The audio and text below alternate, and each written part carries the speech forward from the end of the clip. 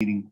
So he did bust the day and bust the council and bust today's event. So let's go ahead and continue on from there. Thank you again, Honorable James, for that prayer this morning. Moving on down to item number 2, there's recognizing guests and visiting officials. Colleagues, at this time, 2 minutes limit per delegate. Is there any recognizing guests or visiting officials?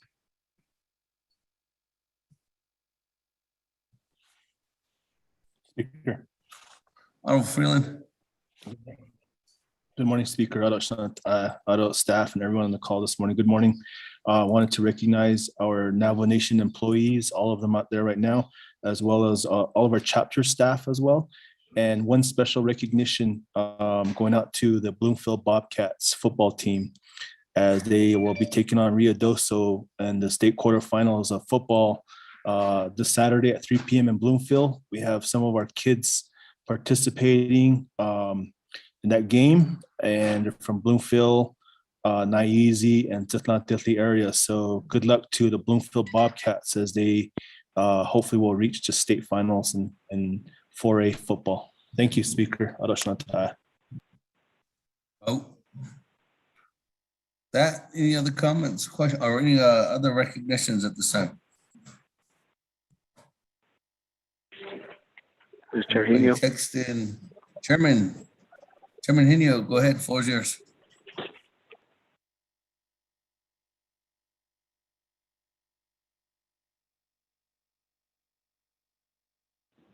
Speaker Damon, can you hear me? This is Doug Henio. Yeah. Yes, I can. Okay, okay, thank you. I just want to recognize the AFC staff. I'm here with them at Fire Rock on the staff training and recognition, the 45th Agency AFC staff.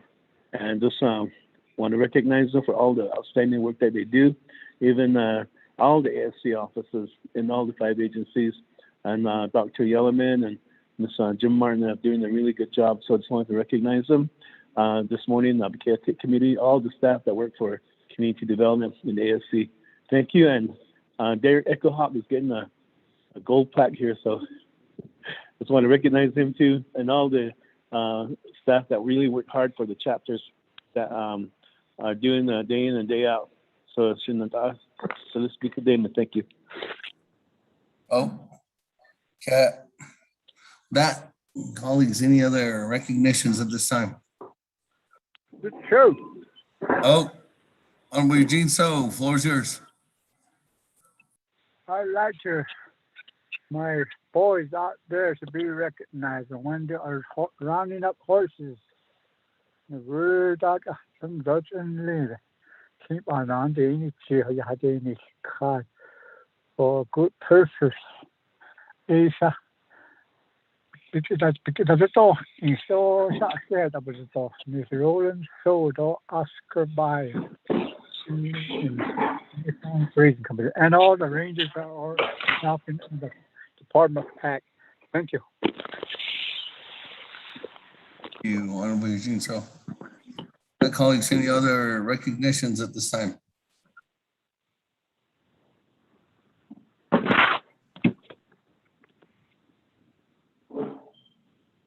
There are none. Let's go ahead and continue on down.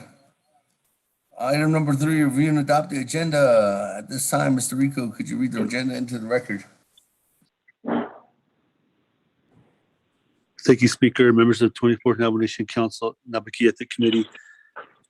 This is the agenda for the Naabik'íyáti Committee of the 24th Navajo Nation Council special meeting via telecommunication, Window Rock, Navajo Nation, Thursday, November 18, 2021, 10 a.m. Proposed agenda, presiding chair, Honorable Seth Damon, Speaker, 24th Navajo Nation Council. 1, call meeting to order, roll call invocation. 2, recognize guests and visiting officials. 3, review and adopt the agenda.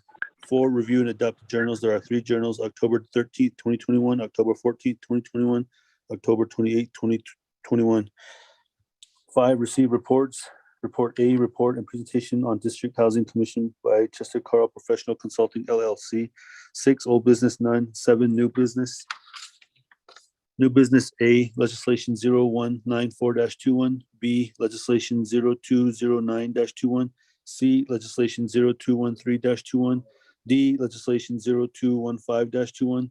E, legislation 0216-21, F, legislation 0217-21, G, legislation 0221-21, H, legislation 0230-21, I, legislation 0231-21, J, legislation 0222-21, K, legislation 0235-21, L, legislation 0218-21, M, legislation 0223-21, N, legislation 0232-21. 8, close the meeting, announcements, adjournment. Mr. Speaker.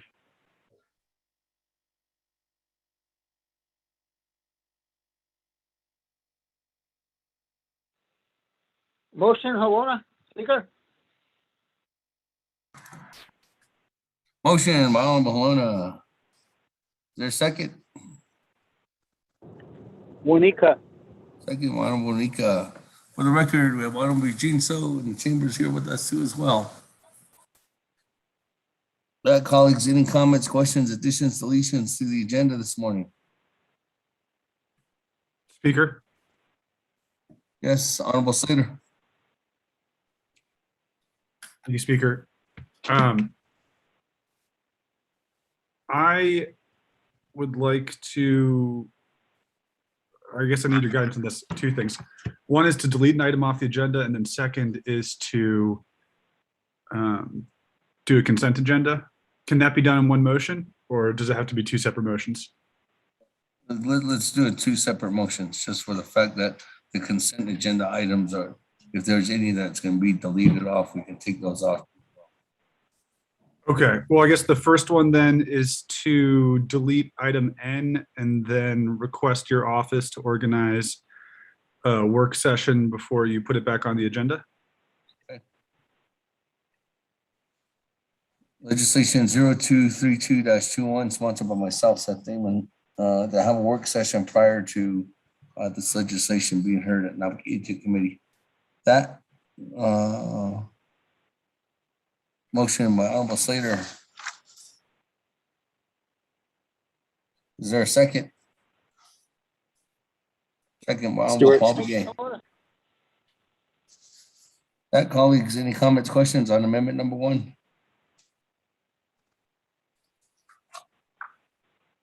Well, with that, I'll work together with Navajo Nation Oil and Gas and get a work session, Honorable Slater, if this does pass.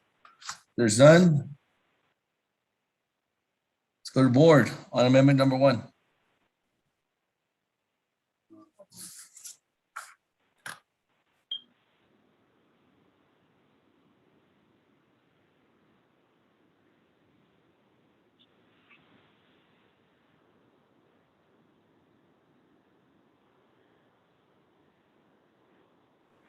Beginning with Honorable Elmer Begay. How do you vote?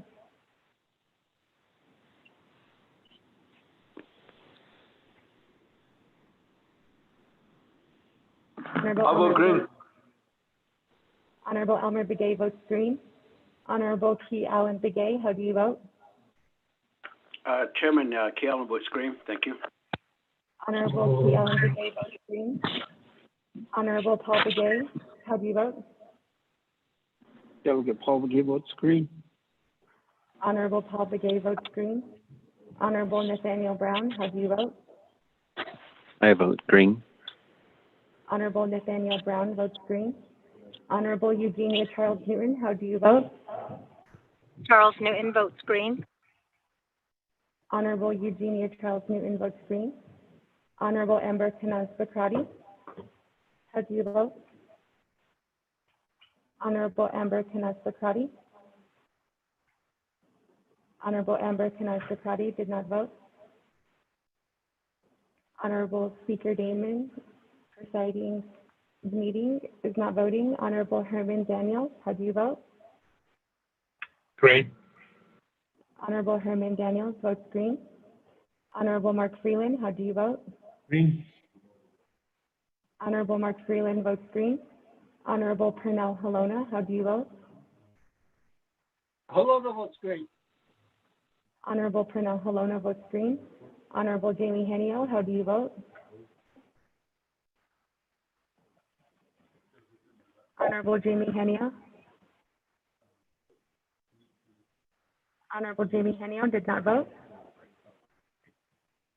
Honorable Vince James, how do you vote? Delegate James votes green. Honorable Vince James votes green. Honorable Rick Nez, how do you vote? Delegate Rick Nez votes green. Honorable Rick Nez votes green. Honorable Carl Slater, how do you vote? Green. Honorable Carl Slater votes green. Honorable Raymond Smith Jr., how do you vote? Green. Honorable Raymond Smith Jr. votes green. Honorable Wilson Stewart, how do you vote? Green. Honorable Wilson Stewart Jr. votes green. Honorable Charlene Stowe, how do you vote? Green. Honorable Charlene Stowe votes green. Honorable Daniel Stowe, how do you vote? Honorable Daniel Stowe. Honorable Daniel Stowe did not vote. Honorable Eugene Stowe, how do you vote? I vote green. Daniel So. Honorable Daniel Stowe votes green. Vote Honorable is show. Honorable Eugene Stowe votes green. Honorable Otto Stowe. Honorable Otto Stowe. Honorable Otto Stowe did not vote. Honorable Thomas Walker Jr., how do you vote? Thomas Walker votes green. Honorable Thomas Walker Jr. votes green.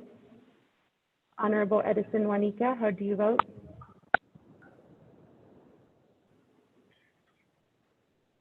Honorable Edison Juanica. Green. Honorable Edison Juanica votes green.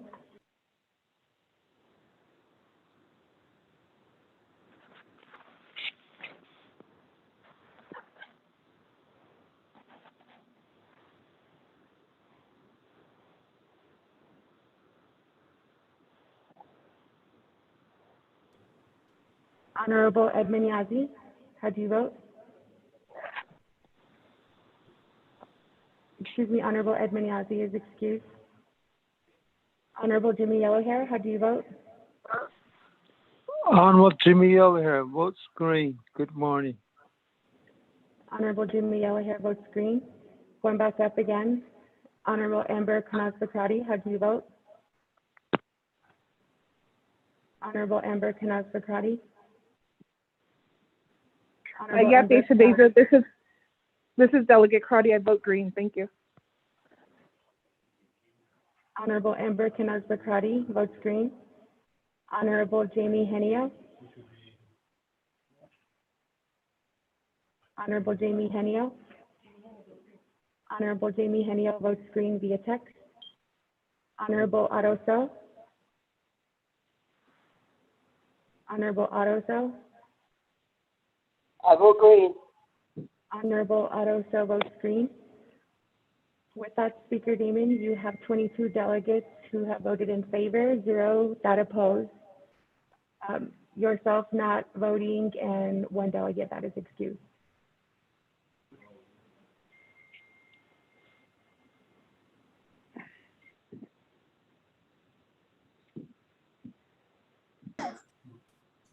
Thank you very much. With that, colleagues, on amendment number 1, 22 in favor, 0 opposed, chair not voting. That, let me go back to Honorable Slater.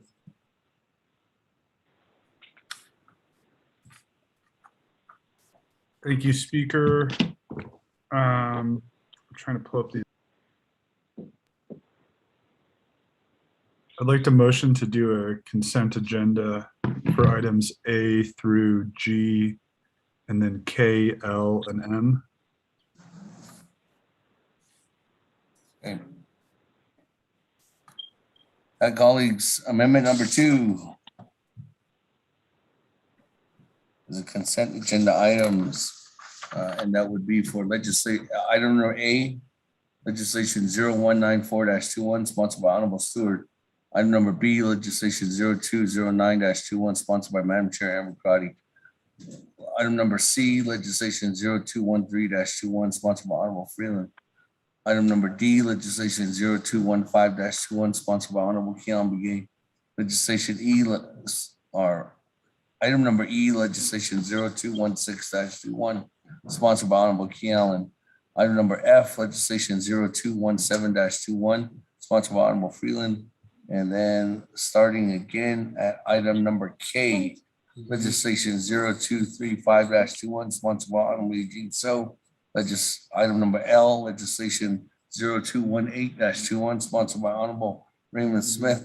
Then item number M, legislation 0223-21, sponsored by Honorable Chairman Daniel So.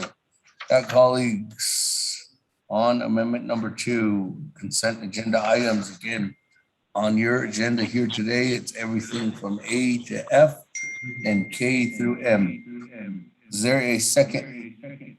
Second, Daniel So. Second by Chairman Daniel So. That, colleagues, any comments, questions on amendment number 2? Okay. Speaker Callen. Okay, colleagues, sorry. Honorable Slater, did you say A through G? Yes, Speaker. Okay, so that, colleagues, and that does include item number G, legislation 0221-21, sponsored by Honorable Keon Begay. Honorable Keon Begay on amendment number 2. I just wanted to clarify that did mention letter G, but thank you, Speaker. Okay, thank you, Honorable Keon Begay. Good morning. Good morning, Speaker. Any other comments, questions, colleagues? There's a lot of questions on letter G. A lot of questions on letter G. Honorable Elmer Begay, what's yours? Speaker, I'm just trying to wake up Key Ellen Begay, so you're Jake. So I'll just kid him. Thank you. There's no comments or questions. Chair Speaker, Vice Chair Smith. Vice Chair Smith, floor's yours. Good morning, Naabik'íyáti committee members of Navajo Nation and those that are listening on board. Thank you for the prayer this morning. Again, I'd like to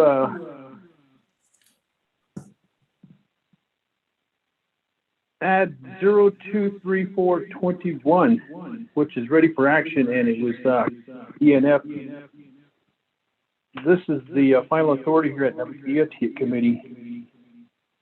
And if we could add that to the consent, that would be beneficial to the agenda that we have. I don't know if we have the committee report ready, but it was heard yesterday with Budget and Finance Committee, or Tuesday, yeah. Chair. Thank you. Honorable Smith, the first action of business in order to you can't add it to the consent agenda. You have to add it onto the agenda first. So that would be the first order of business. So my suggestion is if you could ask Honorable Slater for a motion to modify his request to add legislation 0234-21 onto the agenda, and then I can come back to you here shortly after we take the vote, then you can motion to add that onto the consent agenda item. That'd be the recommendation, Honorable Vice Chair Smith. Thank you for that guidance, Chairman Damon. To the motioning party, could you add on 0234-21? This is in reference to the indirect cost negotiation from the U.S. Department of Interior, and it's imperative that we pass this. Thank you. Vice Chair Slater's question or the request to modify. I consent. Yes. That, Honorable Chairman Daniel So as a second. You good with that? I consent.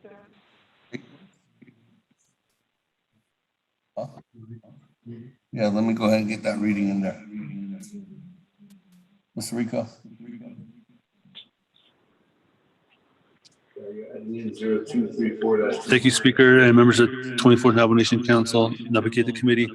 Tracking number 0234-21 is an action relating to Budget and Finance and Naabik'íyáti Committees approving, accepting, and implementing the indirect cost negotiation agreement with the U.S. Department of Interior Business Center for fiscal years 2021 and 2022. Legislation is sponsored by Honorable Vice Chair Raymond Smith Jr. Mr. Speaker.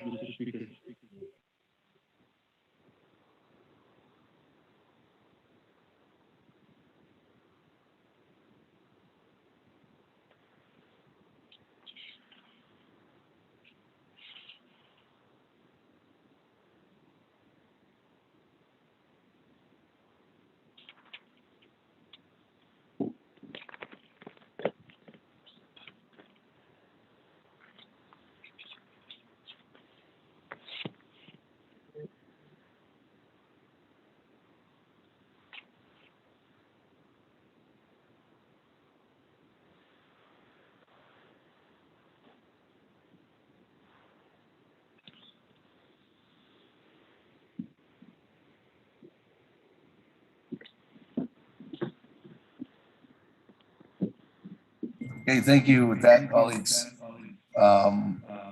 We do have a motion and a second. We do have some modifications, recommendations too as well. So any other comments or questions, colleagues, on amendment number 2?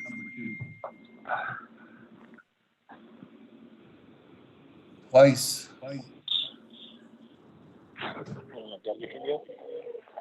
Or 3 times. For the board. Amendment number 2.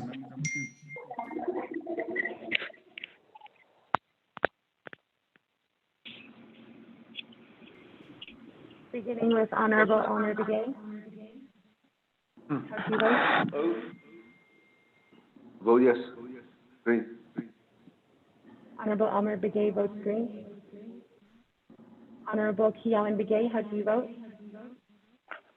Speaker Kealan votes green. Thank you. Honorable Kealan Begay votes green. Honorable Paul Begay, how do you vote? Delegate Paul Begay votes green. Honorable Paul Begay votes green. Honorable Nathaniel Brown, how do you vote? Delegate Brown votes green.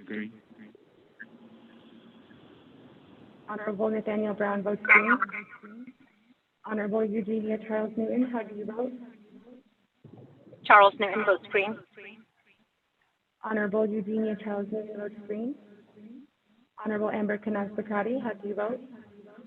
Delegate Amber Canas-Bacati, I vote green. Thank you. Honorable Amber Canas-Bacati votes green. Presiding Chair Speaker Damon not voting. Honorable Herman Daniels Jr., how do you vote? Green. Honorable Herman Daniels votes green. Honorable Mark Freeland, how do you vote? I vote green. Thank you.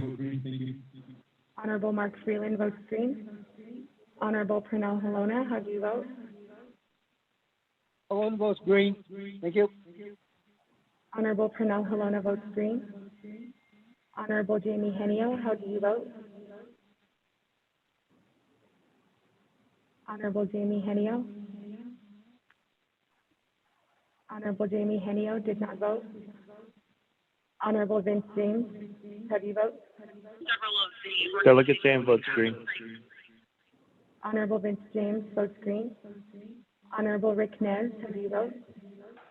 Delegate Rick Nez votes green.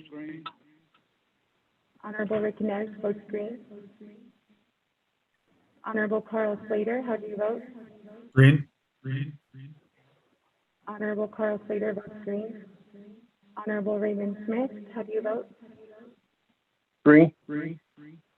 Honorable Raymond Smith Jr. votes green. Honorable Wilson Stewart, how do you vote? Green. Honorable Wilson Stewart Jr. votes green. Honorable Charlene So, how do you vote? I vote green. Honorable Charlene So votes green. Honorable Daniel So, how do you vote? I vote green. Honorable Daniel So votes green. Honorable Eugene So, how do you vote? Honorable Eugene So. Honorable Eugene So did not vote. Honorable Oroso, how do you vote? I vote green. Honorable Oroso votes green. Honorable Thomas Walker Jr., how do you vote? Thomas Walker votes green. Honorable Thomas Walker Jr. votes green. Honorable Edison Juanita, how do you vote? Green. Honorable Edison Juanita votes green. Honorable Edmund Yazzie is excused. Honorable Jimmy Yellowhair, how do you vote? I vote green. Honorable Jimmy Yellowhair votes green. Going back up once more. Honorable Jamie Henio, how do you vote? Honorable Jamie Henio. Honorable Jamie Henio did not vote.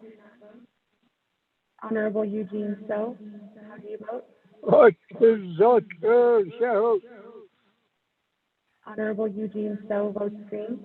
With that, Speaker Damon, you have 21 delegates who have voted in favor, 0 opposed, 2 not voting, and 1 excused.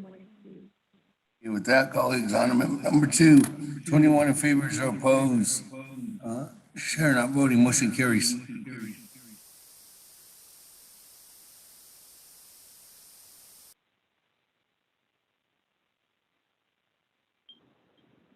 With that, let me go back to Honorable Vice Chair Smith. What's yours? Thank you, Chairman Damon, for the time frame. Need add on the 0234-21. Thank you, colleagues, for adding it on to the IDC. I'd like to add this on to the consent agenda. It is imperative that we pass this. It'd be moving on to the President for his signature on to the Department of Interior and Interior. Thank you, Nandada Nandigi. Hey, Vice Chair Smith on amendment number 3, adding on legislation 0234-21 onto the consent agenda items. Mr. Rico, could you read that into the heading into the record so we know which one it is again?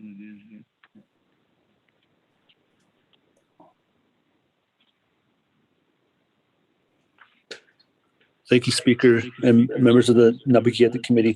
Tracking number 0234-21 is an action relating to budget and finance and Naabik'íyáti Committee's approving, accepting, and implementing the indirect cost negotiation agreement with the U.S. Department of Interior, Interior Business Center for fiscal years 2021 to 2022. Legislation is sponsored by Honorable Vice Chair Raymond Smith Jr. Mr. Speaker.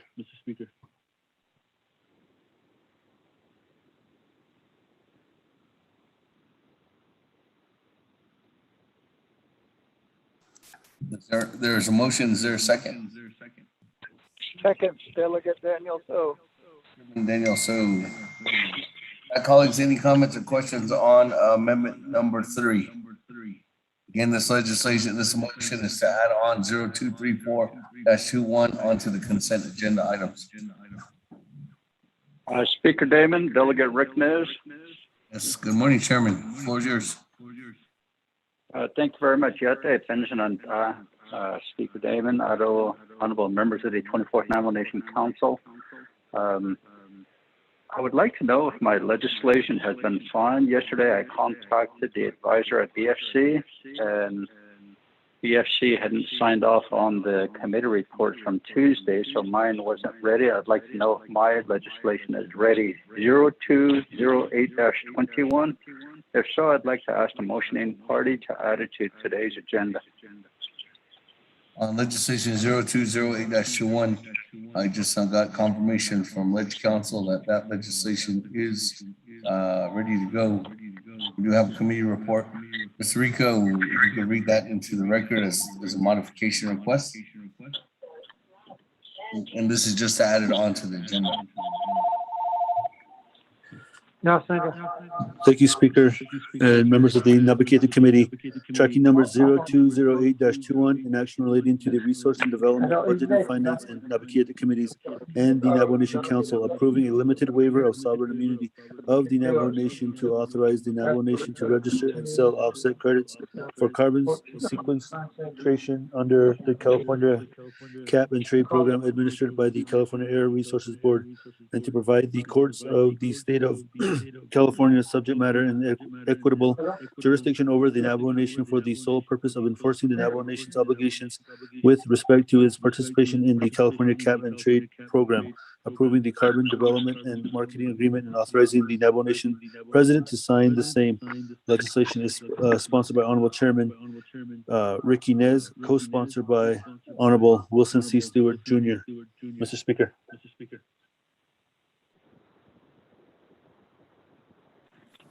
Thank you.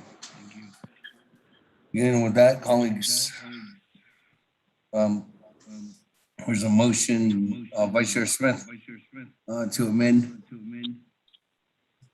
Actually, it's a modified to add 0208-21 onto the agenda. Vice Chair Smith?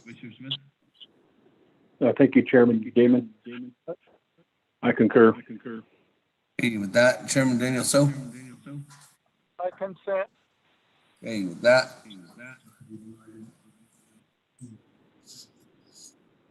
Item E on the agenda. That, colleagues, any other comments, questions on amendment number 3?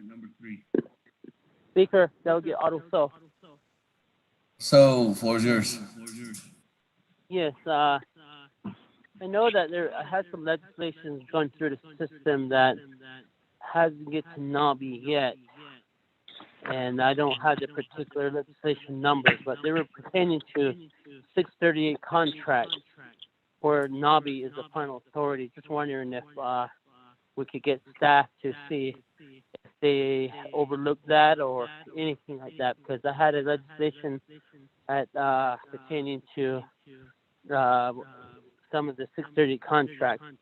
I had one at Budget Finance Committee, 239-2021, something like that. Just wondering if that has Nabi's final authority. Thank you.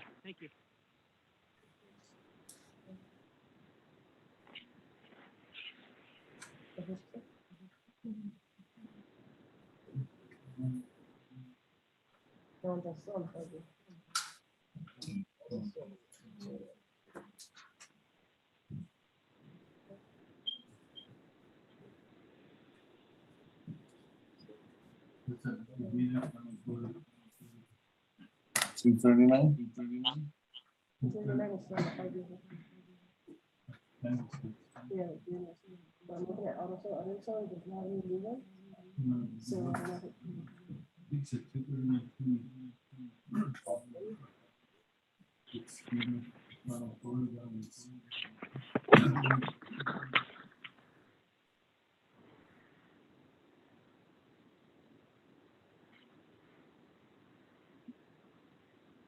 Honorable, also 239-20 is final authority at the Budget and Finance Committee.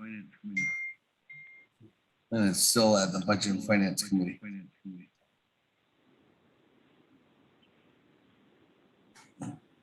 Okay, then. Thank you. I was inquiring. But BNF is the final authority on that, correct? BNF is final authority on that. All righty. Thank you very much, Speaker. Okay. There's any other comments or questions, colleagues, on Amendment 3?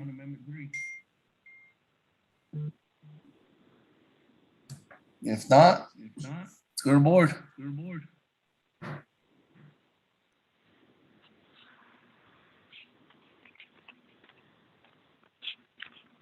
Beginning with Honorable Elmer Begay.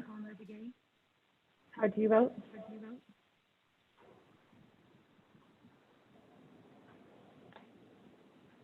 Honorable Elmer Begay. You are unmuted. Honorable Elmer Begay did not vote. Honorable Elmer Begay votes green. Honorable Key Allen Begay, how do you vote? Key Allen votes green. Thank you. Honorable Key Allen Begay votes green. Honorable Paul Begay, how do you vote? Delegate Paul Begay votes green. Honorable Paul Begay votes green. Honorable Nathaniel Brown, how do you vote? Delegate Brown votes green. Honorable Nathaniel Brown votes green. Honorable Eugenia Charles Midden, how do you vote? Honorable Eugenia Charles Midden. Honorable Eugenia Charles Midden did not vote. Honorable Amber Canaz-Zacati, how do you vote? Shadeja, this is Delegate Crotty. I vote green. Honorable Amber Canaz-Zacati votes green. Presiding Chair Speaker Damon not voting. Honorable Herman Daniels, how do you vote? Green. Honorable Herman Daniels votes green. Honorable Mark Freeland, how do you vote? I vote green. Honorable Mark Freeland votes green. Honorable Pernell Halona, how do you vote? One votes green. Thank you. Honorable Pernell Halona votes green. Honorable Jamie Henio, how do you vote? Honorable Jamie Henio. Honorable Jamie Henio did not vote. Honorable Vince James. Honorable Vince James. Honorable Vince James did not vote. Honorable Rich Nez, how do you vote? Delegate Nez votes green. Honorable Rich Nez votes green. Honorable Carl Slater, how do you vote? Green. Honorable Carl Slater votes green. Honorable Raymond Smith Jr., how do you vote? Green. Honorable Raymond Smith Jr. votes green. Honorable Wilson Stewart Jr., how do you vote? Green. Honorable Wilson Stewart Jr. votes green. Honorable Charlene Stowe, how do you vote? I vote green. Honorable Charlene Stowe votes green. Honorable Daniel Stowe, how do you vote? Honorable Daniel Stowe. Honorable Daniel Stowe votes green. Honorable Eugene Stowe, how do you vote? Vote is still here. Honorable Eugene Stowe votes green. Honorable Otto Stowe, how do you vote? I vote green. Honorable Otto Stowe votes green. Honorable Thomas Walker Jr., how do you vote? Honorable Thomas Walker Jr., how do you vote? Thomas Walker votes green. Honorable Thomas Walker Jr. votes green. Honorable Edison Juanita, how do you vote? Green. Honorable Edison Juanita votes green. Honorable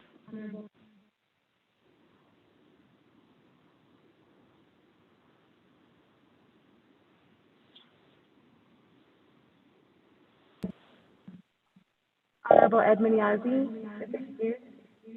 Honorable Jimmy Yellowhair, how do you vote? Delegate Yellowhair votes green. Honorable Jimmy Yellowhair votes green. Going back up.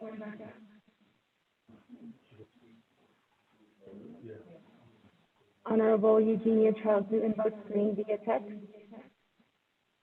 Honorable Jamie Henio, how do you vote? Honorable Jamie Henio.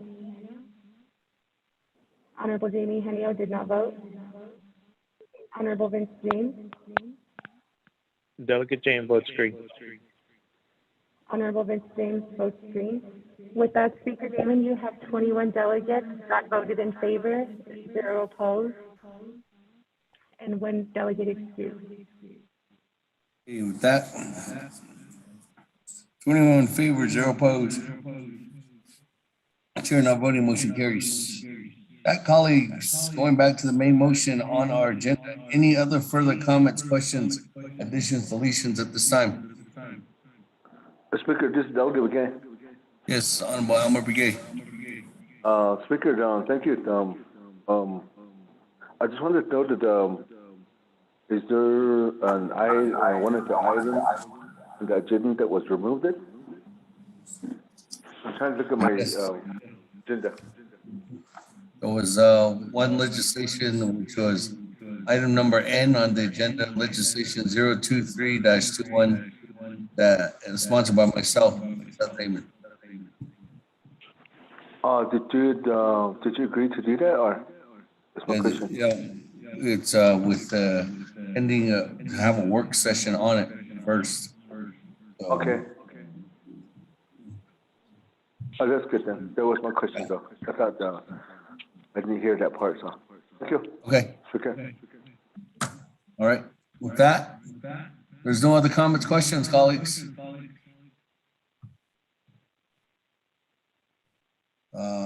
Second reading, I guess. Thank you, Speaker. Members of the Naabik'íyáti Committee, we have 3 amendments. Amendment number 1 is to delete legislation 0232-21 with a directive to the Office of the Speaker to have a work session prior to adding this legislation back to the agenda. Amendment number 2 is to include a consent agenda. Items included with the consent agenda would be item A01, tracking number 0194-21, 0209-21, 0213-21, 0215-21, 0216-21, 0217-21, 0221-21, 0235-21, 0218-21, 0223-21, and also to add legislation 0234-21 to the agenda. Amendment number 3 is to add legislation 0234-21 to the consent agenda and add legislation 0208-21 to the agenda as new item E.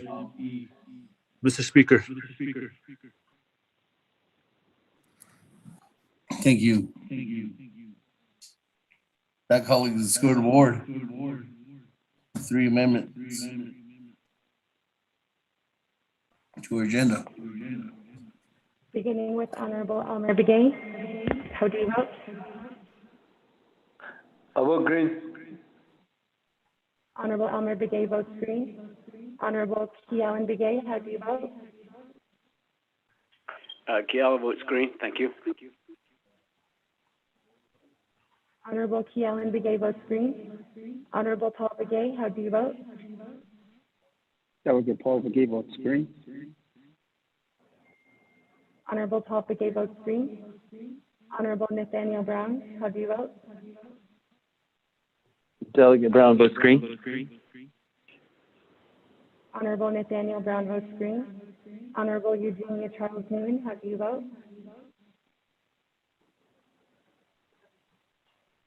Honorable Eugenia Charles Newman. Honorable Eugenia Charles Newman did not vote. Honorable Amber Tanaz-Socrates, how do you vote? Honorable Amber Tanaz-Socrates. Honorable Amber Tanaz-Socrates did not vote. Shabaza, this is Delegate Crotty. I'll vote green. Thank you. Honorable Amber Tanaz-Socrates votes green. Presiding Chair, Speaker Damon not voting. Honorable Herman Daniels, how do you vote? Green. Honorable Herman Daniels votes green. Honorable Mark Freeland, how do you vote? Green. Honorable Mark Freeland votes green. Honorable Pernell Halona, how do you vote? Voter votes green. Honorable Pernell Halona votes green. Honorable Jamie Henio. Henio votes green. Honorable Jamie Henio votes green.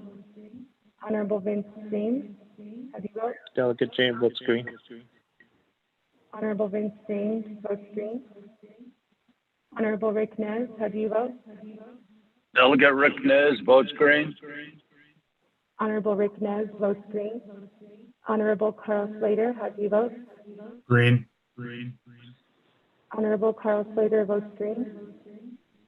Honorable Raymond Smith Jr., how do you vote? Green. Honorable Raymond Smith Jr. votes green. Honorable Wilson Stewart Jr., how do you vote? Green. Honorable Wilson Stewart Jr. votes green. Honorable Charlene Stowe, how do you vote? I vote green. Honorable Charlene Stowe votes green. Honorable Daniel Stowe, how do you vote? I vote green. Honorable Daniel Stowe votes green. Honorable Eugene Stowe, how do you vote? That is that. Honorable Eugene Stowe votes green. Honorable Odo Stowe, how do you vote?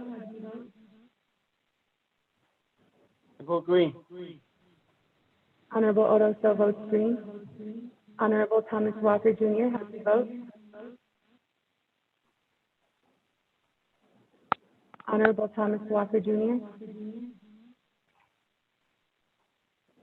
Honorable Thomas I vote Walker green. Jr. did not. Honorable Thomas Walker Jr. votes green. Honorable Edison Juanita, how do you vote? Green. Honorable Edison Juanita votes green. Honorable Edmund Yazzie is excused. Honorable Jimmy Yellowhair, how do you vote? I vote green. Honorable Jimmy Yellowhair votes green. Going back up once more, Honorable Eugenia Charles Newton. Honorable Eugenia Charles Newton. Honorable Eugenia Charles Newton did not vote. With that, Speaker Damon, you have 21 delegates in favor, 0 opposed, 1 delegate excused, and yourself not voting. Oh, excuse me. Honorable Eugenia Charles Newton votes green for the text. That brings 22 delegates in favor and 0 opposed. Thank you. With that, colleagues, 22 in favor, 0 opposed. Chair not voting, motion carries. We do have an agenda before us. So let's go ahead and continue on down, colleagues. Item number 4, we review and adopt the agenda, the journals. We do have October 13th, 2021, October 14th, 2021, October 28th, 2021. Colleagues, what is the will of the committee? Motion, Delegate Elmer Begay. Motion by Honorable Elmer Begay, second by Honorable Keon Begay. Accept all 3 reports. All 3 journals, excuse me. That, colleagues, any comments, questions on the motion? Went twice. Going 3 times. Let's go to the board. Accept these journals. Beginning with Honorable Elmer Begay, how do you vote? I vote green. Honorable Elmer Begay votes green. Honorable Key Ellen Begay, how do you vote? Keon votes green. Thank you. Honorable Key Ellen Begay votes green. Honorable Paul Begay, how do you vote? Delegate Paul Begay votes green. Honorable Paul Begay votes green. Honorable Nathaniel Brown, how do you vote? Delegate Brown votes green. Honorable Nathaniel Brown votes green. Honorable Eugenia Charles Newton, how do you vote? Honorable Eugenia Charles Newton. Honorable Eugenia Charles Newton did not vote. Honorable Amber Tenaz-Socrates, how do you vote? Shadeja, this is Delegate Crotty. I vote green. Thank you.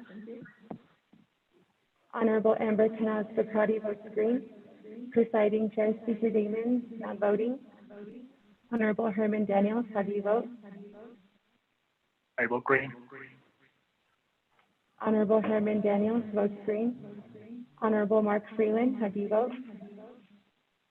Green. Honorable Mark Freeland votes green. Honorable Pernell Halona, how do you vote? One votes green. Honorable Pernell Halona votes green. Honorable Jamie Henio, how do you vote? Honorable Jamie Henio. Henio votes green. Honorable Jamie Henio votes green.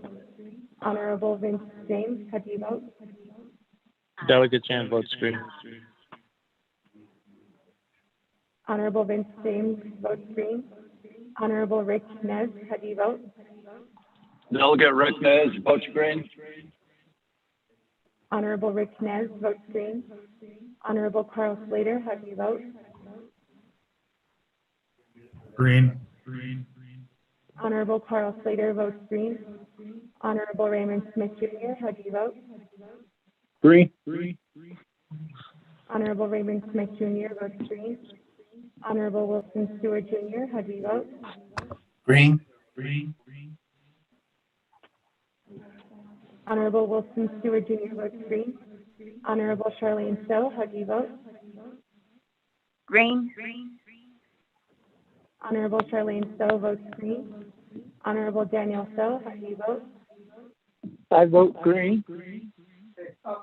Honorable Daniel Stowe votes green. Honorable Eugene Stowe, how do you vote?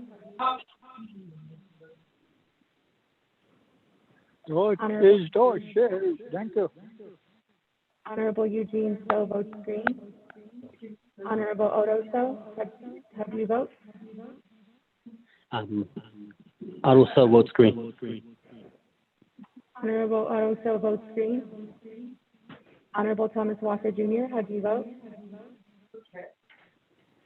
Thomas Walker votes green. Honorable Thomas Walker Jr. votes green. Honorable Edison Juanita, how do you vote? Green. Honorable Edison Juanita votes green.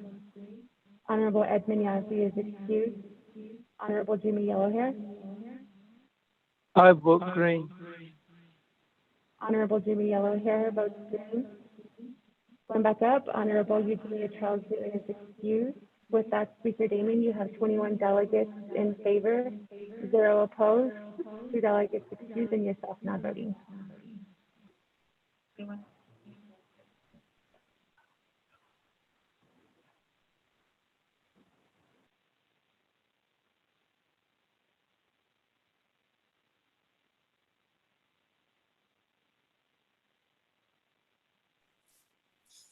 Colleagues, 21 in favor, 0 opposed. Chair not voting on accepting the journals. Motion carries. That, colleagues, let's go ahead and continue on down. We do have a report here next. Item number Speaker. 5.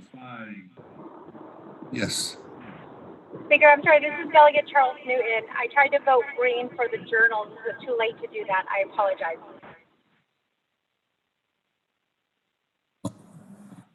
Madam Chair, Charles Newton votes green. Because I haven't got a motion on the next item, so you're good. That changes the vote to 22 in favor, 0 opposed. Chair not voting on accepting the journals.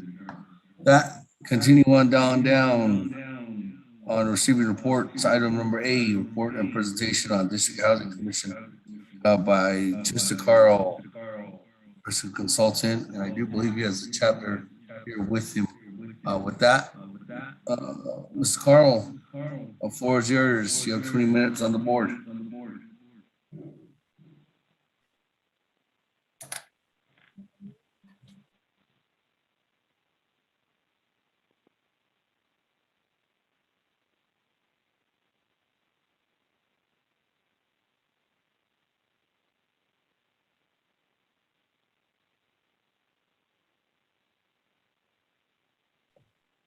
There you go. Aganashant, aye.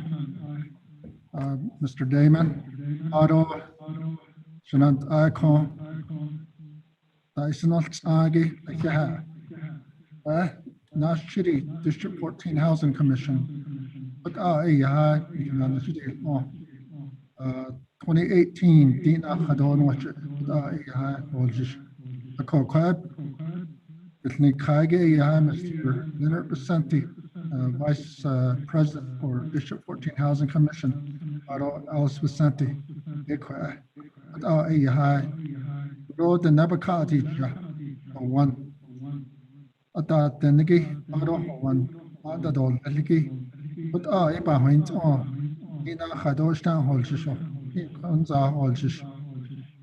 Akoho, Budo, Bayelki, Lilike, the Native American Housing Assistance and Self-Determination Act, NAHAZA, 1996 and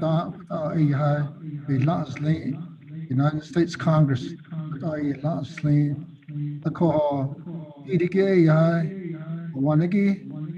Nahot Konat a large but regulation the tribal designated housing entity Navajo Housing Authority tribal enterprise but we were approved to provide for development of community and housing projects and distribute sub-grant awards to local housing partners. Since 2007 to current date, because of change in administration, the NAHAZA funding has not been used for development of the communities. It's been 25 years. One of the regulations that provides a lot of authority and power to you as council members, council delegate, is 1000.56. How are NAHAZA funds paid by HUD to recipients? Each year, funds shall be paid directly to a recipient in a manner that recognizes the right of Indian self-determination and tribal self-governance and trusts responsibility of the federal government to Indian tribes. Without a regulation, regulation don't get your email as attachment A different areas. As part of this example, Navajo Nation Tribal Council has a very significant role in the right of self-determination and tribal self-governance, rather than just relying on the TDHE. TDHE, report, we're thinking about this, we're thinking about that.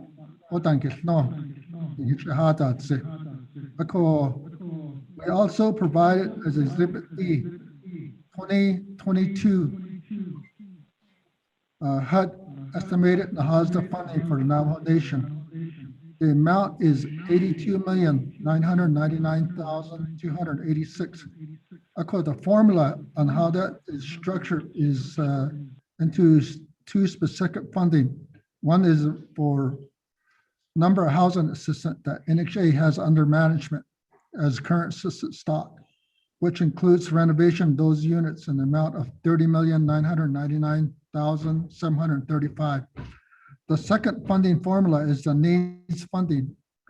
That's based on the number of people living on the Navajo reservation, and that number is 183,180. With the factor of income status, housing shortage, overcrowded homes, in which that funding under the needs funding formula is 52,576,977. If you think about that amount, let's say just for example, from 2012, the amount of money that didn't go to build homes is over 500 million, and the cost close to 300,000 for each home. The number of homes lost is 1,700. For this 52 million for 2022, the 52,576,977, that can easily build 173 homes at over 328,000. If you divide that into 8 districts, that amount is going to be 6,572,122. 328,606 for each home. That money would be going to those chapters out there on our Navajo Nation. But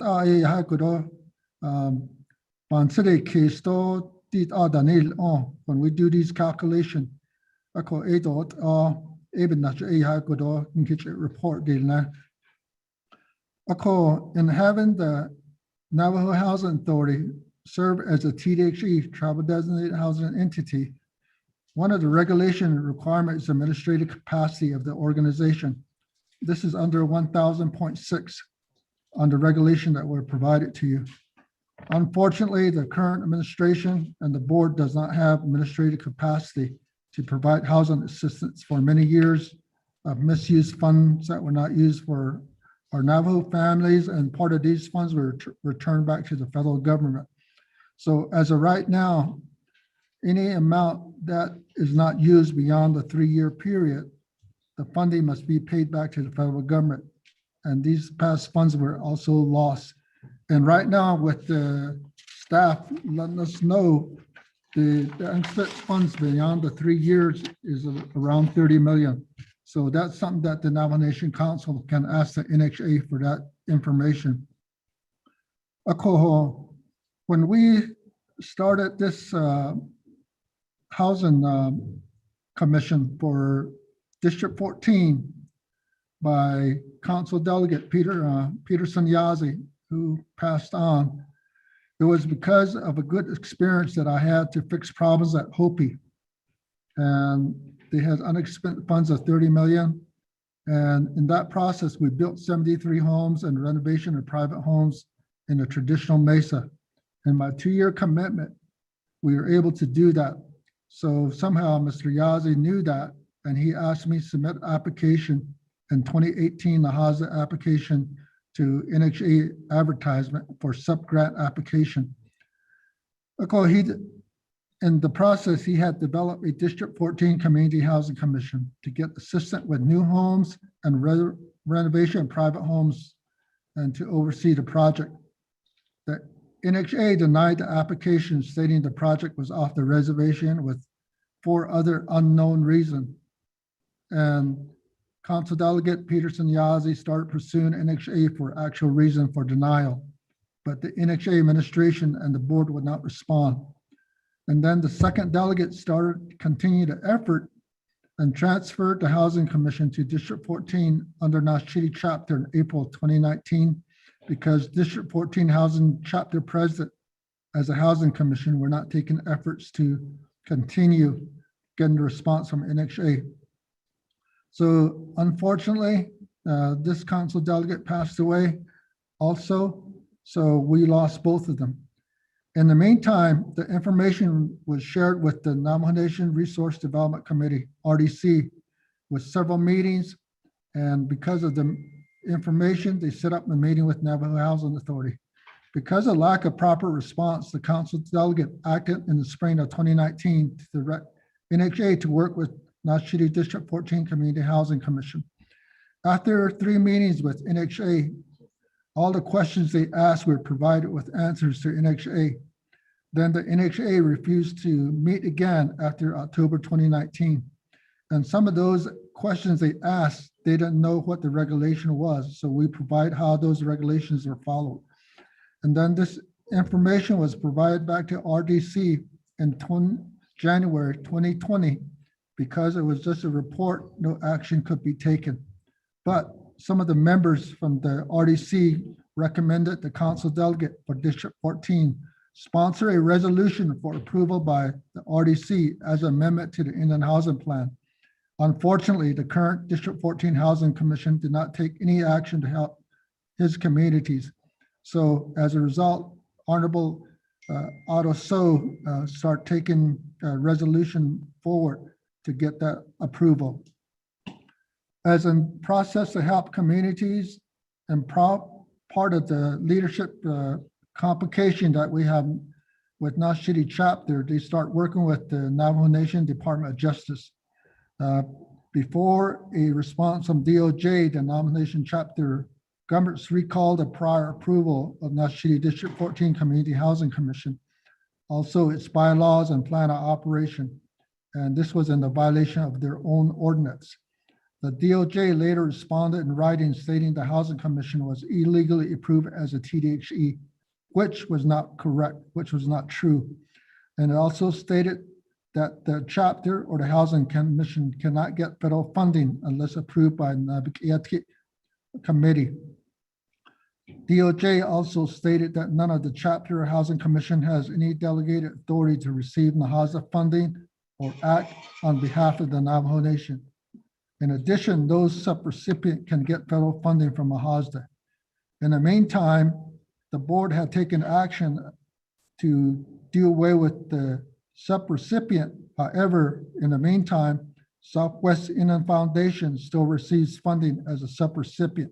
And they were the only firms to build 2 homes in 2020 that was on their annual performance report. So the District 14 Housing Commission under Naabik'íyáti is no longer in operation due to action of the chapter. But they did a rescind on the recall, but there's no official information that has been provided back to us.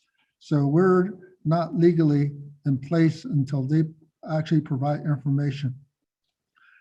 With the Naabik'íyáti District 14 Housing Commission, we were going to be able to provide an example to the Navajo Nation on how homes could be built for families and how private homes would be renovated.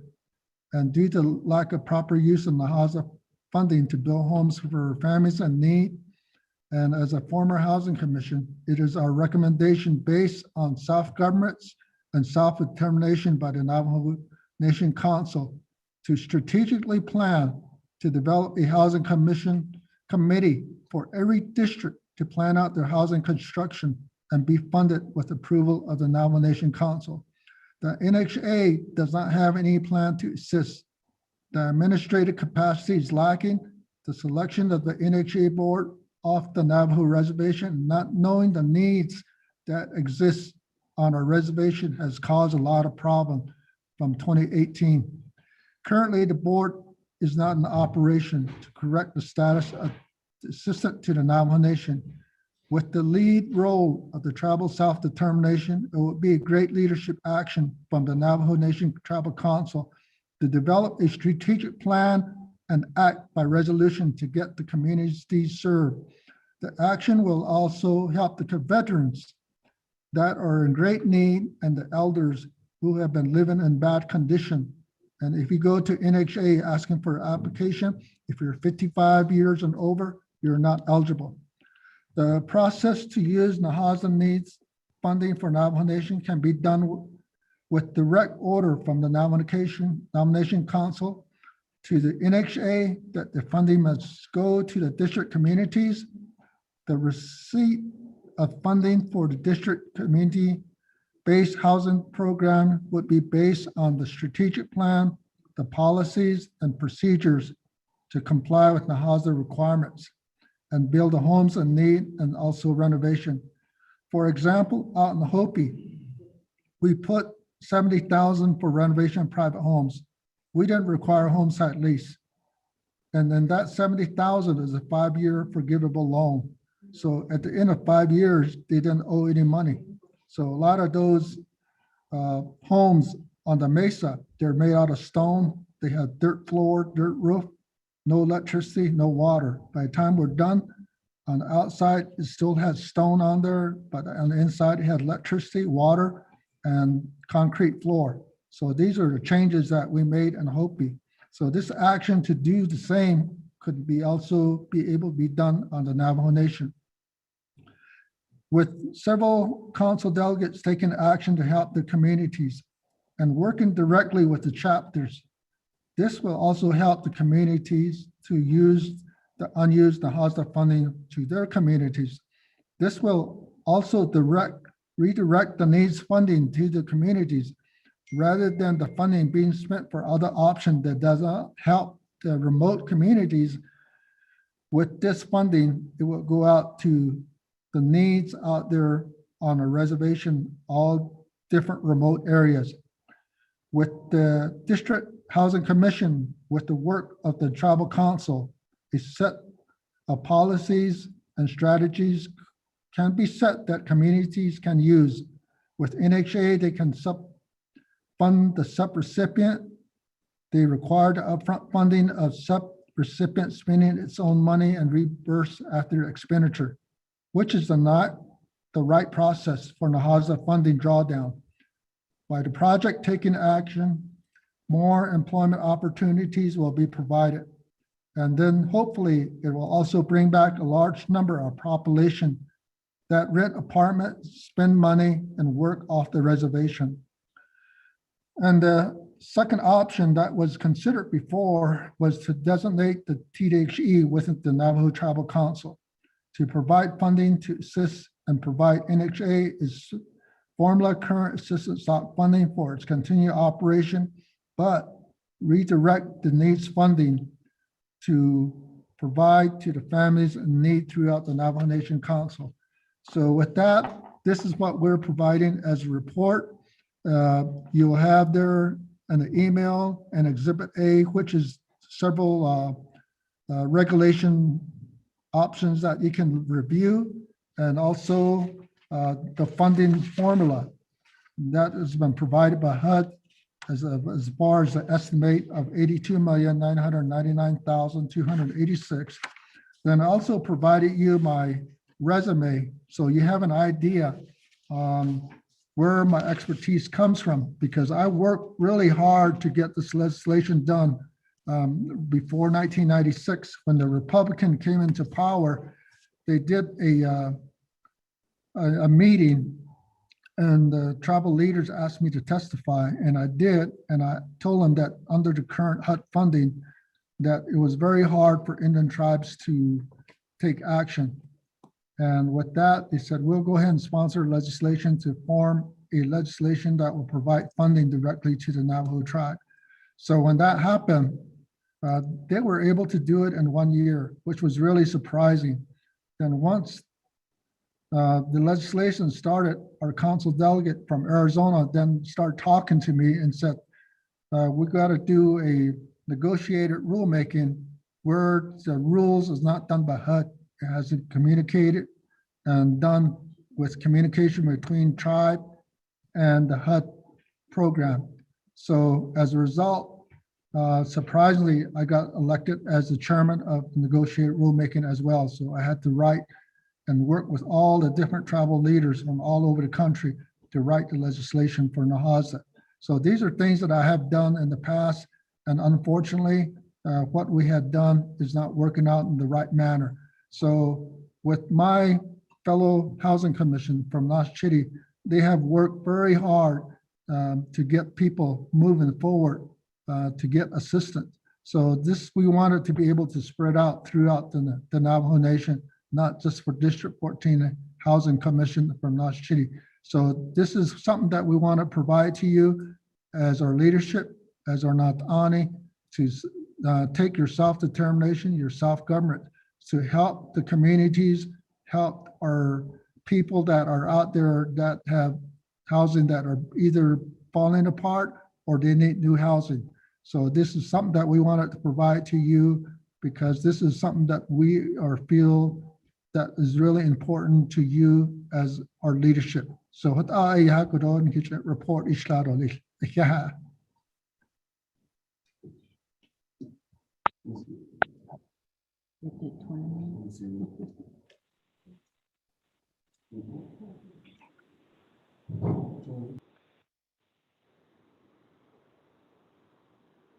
I'll motion for the report. This is Delegate Yellowhair.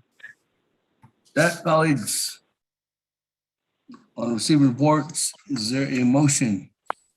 Yellowhair motion. There. Charles Newton, second. Madam Chair, Charles Newton. Colleagues, any comments, questions at this time? This is Delegate Charles Newton. I do have a question, Speaker. Madam Chair, floor is yours. Thank you, Speaker. I would just like to make a request that we get a report from Navajo Housing Authority regarding this issue, and then to also get information on how many homes have been built since 2019 to date, and what the big hiccup is. Speaker and RDC members, what I worry about is the gentleman who is in charge of construction for housing is now the new acting CEO. And I know that I don't get any responses from the acting CEO as to what is going on within NHA. So with the information that is being provided to us today, perhaps we should be asking NHA what their stance is on the issue and why they are preventing. It sounds like this program, it sounds like it was successful, So what is the issue, with them preventing homes from being built and not allowing this program to proceed forward with addressing the issues within their communities? Thank you, Speaker. Thank you. Staff will be working on that, coordinating that with Navajo, with Resource and Development Committee too as well. Any other comments, questions, colleagues?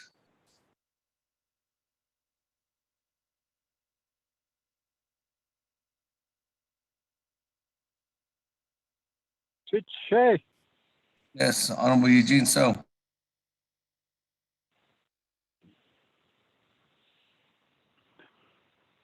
Allah, bohne tan halon fit han ayat o atahan ayo besat na nita no the panahan so I think sitting that house against his home now so you have to stop, but this needs a legislation shinson a cardia code 82,999,286. This is a crew in Lovira.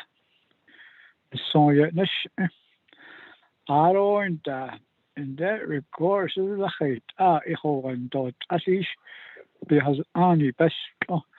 It based on that shit, let it all whole campaign, other in a star, shall be a dozen be hot.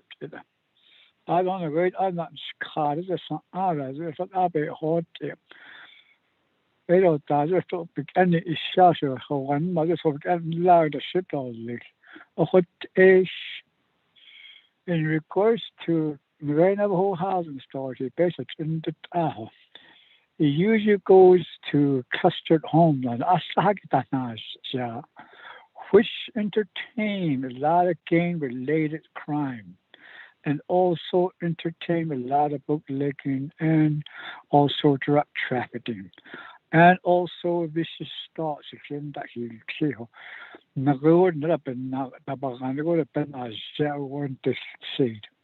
This is not our way of life.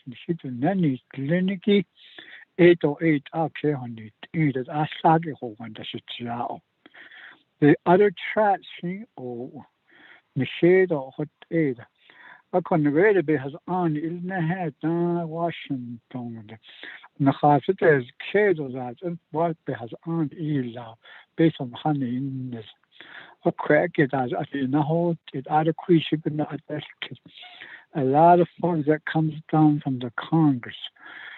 We can't use it on the ground here on the Navajo Nation because there's a lot of stipulation that attach to how to make a house.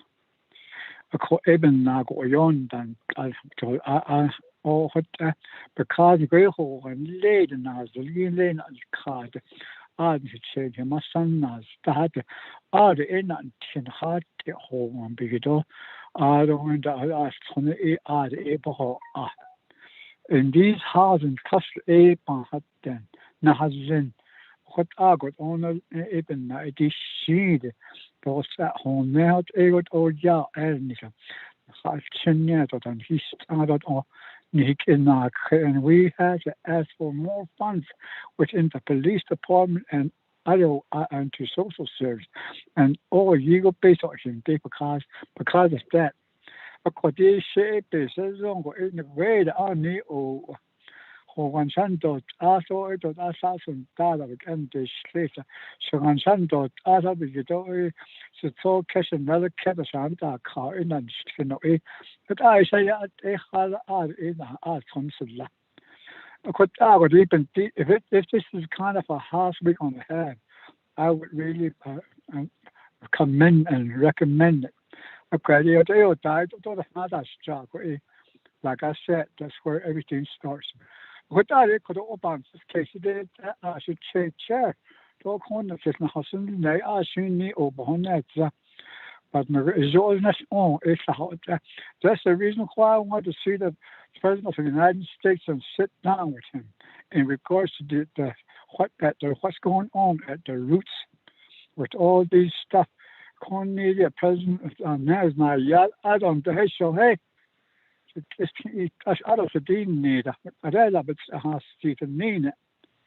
Han neder jo og lager så under næsten at der har så alle sådan sanser. So in this regards, the public law in the trash. But I don't even that. So the USC 25 beyond that, to 80s, because you because it on that 25 you beyond the matters beyond the way it's in leadership. I need see. Asahagis key card or nasot or is kinny cadon nasot or chin had had shit or big had it in national association to need a bani. That's what this involves. It needs to be considered at Congress level to change some of these laws where on shit the net how we're living, how we're brought up. Other than that, if it's going to be cut at home. It's just going to involve more crimes. I'm not saying 100% people or 110. Thank you, Speaker.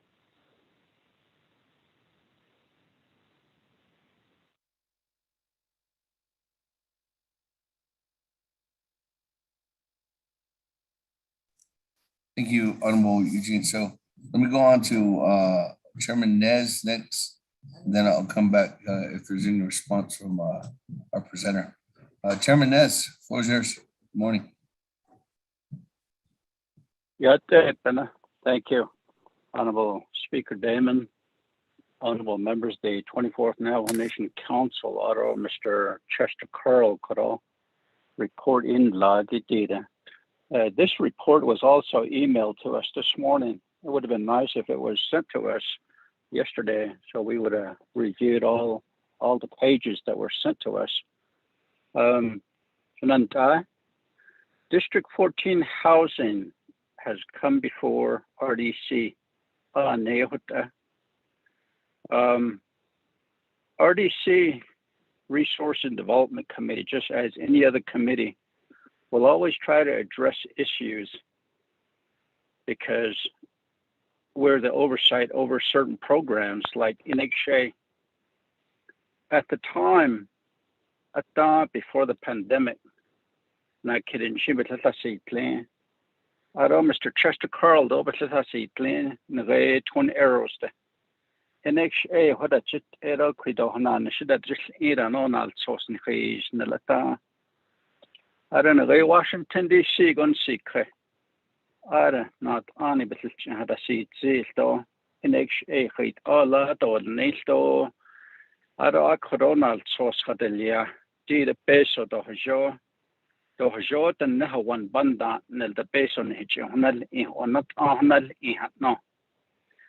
I call Ashel larger, Beshbahas andan lend Asian stoche, Hans, washing banana, should a ladi, NHA, Halate, Ashed, Edor, Nate along. We have new board members now on NHA, and they're going to come before RDC soon. Next month, that's to give a report. But this issue, at the time, Mr. Carl was only a consultant to District 14 Housing Commission. In what capacity, they're all consultants. I don't know if he's still the consultant today for that group. But Dohajo Kitna and Nishiki Alshogo. Dohajota and they bought his Hajatashi. The Ajgodats or late winds and Godasa lay not on it, but I'm not Jackie standing committees, but Lako Adasa. I think something like this, we need to have a work session. I know RDC would request that NHA and District 14 come back. At the time, NHA dabasne, the Quaggy bears Anigi, Dobikadahanos, Edabaton, District 14. The Queen, Nikia has Donagon, his not in his day, Nisto, lately, Toben has Adabaton. A call Quiggy has the Natleto, Hajo, Didi. Okay, she at could you certified chapter neatly? Ado LGA certified sto neniki has your the nail ego shin sto what even at a house then. The okay the as or legislation has sponsor either at least but that no should sue or so. It's ego yes hit on hitch I do shake wins and go that's a bit chaotic in Nela. A condemn here I do hit other RDC I don't the house near the Mr. Carl. I don't that District 14 though I don't nobody asked us. They never requested any follow-up, nothing at then. Junda could have Naabik'íyáti and there could have Hananati. But we're willing, RDC could all we're willing to listen and at Ashi NHA Dobanish is either had Neniki Ashin Reda Shin Hot Edo to Hast a Laheta. Ni large not Ani the children that Zara Hast Edachi Lara Lanson. Whether it's the council or RDC or the previous presidents. At another Hast a Lara Hashit Ahot, Ohorat Egaban is a case la. Hast Edon Nilsons and go at either Nishi, Hajo, Hajon, Qui Latina, Sosiki, Qui Behas Ani Hotan, Niniki Ani Hot. Quite or hot air, a could you go a hatipa hunt, eat a hot aba hunt, then hit and now yebaganten. Of course, Asagi has argued a habesha bando, just all quit a 170 or latest what I don't need. Dashashan throughout the whole Navajo nation and now it and now one sabeta, then unlearn his last soldier. Ada a hato ilneda. Ada quite a one dot nesto base of a chamber leaf nash chidi nash age Dashashan. Could you send one chapter to qui actually on that lamp base or shando nestini the way how to dos class? The hot air and they could shan host doja how to ogish a beshma has unnate linen his nas agosh the don't need. Ada your toja how to Northern Agency, 45th Agency, Eastern Fisher Nashid don't need. Also, Lecha Hot Sojanana, Honashid don't need. Everything I has your nail, Edo has your Elia, but a happy work session, Ideshkit RDC. I'd like to bring NHA back. They're having a meeting tomorrow, NHA Board of Commissioners, and I'd like to request that from them tomorrow as well. So, do they hot aben his hodation at all? And I think we just need to have that work session and move on. We have a lot of legislations to debate today. Thank you.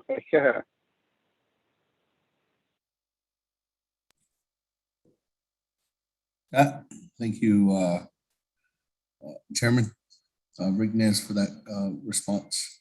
Now let me go back to the presenter.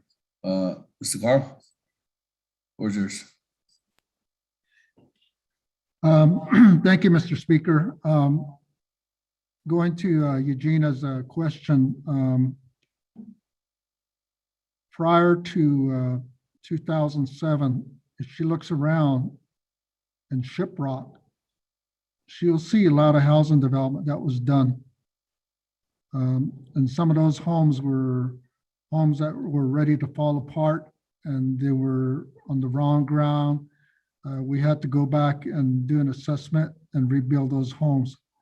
In addition to that, there was one that was closer to BIA area and that was done.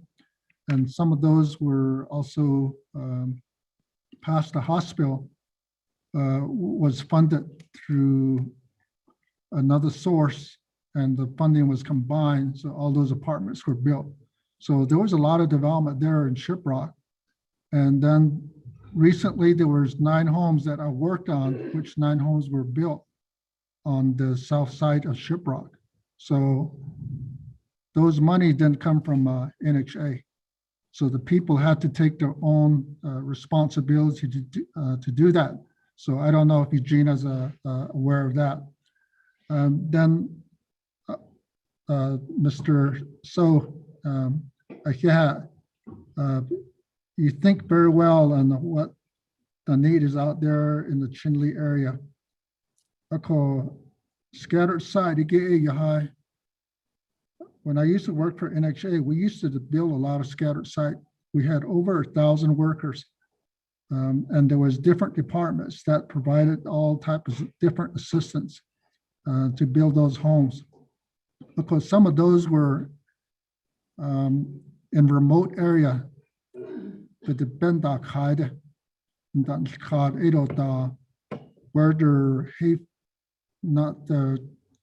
their pasture was for corn and other things. Some of them didn't have water, so we had to put water tanks in the ground that could be pumped up. And some of them didn't have electricity, so we had to put solar power out there to help them. So that's what we did. So that's been done before. So why the NXA does not do that is unknown. And right now the board, the gate that's been provided, they're not meeting, they're just sitting around, and then the CEO is still the same guy, the interim CEO, who's from Zuni, so really doesn't know the need of the Navajo Nation.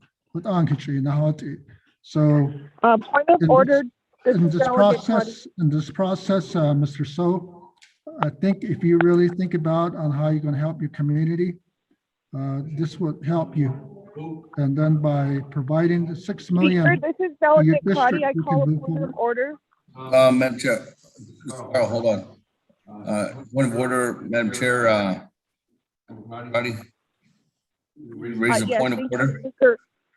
Yeah, Speaker, if we could keep a sense of decorum from the presenter in terms of his personal opinion about the current board and the current acting CEO. I don't see the relevance, and if we could keep the decorum. Thank you, Speaker. Thank you. Scarl, if you could keep your personal opinions to yourself regarding the current board as the Madam Chair indicated reference. Okay. Well, if you look at the inland housing plan and also the annual performance report, you can make your own decision on what that will be. So moving on to Mr. Nez, yes, we did meet with the RDC several times. And at the time, Mr. Leo Largy was our commission president. But due to the COVID-19, he passed away, so we lost him. In the process, the chapter put me as a president, so I'm not just a consultant. I was just an advisor to District 14 Housing Commission, but now I'm working directly as a chapter appointed president for District 14 Housing Commission. So with that, I know he wants to just meet with NXA and develop a work session. But again, this is information I'm providing that the tribal council under self-determination has a lot more authority than soft governments to decide what it wants to do to help the community, rather than just saying, what kind of report are you giving from NXA? Go with ADA. And then when the RDC just gave a report to Mr. Naz saying that we were not providing the right regulation, that's not true. We were telling them what the regulation says, how it should be done, how it can be amended. We even drafted letters to HUD on how they can make those corrections on some of the things that they were doing, but they never did that. So after we did all of that, that's when we stopped meeting. And one of the requirements was, do you have administrative capacity? I said, yes, we're under a certified chapter. Not City is a certified chapter, but they wouldn't honor that. So as a result, we never were able to get anything from NXA to communicate with us. And then we were asked to sponsor a resolution back before RDC, but it had to go through a council delegate. So we tried to get a council delegate to do it, and it couldn't be done. So the example I put on 170 homes is basically on the 15 52,576,977 under the needs funding. The needs funding is directly on the 183,180 people that live on the reservation. So if you take that 52 million and divide that by 328,000, that will build 173 homes. So on the first year of that 52 million, as a strategic plan for the Navajo Nation Council, they will say which one of the district is ready. So they say, well, maybe 8 district will be ready. So then the 8 district would get 6,572,122. And those homes could be built for 328,606.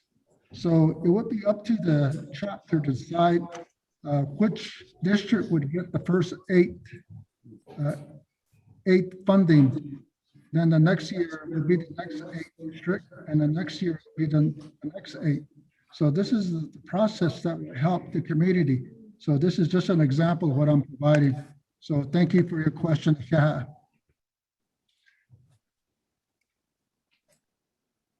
Thank you very much.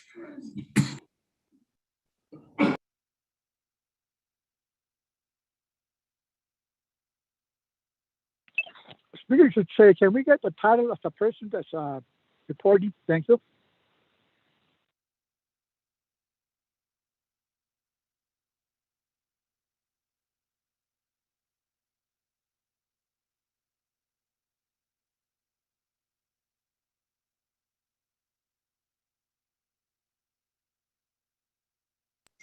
Ms. Carl, if you say your title again.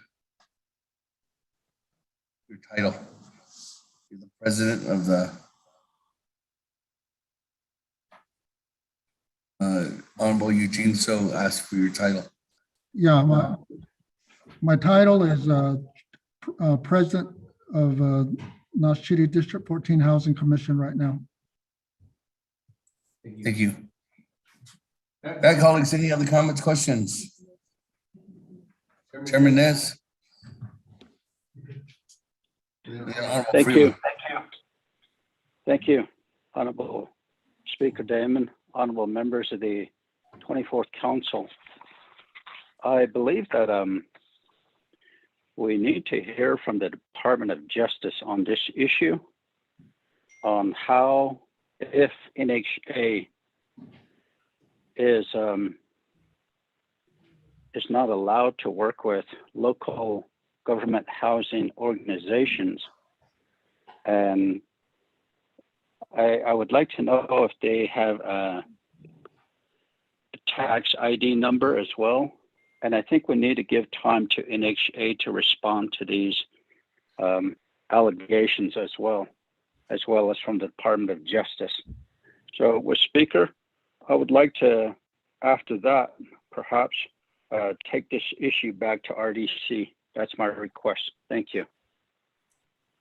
Okay, so with that, Chairman, what we'll do is we'll work together with RDC to help us set our, since it's a Naabik'íyáti committee, if you want to go ahead and have a work session and have Department of Justice and Navajo Housing Authority, and then also invite Naabik'íyáti Housing Board, then I can go ahead and move from there. That can be the direction of our work session. With that, colleagues, we'll go to Honorable Freeland. Speaker. Good afternoon, Mr. Carl and the Naabik'íyáti District 14 Housing Commission, staff and everyone out there this afternoon. Thank you for the report and update, Iggy. And I do concur and agree with my chairman, Iggy, about the need for a work session and have all the stakeholders at the table.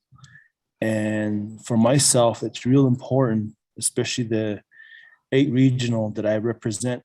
How are we going to bring housing? That's the big underlying question. How are we going to get housing to our people?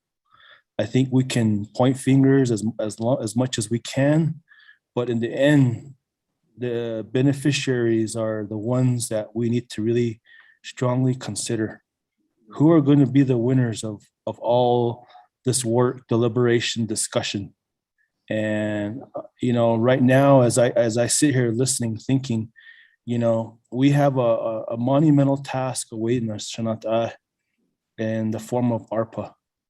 And we're going to learn a lot again, like we learned from CARES, what worked and what didn't work. And I know we have had some discussion as far as housing is concerned with ARPA. And we need housing in my area. I have chapters I have community members, multi-generational situations that need homes. And all I want for our people is to provide them a roof over their head. And I just got a text message from one of my constituents from Lake Valley. And she says that she's looking forward to this ARPA situation. And she has a home that's waiting for electricity. She did her due diligence. She worked with Hamas Mountain, did all of her required paperwork. And now she's just waiting to have lights turned on for her kids so they can have homework at night. And I just want to say that once ARPA occurs and once we start getting homes in, and we can then take a lot away from this experience. And for myself, it's really important that we use this as a mechanism to further advance any housing discussions or any housing needs. Our people are counting on us, and we cannot and we should not let them down. And I really want to encourage my colleagues, the staff, and this commission, everyone that's involved. I have a lot of people relying on us in my area, and I want them to get the housing they solely deserve. Our focus has been on elderlies. Our focus has been on veterans. Our focus has been on single parent families, working families. And when you have situations like multi-generational living, it's hard. And we know that because of what we saw through COVID, how COVID affected these multi-generational living conditions. And I just wanted to bring that up, Shanta, and I will continue to advocate for ourselves, for Eastern Navajo, and for the people of the Navajo Nation. So, Area Speaker, Shanta, thank you.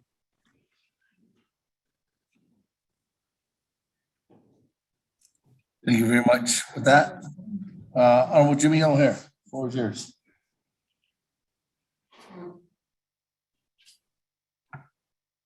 Appreciate if you put me in the queue, please. It's Kelowna. Yate, Pena, good morning. Naabik'íyáti Committee at the Navajo Nation Council. Yate, this is on a special meeting. Shay Jimmy over here and Shay here to the Speaker Damon. I living in Black Mesa, which is involved most of the Navajo Hopi land dispute areas. Yo naho in Saza Shanghai National Alana Bahas the in the MPL area, Hard Rock area, Pinions, Forest Lake area, out on the Whippoorwill, and some also in the area and Blue Cat area and Low Mountain area. You see how one needs and then the MPL area, they desperately need house. I bring this issue before a Navajo and Hopi Land Commission before and many times. So I'd like to have a Navajo housing should be built there in Hard Rock area. We need a house for the people out there. Due to a relocatees, some they're moving to Hard Rock areas and cause a lot of problems. So we need a better house for the people, especially for this younger generation. We need a house up there. So I always brings up Navajo housing should be built if it's approved by federal government. Also in Peabody area too, Black Mesa area, we need to initiate housing. A lot of people that live in Naabik'íyáti, Arizona, and it's a long distance for the people, especially for our elderly. Once in the I in those two areas because of lagoon that Kaya.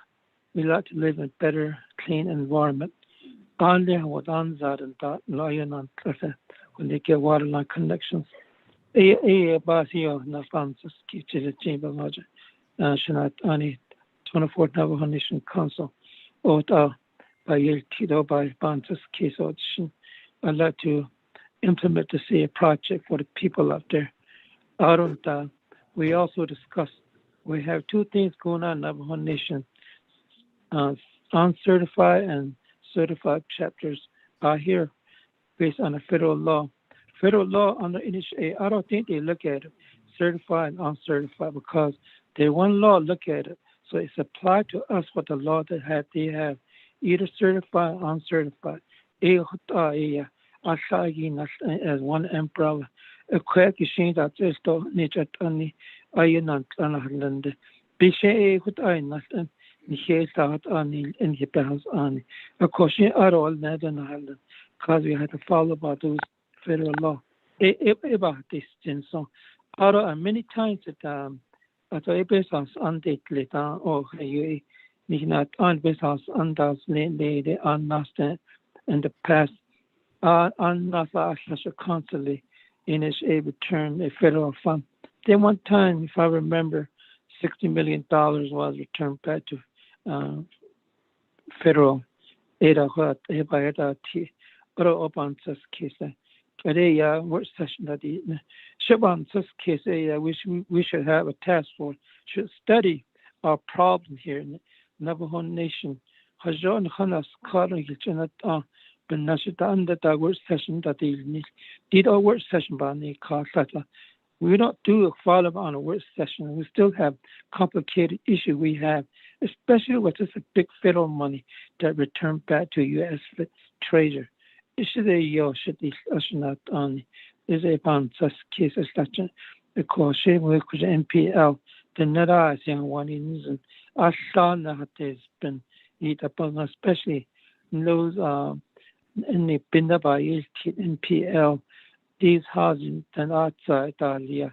It no Hayugi Chunda skate and Clinata Stia Sasha Kihat E had that there's been a Kutato one daughter Karnas and a Kwatik a option Snignashe Hostidoli or a share Coroni Tari mean only Chester Carl never can none. I hope that the Navajo House Authority comes back and give us a good information too. Once about state on this last to Speaker Navajo Nation. Other than that, all you and his Asadon Nikonalda. But here's no area the Nebandi 24 councilmen. I'd like to have something that we can complete a project because we have only 1 year to go. Idea about this shouldn't Bahto and Hidoch should not me 24 councilmen. Thank you, Speaker, for the floor. Idea about go back on mute now. Thank you, to the Speaker. Thank you. With that, I'm going to go back to Honorable Otto or on to Otto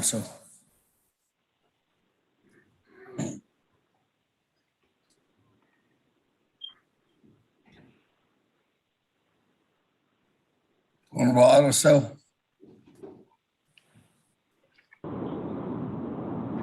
Yeah, do you guys hear me now? Yes. Yeah. Kudo Sananta Tijanko Adi Snoksa Gido di Banyaki Anunda Adeda so yes the add-on for this report from the Speaker's office is Shahad. And we have a dialogue of housing, the need for housing in general first. But this report is a need for housing in a certain district. And, housing is something that every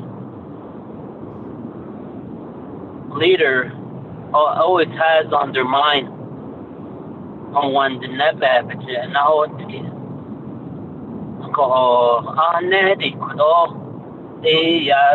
Carl Kodo started in India do Vata Inda.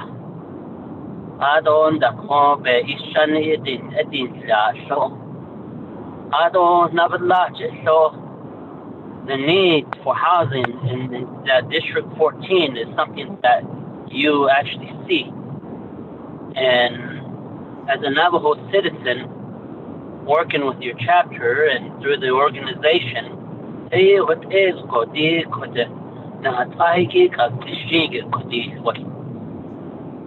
not anywhere is the portion of leadership. The not shitty housing.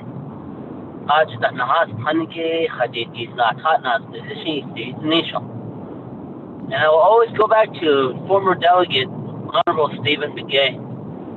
The late delegate before him,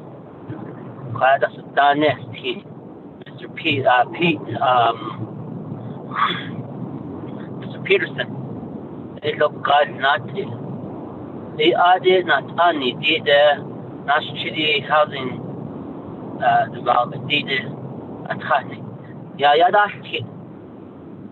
So what other than the at the local level, and they have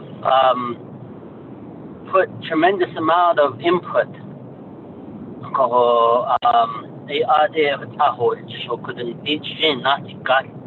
That's one of the reasons why I stepped forward to help this organization, because the past two delegates, this is their dream. The late Stephen Begay and the late delegate Peterson. But then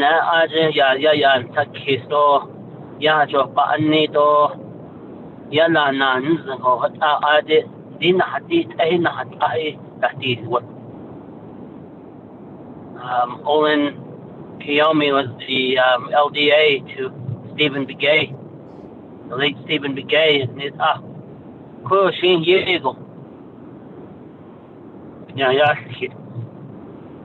I had a time when I sat with Stephen Begay. I see who one had it. That is nature, no.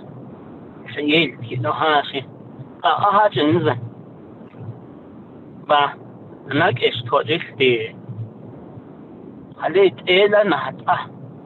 So, like one nanny, though, I see it's sick at the cut. The conversation, what he's alluding to, is the conversation of housing is really not taken seriously at the nation, at the leadership level. As a first-term delegate at the time, that was my thought.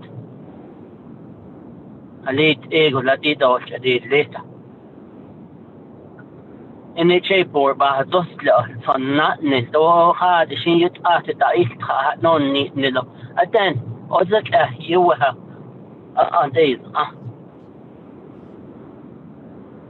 ko this jing at the cohort CEOs at the Naho ni. What is going on in NHA? Onsen even not the addition and but look at this ha they do not any for the study Japadini it is not a nasty guy. I looked at it from a standpoint of coming from being the delegate that represents the former Benefreeze area and as the chairman of the Navajo Hopi Land Commission, areas that families that were impacted by the Navajo Hopi Indian Relocation Program, the Settlement Act. A lot of families are displaced out there that need homes. And the former Bennett freeze, 1.6 million acres of land was put on hold for 46 years, where you couldn't build a home, you couldn't even fix a home, you couldn't repair a home, you couldn't replace a doorknob. That was how stringent the federal policies were in the former Bennett freeze.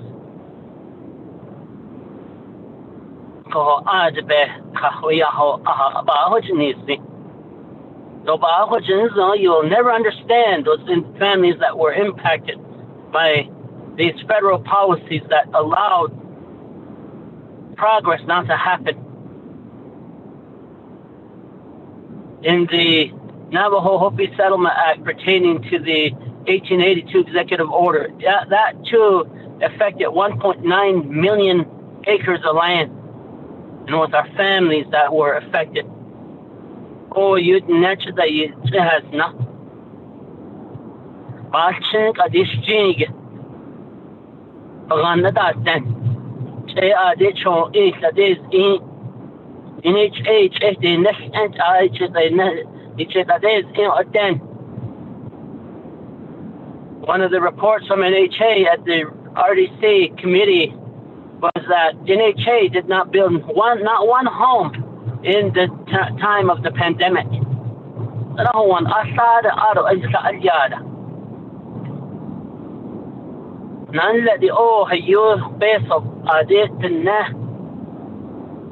Using the funding formula which benefits the Navajo people to get more funding at the federal level from HUD dollars. Something's wrong on this thing. I even was thinking about legislation just dissolving the commission, because commission they're not prioritizing building homes, much more of just renovating and upkeeping the 1937 home. And then at the overhead costs for administration.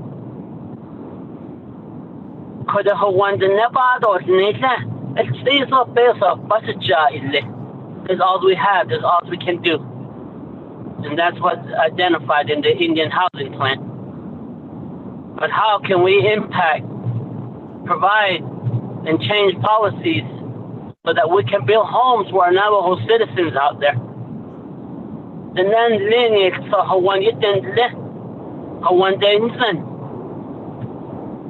my gosh, we have people living in G-sheds. What type of a message are we sending to our people as Navajo leadership? NHA, we have people living in these G-sheds, but you get a lot of money. The network get but not go hash it out. I see. I want days. I don't say that.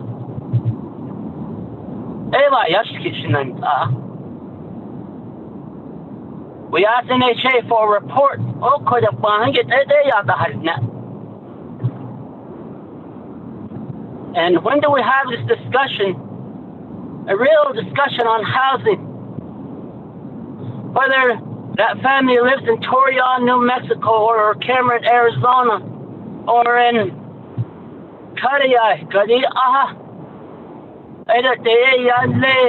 Low Mountain.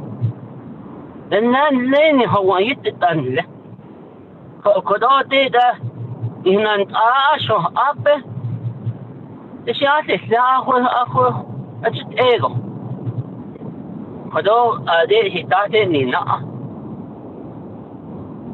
And this is something that I look at for my constituents in the former Benefreeze region and the MPL.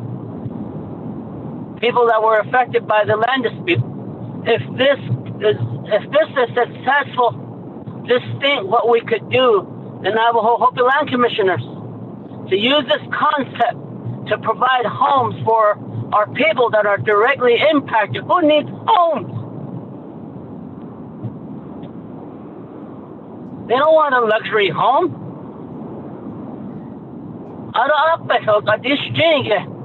We have an administration that's supposed to be looking at these things.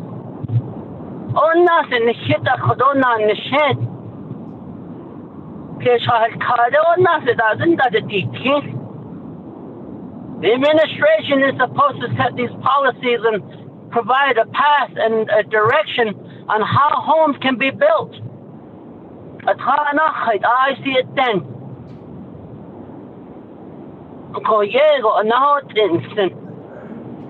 I'm just one person on this council.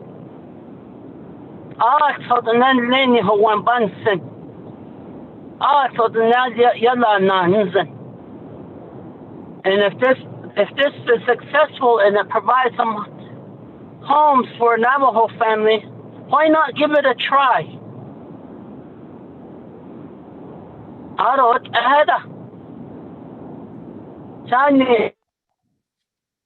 We're going to go by to use local contractors and Navajos. No, you could see it.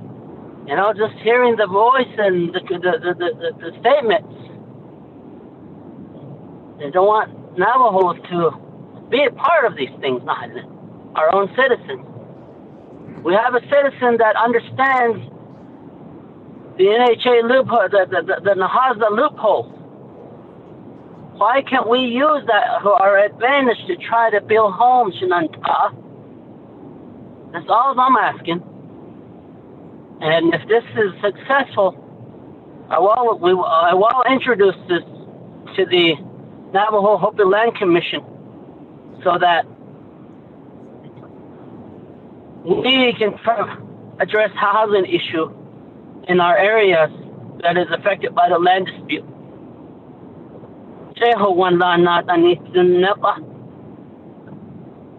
But I haven't seen anything, even from NHA. NHA has granted 36 homes from former Bennett Freeze to the former Bennett Freeze area and has not built one home yet. And it's been almost 5 years. I asked Mr. Dwayne Welsita Friday, and he goes, "Oh, did you fix that land dispute?" I don't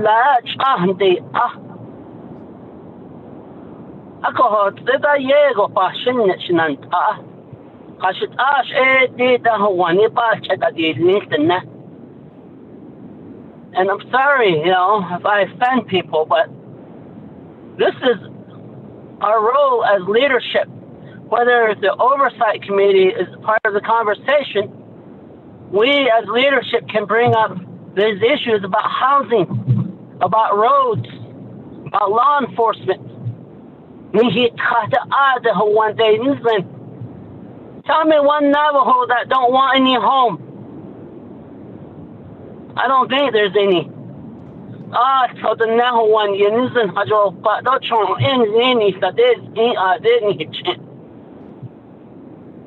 maybe this discussion will get NHA on the ball.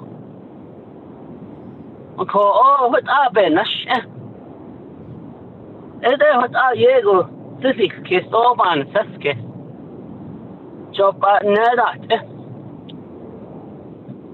Maybe it's wrong to advocate for housing at leadership level. I don't know. Maybe I'm wrong.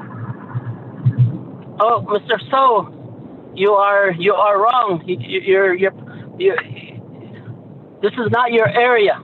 Maybe that's what it is, but I don't think so.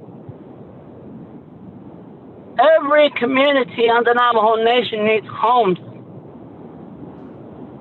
Every family, multi-generational families, they exist out there. Even COVID, what onsen.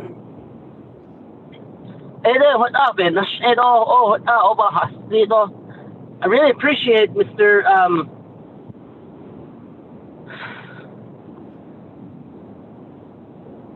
For you bringing this report to Nabi.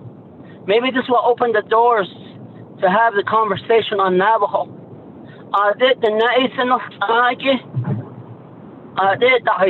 The policies really dictate how funding goes through Window Rock. Because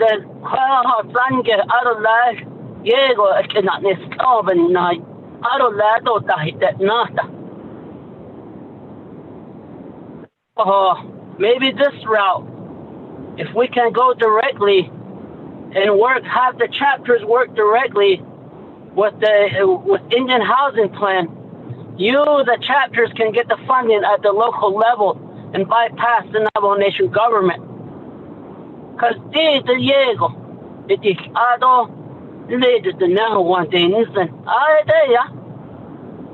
you want homes. But again, it's just a pitch for me trying to help an organization try to build some homes.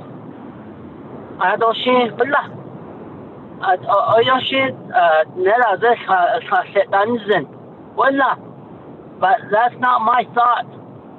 If this plan works, I'm going to definitely use this plan for the Navajo Hopi Land Commission so we can build some homes for our area. And the administration that's supposed to be overseeing housing really has not brought a plan to leadership yet. This is how we're going to expand on housing. This is what we're going to do. This year, we're going to build this many homes.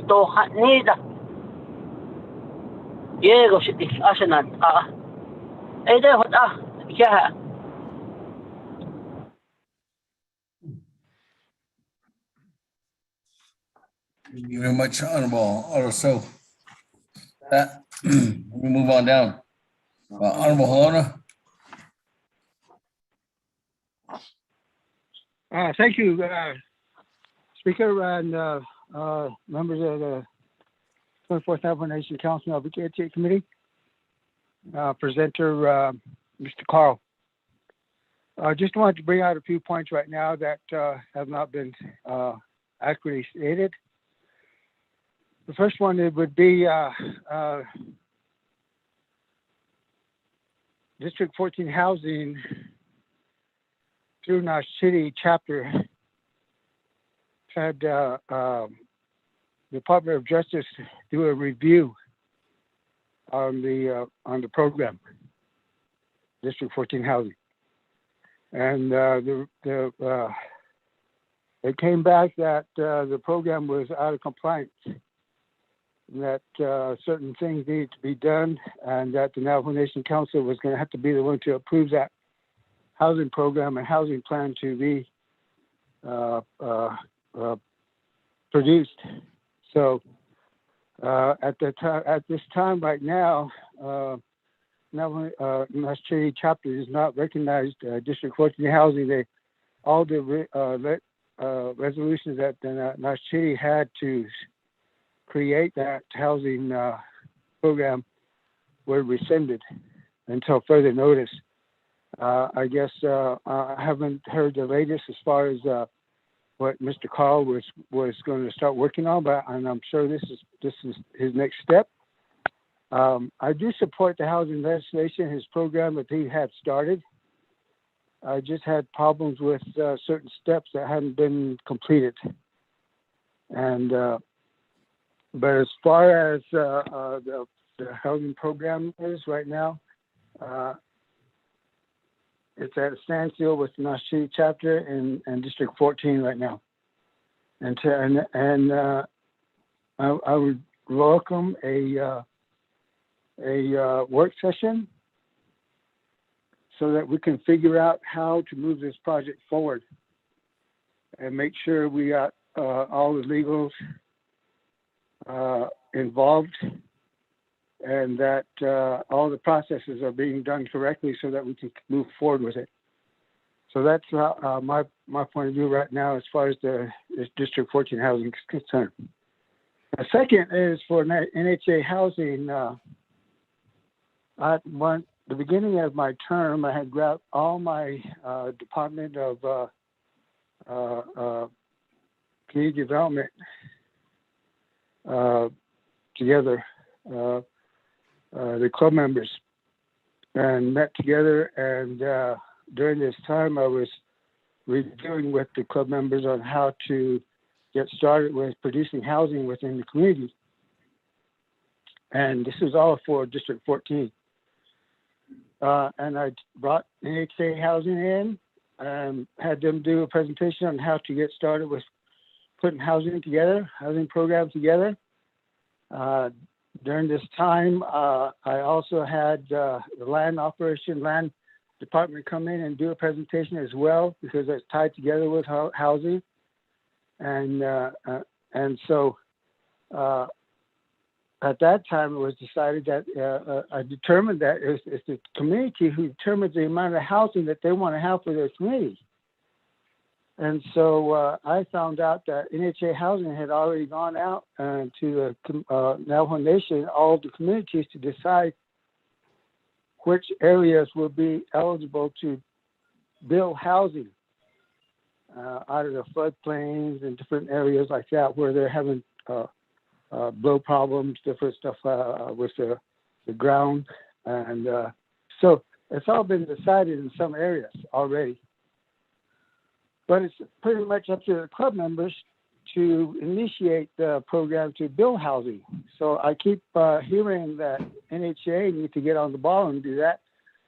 It's the club members with the chapter that need to get the residents together to get moving, and connect the NHA housing to get them to stop the program there so they can build houses. Along this process, I found out there was a housing program that was set up in the Tahatch area. And it went all the way through to the approvals, and somewhere along the way it stopped. And nobody ever picked it back up again. So now that I found that program, I have to get with the club members and have them to see if they want to reinitiate that again and start the process all over again. So I'm not sure, what NHA housing, they'll have to go to the chapters, get the approval from the community and everybody to these housing facilities. So it's got to be tied to the club membership to decide that. So with that, Speaker, I just wanted to put those points out there really quick. And I do support the housing program, that there's something that does need to be done. A lot of the homes for the elderly that are, they're 40, 50 years old now. And they do need to be renovated and upgraded because of just natural wear and tear. And some of the elderly people can't afford it. So if we can have a program put together like Chester College is referring to, that might be the best way that we can go about to help these people the best way we can. Thank you, Speaker. That's all I have for right now. Thank you. That we go on to one more of our colleagues, and then I'll go back to final response from Mr. Carl. Madam Chair, Charles Newton, I'll come back to you. Thank you. As Speaker, I would just like to make one request, Speaker, that we keep the work session regarding housing at Naabik'íyáti, because it sounds like there are going to be questions regarding veterans, which technically falls under HES. Housing is under RDC. There was also questions about the crimes being committed there at NHA, which involves LOC. So perhaps we could just keep the work session at Naabik'íyáti, and then that way it'll give all the delegates the opportunity to listen in and to also chime in on the issues that are happening within their community. So that is the request that I have, that the work session be held at Naabik'íyáti. Thank you, Speaker. Thank you. I'll work together with Chairman Nez on that. With that, completely sorry, Honorable Elmer Brigade, skipped over. Honorable Elmer Brigade. Hold on, Ms. Carl. I skipped over Elmer Brigade. Oh, okay. I didn't get him in the queue. Elmer Gay.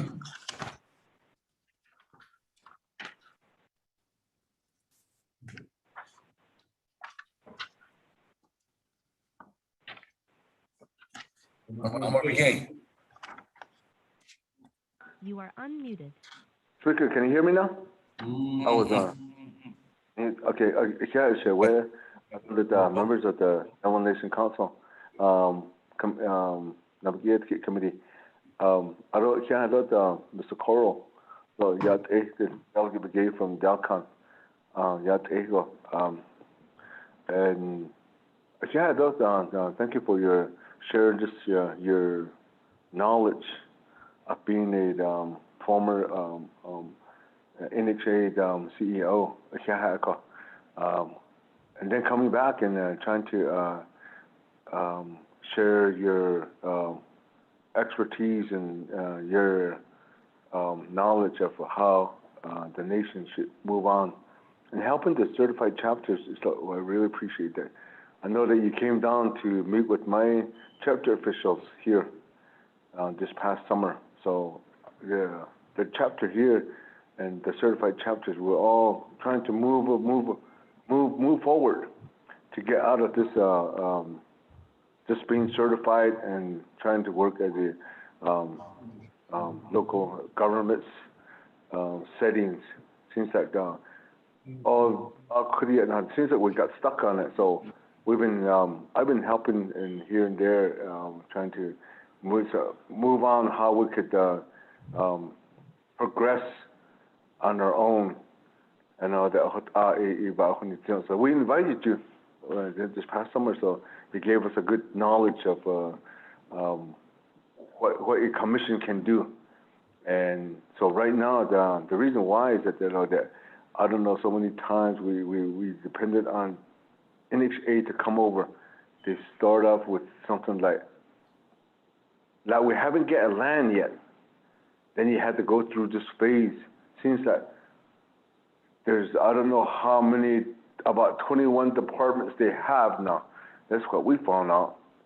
So you started from the planning, how to plan and all that. This is kind of like you had to attend the orientation now. Then seems like we're beyond that. We already have a land that is already withdrawn from the nation back in 1970, 1980. Okay, we have that, which is 700 acres. And we're already within that. We withdrew another land for elderlies and for veterans. We try to, we're ready for infrastructures here. No, it's just that it seems that one department comes in, but that one department cannot overstep another department where you have to go through this department again.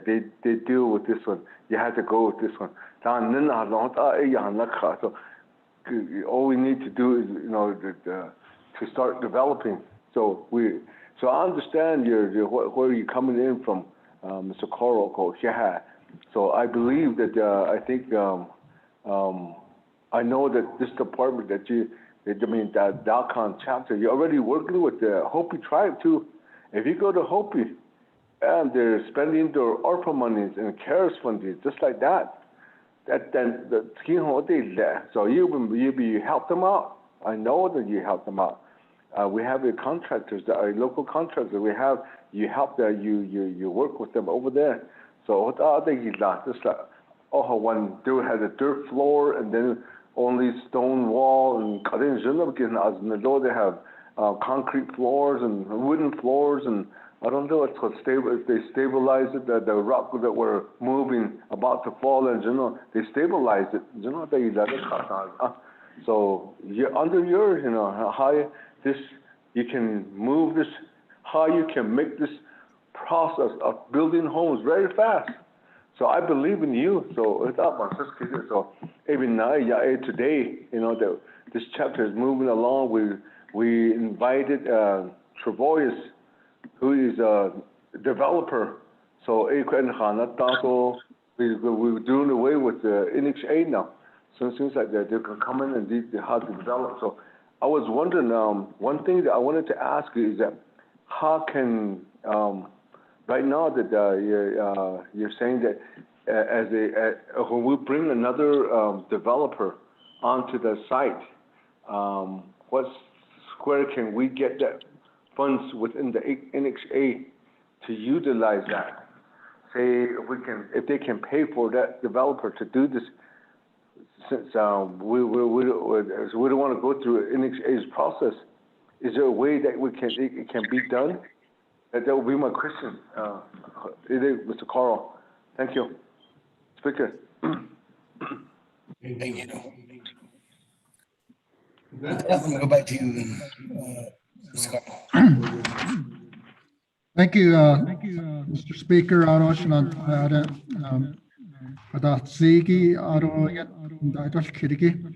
So I'm going to go ahead and start with Mr. Freeland. 8 regional chapters.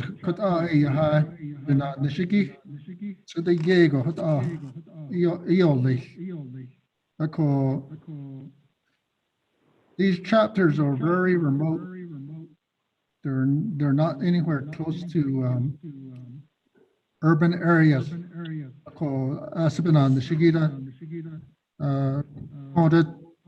Chapter you can't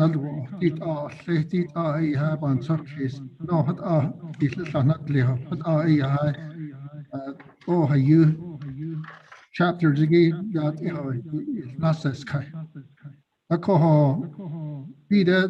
being in a remote area, one of the things that we did at Nash City was we built a model home made out of styrofoam and steel frame.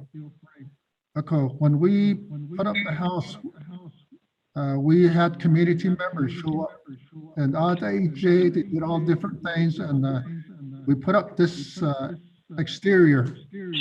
The house, the auto inside rooms, 20 by 40 home, and one day it's so by the time I spent all the money just to see how it would work, we spent no more than 80,000 on the 20 by 40 homes, 2 bedroom. So that I had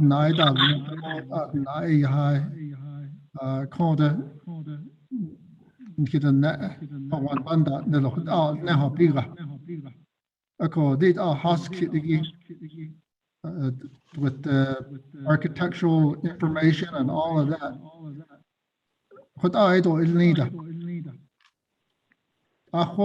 Architect hired all this planning.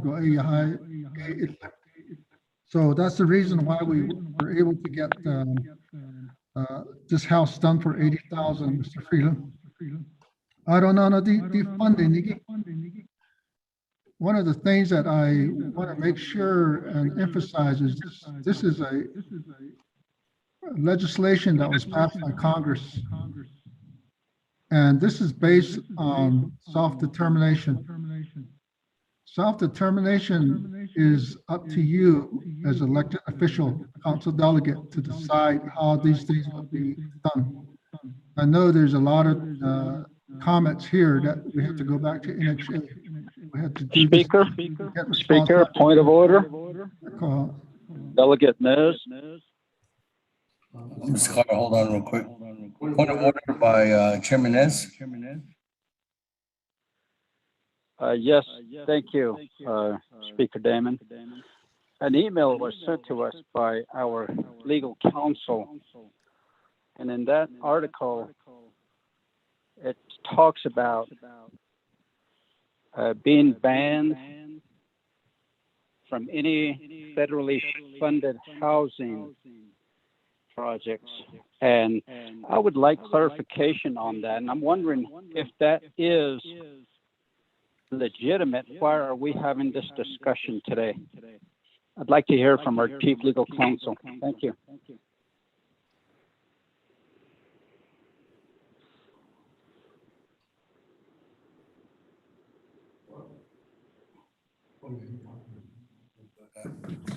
I got my email up.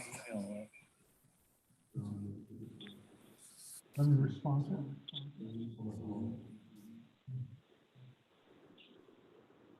Office of Legislative Counsel.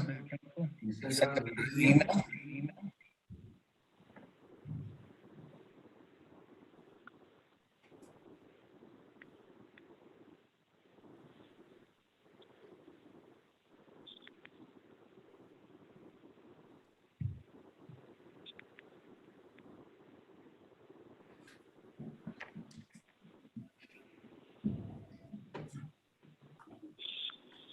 Office of Legislative Counsel.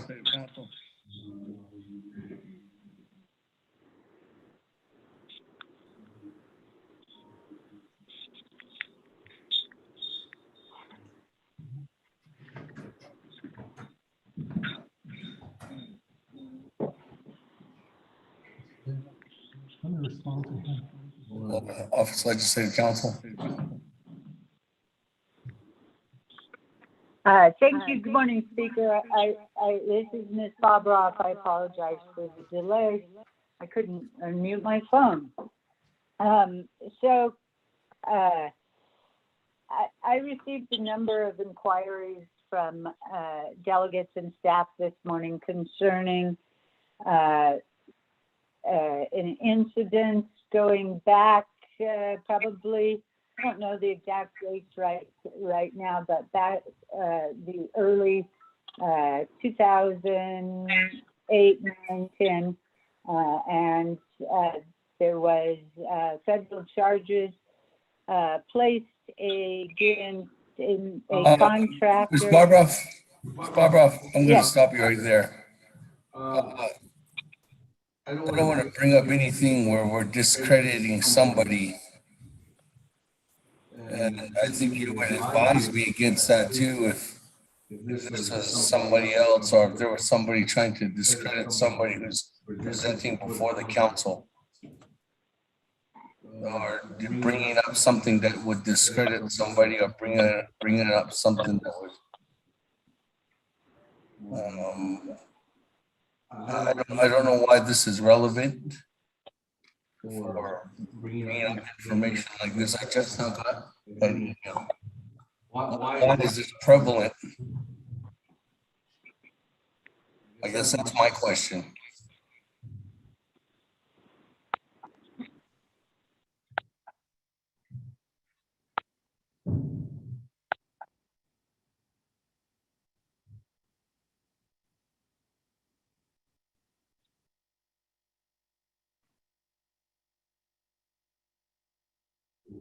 This is something that I think you would have to motion. I would think that the council would advise to say, let's go into executive session to further discuss something of this nature.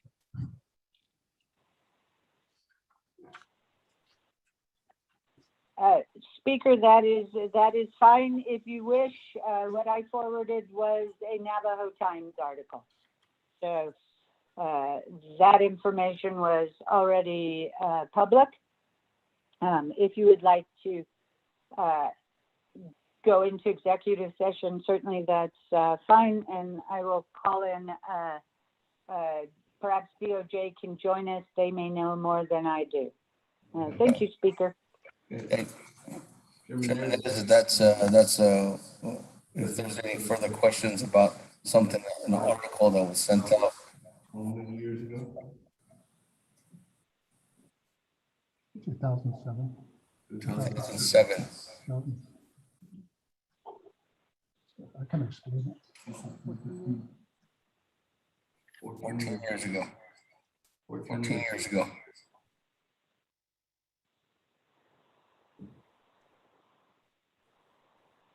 Chairman, is that the wish?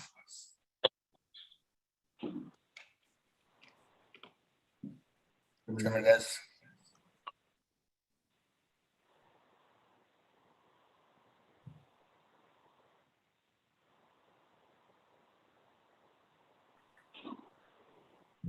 Speaker Damon, there's a lot of static. What did you say something? Chairman, there's council going to executive session to further discuss information from a news article that Office of City Council sent out to council. If any further discussion about that. Honorable Speaker Damon, may I make that motion to go into executive session for 1 hour?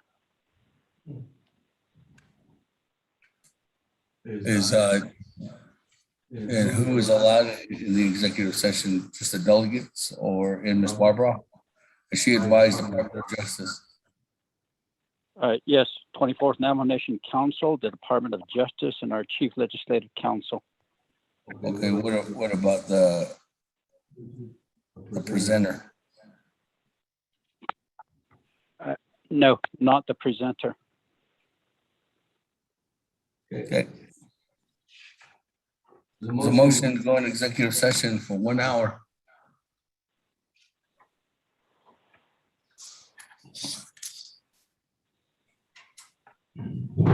Is there a second? Eugene, so. Speaker. Yes, Honorable Freeland on the motion. I was gonna ask if we could go into a recess for about 10 or 15 minutes prior. I got a motion on the floor right now. Honorable Freeland. Any other comments, questions? Speaker, this is Delegate Charles Newton. Yes, Madam Chair, Charles Newton. Speaker and colleagues, this, I guess that I'm having a difficult time trying to figure out, as the speaker pointed out, how is the email relevant? I feel like we've done this before. We are taking things that people have been exonerated from, or people who have never been charged, and we're making decisions based on that. And yet we do not, as the 24th Navajo Nation Council, we don't hold each other to those same standards. If we want to talk about wrongdoings, let's talk about the wrongdoings that are happening. We have delegates who have been accused and who also were found guilty of taking money. We don't talk about that. We have delegates that are doing things that they shouldn't be doing. We don't talk about that. But one person makes a mistake, we want to bring it out. I think that that is wrong, and it sets a bad decorum for our council.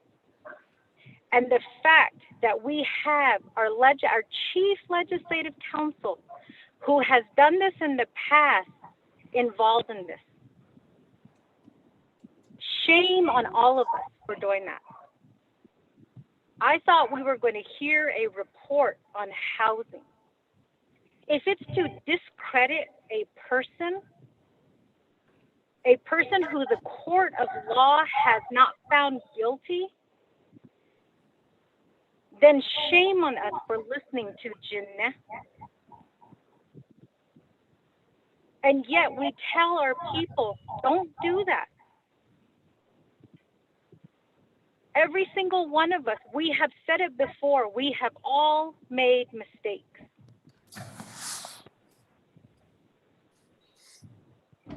Is it the day now where we cast judgment upon each other?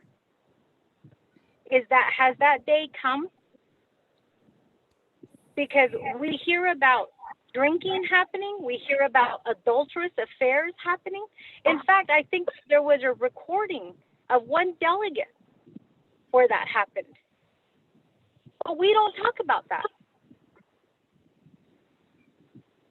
And the fact that we are going to go into executive session and not allow the person to defend themselves, shame on us. I won't stand for that, Speaker, colleagues.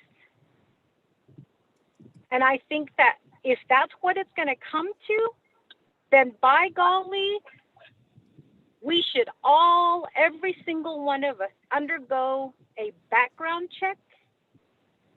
We should also admit to any wrongdoings that we have done in the past, even those that we have not been convicted of.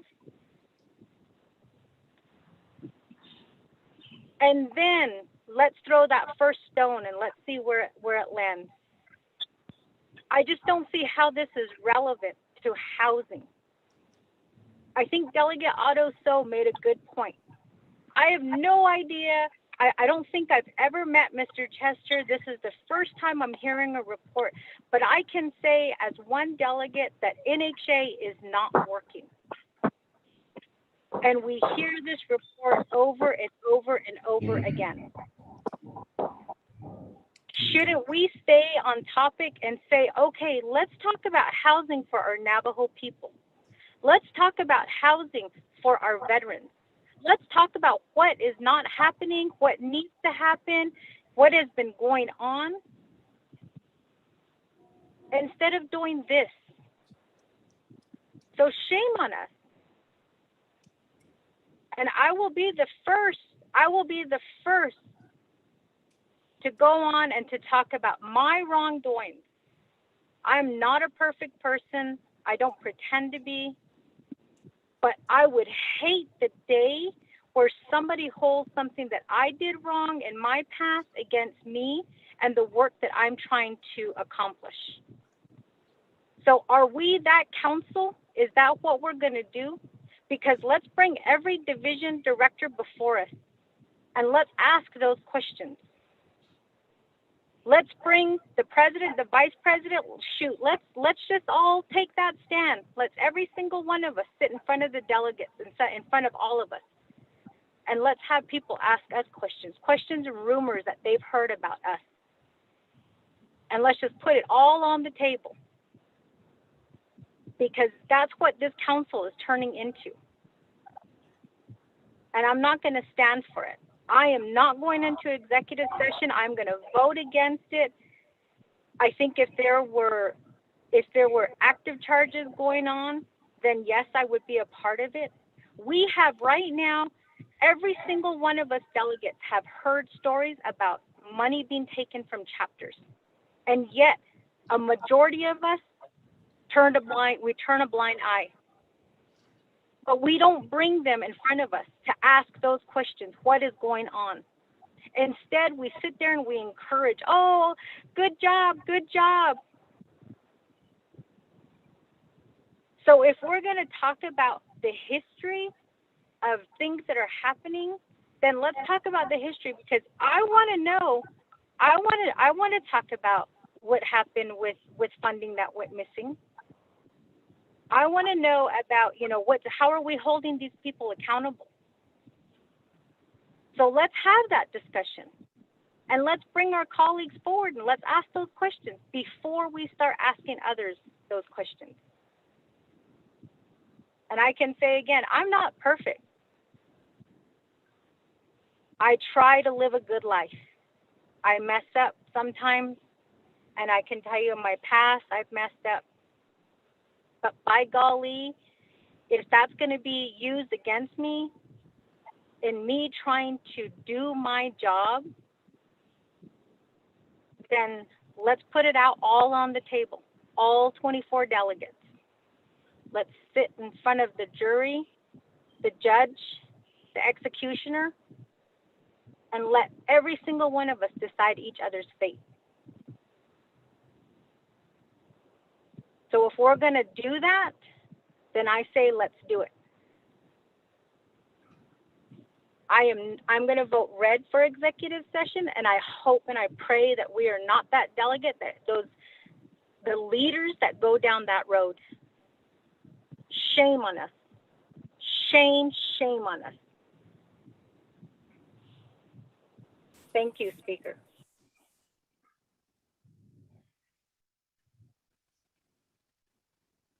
Colleagues, there's a motion and a second to go into executive session. Motion is. Is there any other comments or questions before we go to board? Twice. 3 times, go to board.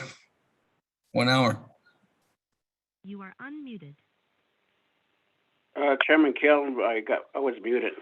But anyway, go ahead with the vote. Hey, we're going to board. Vote.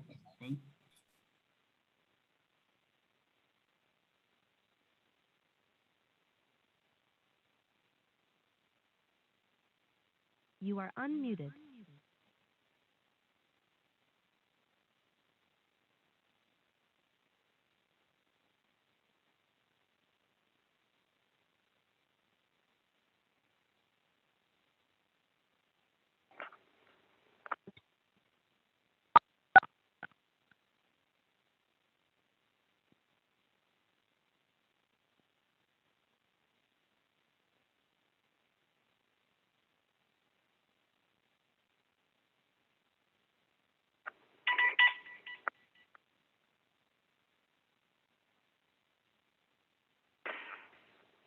Are we still on call? Yes.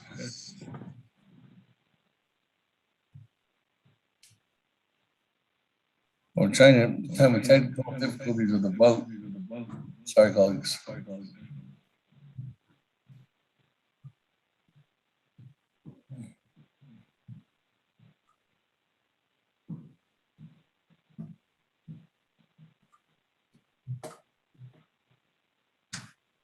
Speaker Damon, Delegate Rick Nez.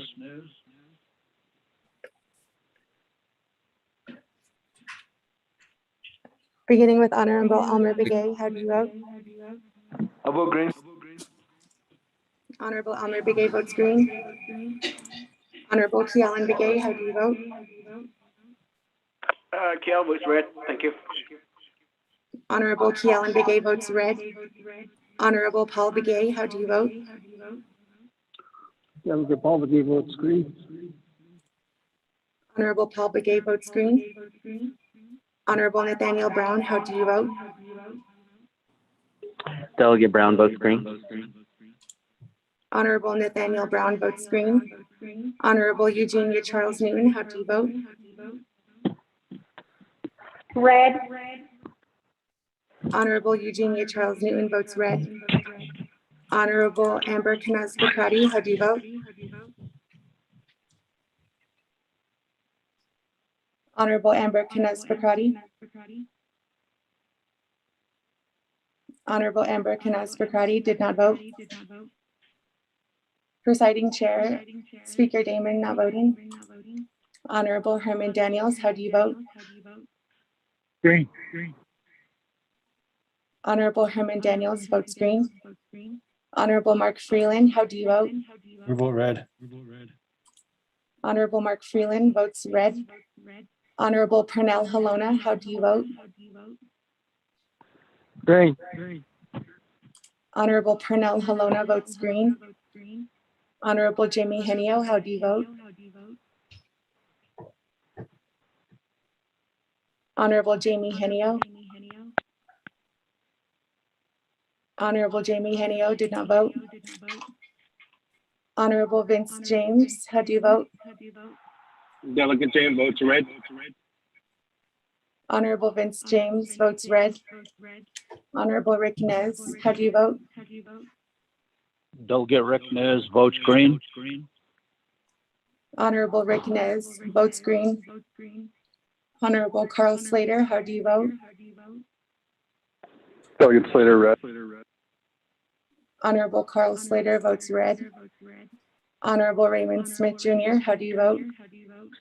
Green. Honorable Raymond Smith Jr. votes green. Honorable Wilson Stewart Jr., how do you vote? Red. Honorable Wilson Stewart Jr. votes red. Honorable Charlene So, how do you vote? I vote red. Honorable Charlene So votes red. Honorable Daniel So, how do you vote? Honorable Daniel So. Honorable Daniel So did not vote. Honorable Eugene So, how do you vote? Honorable Eugene So, how do you vote? Honorable Eugene So did not vote. Honorable Odo So, how do you vote? I vote red. Honorable Odo So votes red. Honorable Thomas Walker Jr., how do you vote?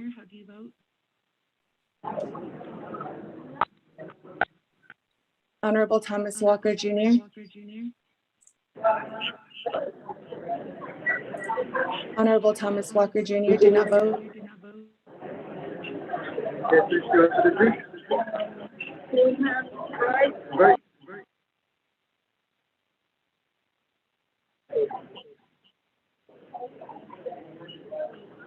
Monica votes green.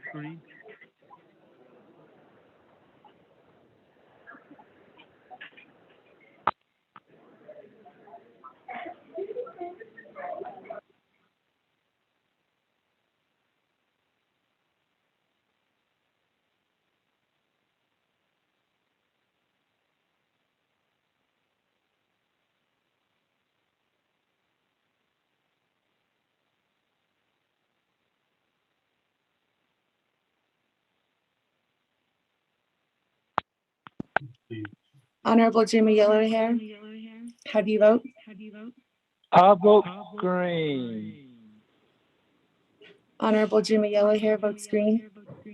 Going back up. Honorable Amber Knaz-Bakrati, how do you vote? Honorable Amber Knaz-Bakrati. Honorable Amber Knaz-Bakrati did not vote. Honorable Jamie Henio. Henio votes red. Honorable Jamie Henio votes red.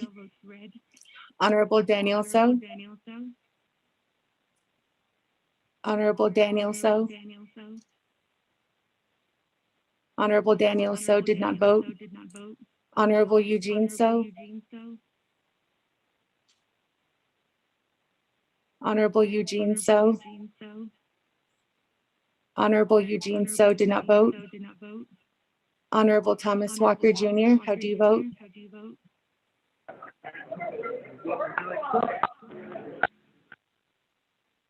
Honorable Thomas Walker Jr. Honorable Thomas Walker Jr. votes green.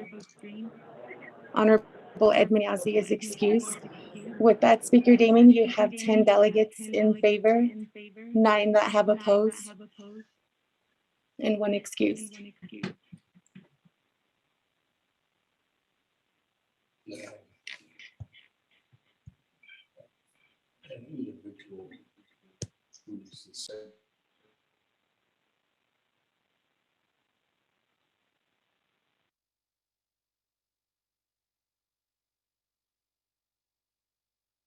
Speaker, did you get my vote read?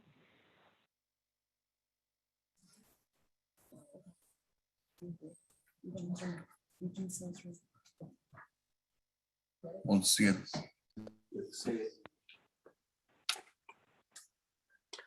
Honorable Eugene So votes red. With that, Speaker Damon, you have 10 delegates in favor and 10 that have opposed. Madam Chair Naabik'íyáti, Chairman Daniel So, you have a vote?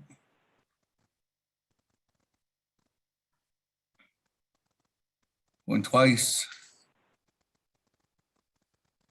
Went 3 times. That 10 in favor, 10 opposed. I'd go into recess. Huh? Yeah, this is going to executive session. With that, Speaker Damon votes red. That final vote, 10 in favor, 11 opposed. Moving on back to the floor.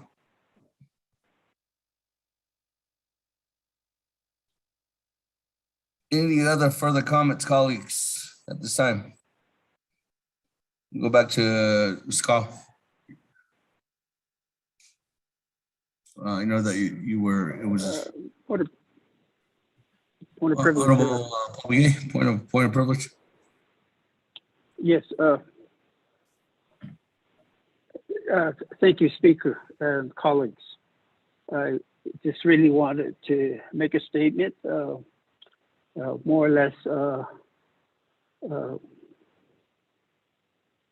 inform my colleagues that, our voting is our privilege. And I hear a lot of the way we vote being put on social media, and we get pretty much bad reviews on the way we vote. And I wish that we don't have those type of stuff. We vote the way we do, for instance, for this executive session, because we want to find out what the issues are. It's not the way we agree or disagree. We want to listen to all the issues. That's the reason we vote the way we are. We are voting.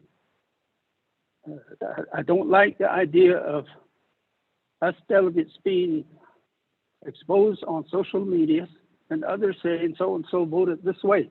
He must be thinking this way. He must dislike this person. And all that stuff should not be part of this. What we do as our votes, that's our unalienable right to do that. And I'd like to just basically caution my delegates that that is not good practice. Thank you, Speaker. Thank you, Honorable Paul Begay, for that recognition and for those words. That, Ms. Carl, I know that you're interrupted, so I don't know if you want to continue on with your remarks. The floor is yours.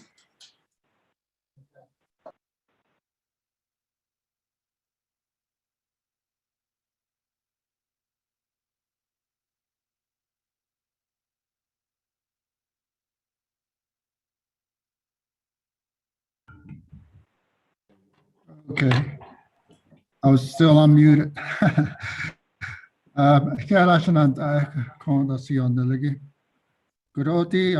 Recognizing that it's kidding. What's in 2004, HUD made a change on how funding would be provided. I was not in charge of the housing department from Washington. So they base funding based on registered people. The funding went down for Navajo and these district communities. And funding went up higher for Oklahoma areas because there were more registered people, more population for Native people of Oklahoma and other areas. I went back to HUD and told them that you did not follow the negotiated rulemaking requirement. You're supposed to have a negotiated rulemaking, but they would not do anything. So then I went to Congress. So I went to Congress and got that change. So the funding went back higher for Navajo. So then HUD started going after me, doing all kinds of things, tracking everything I do. They even put the tracker on my vehicles where I was going and all of that.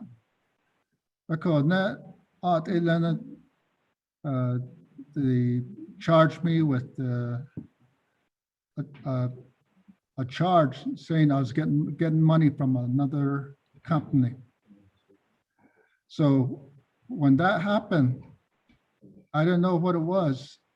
So I had to wait 13 years for them to finally take it to court. And when it was taking money out of a sub-recipient that was totally drunk playing at a blackjack table. When I took money out of that blackjack table, I had to show my driver's license. And then after that, I took the money, I had to put it back in his wallet or in his pocket, depending on how much money it was. So that's what they said. You're getting money from this subrecipient. So they finally, I went to court and my attorney would not even argue. He said, this is not a thing that should be charged against you.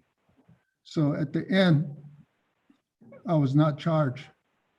And then also after the trial, I waited until everyone left and we left, and then we met the jury walking out too at the same time. And then they said, we don't know why you went into trial. You should not.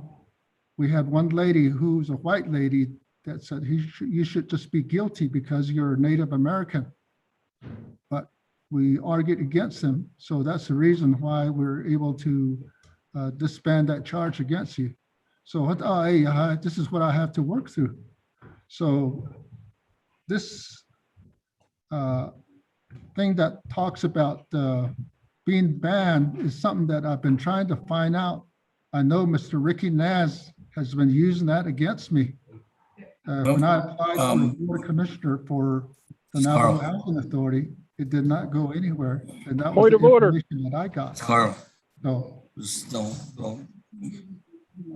anyhow, this is Chairman this Smith. is relevant Vice Smith. information that it does Hold on, not. hold on. This is Carl. Vice Chair Smith. Point of order. Thank you, Speaker and Navajo Nation Council. I think direct attacks like that on a delegate shouldn't be in this place. We voted not to go into executive.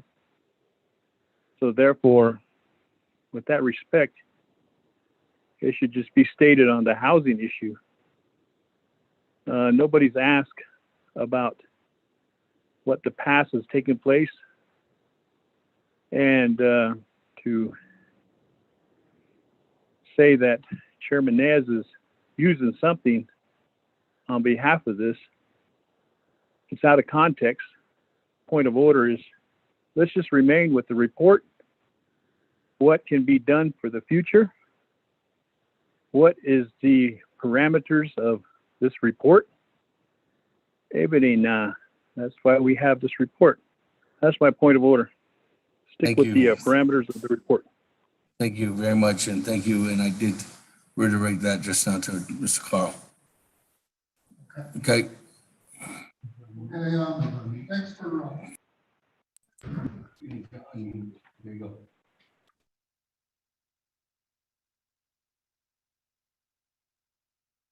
For getting us back in the right direction. So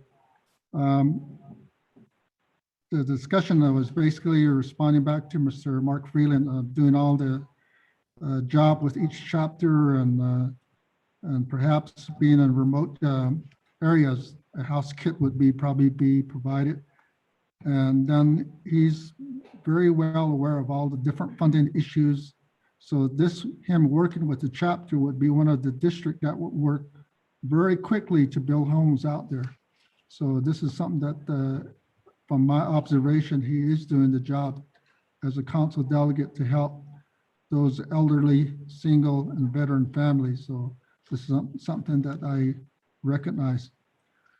Then going back to Black Mesa, Mr. Yellowhair, that issue has been ongoing. I know there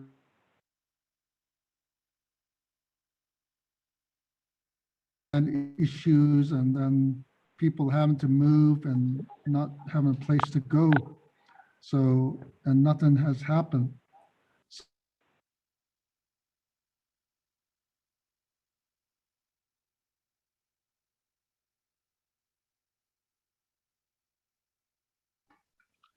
One of the key areas to find a lot of the information from NHA is the annual performance report.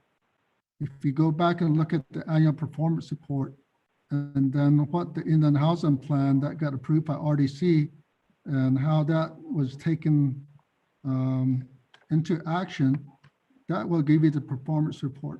So based on that, I think by just being able to get information on the annual performance report, going back from 2021 all the way to 2018, it will really give you some information on what will happen. Then going on to Otoso, he is very much involved. He did try to help us at District 14 Housing to get the application before RDC. We were not able to get that done. And he's very well aware of Mr. Stephen Begay with his leadership position from Naabik'íyáti before he passed on. to take this process and trying to meet with the NHA board and not having being able to do all of that. So, and basically from looking at this from the leadership from east to west, as he noted, it is something that needs to happen. And there are some land issues for new houses, so you got to have a home site lease. But on our strategic plan, people that have their own houses already, they don't have to have a home site lease. If they don't have a home site lease, they just got to have someone verify it is their home.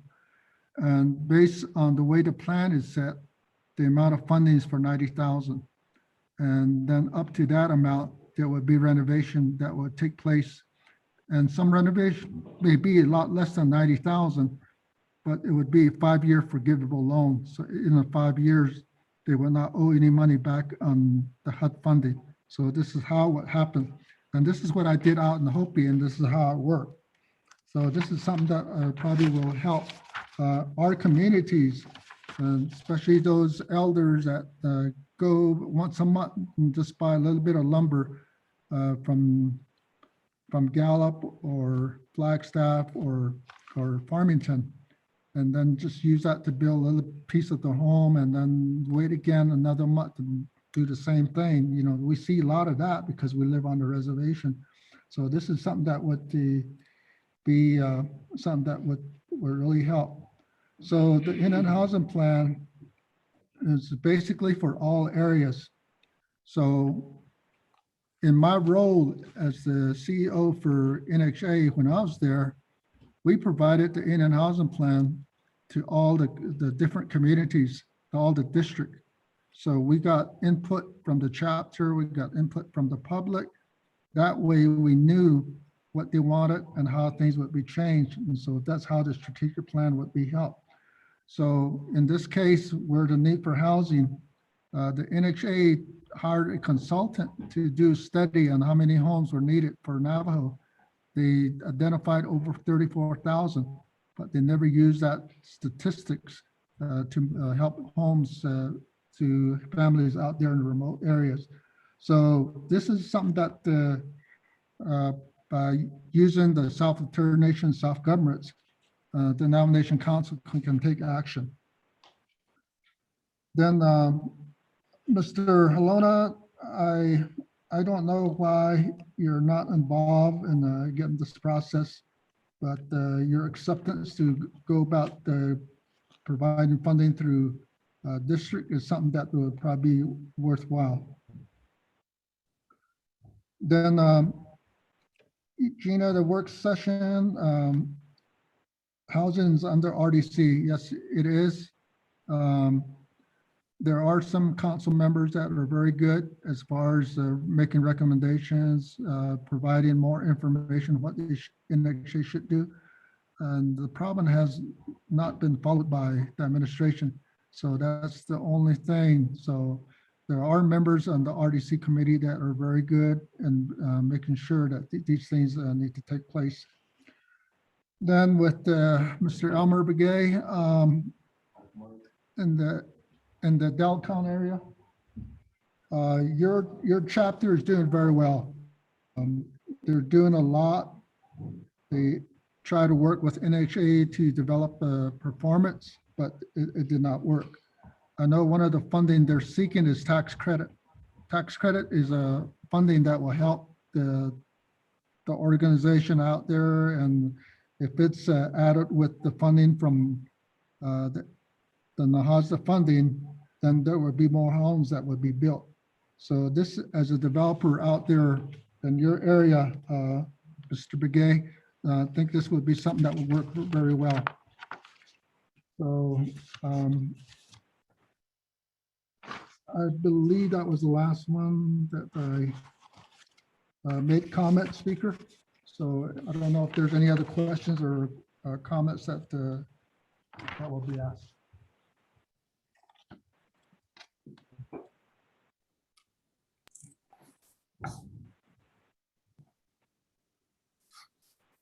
Thank you very much.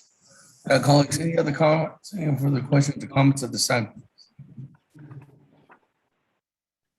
Honorable Freeland.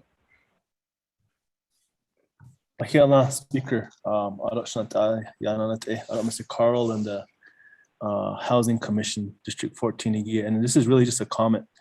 I would it'd be interesting to know, and probably if NHA is listening, how are the prices, or how is the inflation affecting overall costs right now of housing development?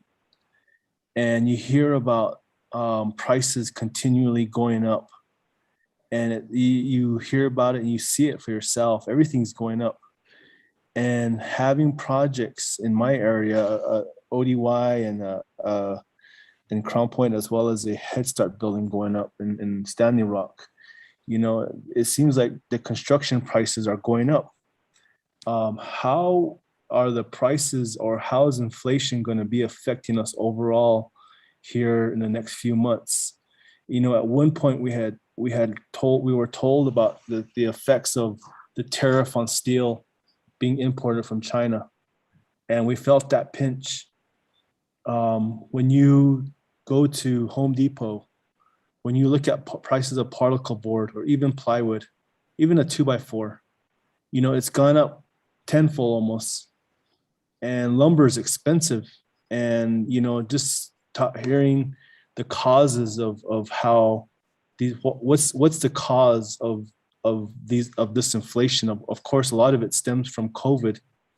A lot of these mills were backed up. A lot of production was backed up, and now they weren't working during COVID.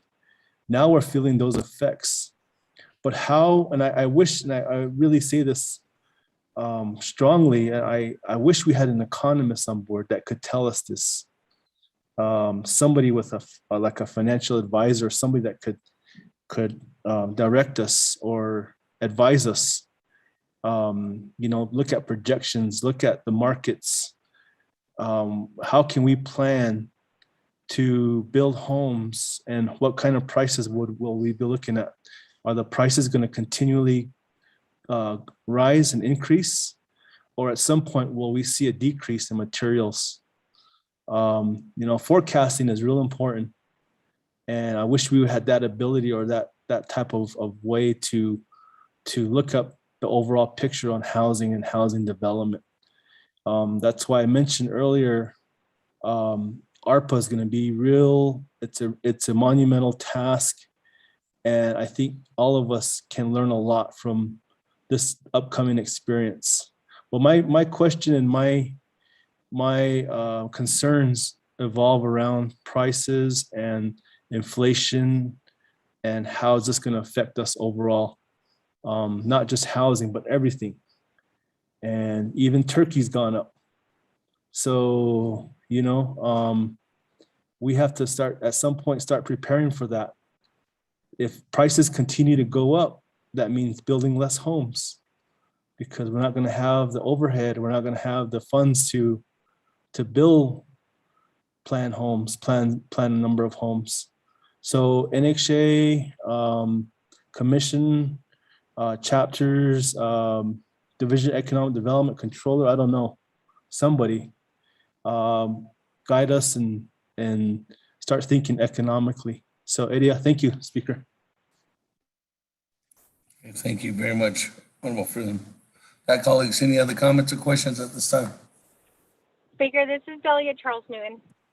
And Chair Charles Newton. Go ahead, floor is yours. Thank you, Speaker. And also the question regarding inflation, I do have that same question as well.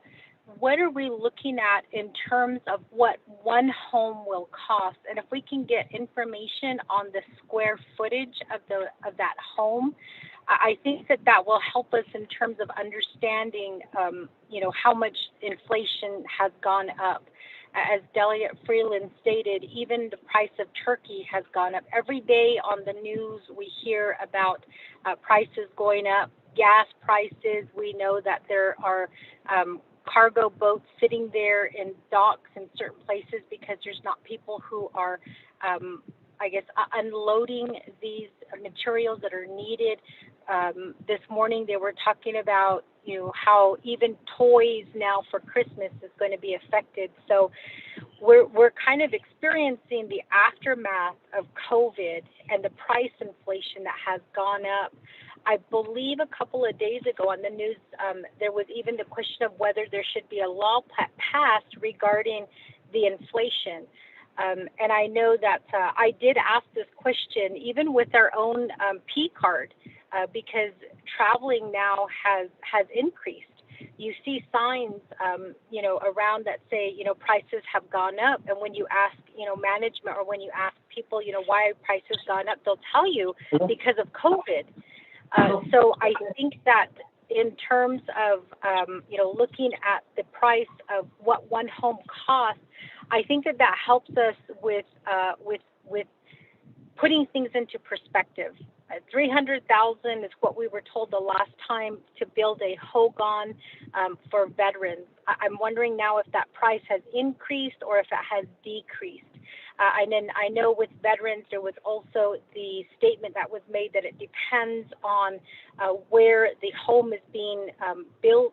If it's further rural, further into the Navajo Nation, the price of delivery increases. And we also, have to take into consideration the price of gas as well. So I'd like to see during this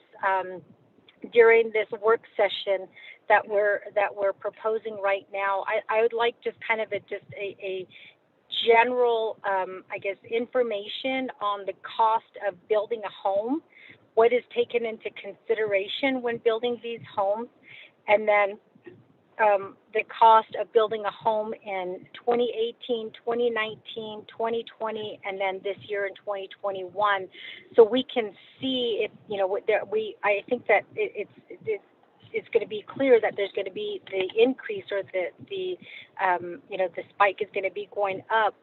But I think that, for some of us who I'm not going to pretend I know, everything that it takes to build a home. I don't. So I think with me, it would just make sense for me to have all that information in front of us.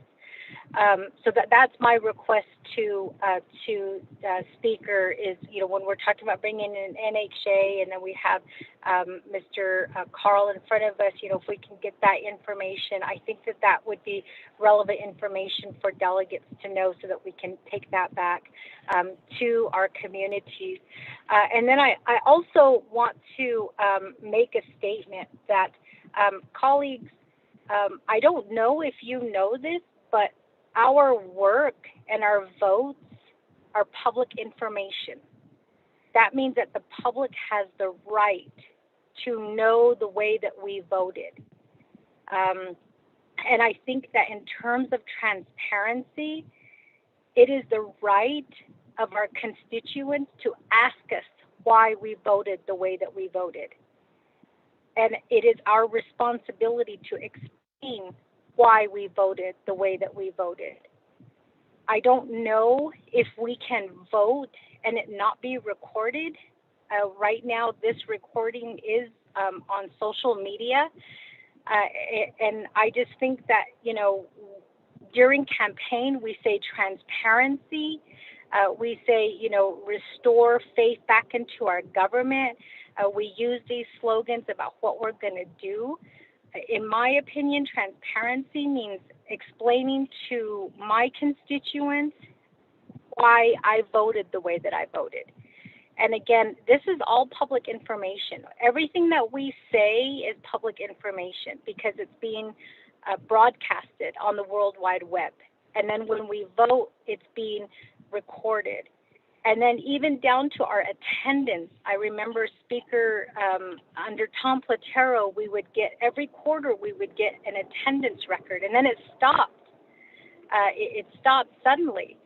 Maybe it's because, delegates didn't want people to know that they weren't showing up for committee meetings or for council.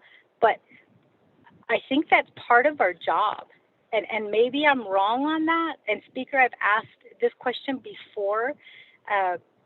what are the rules?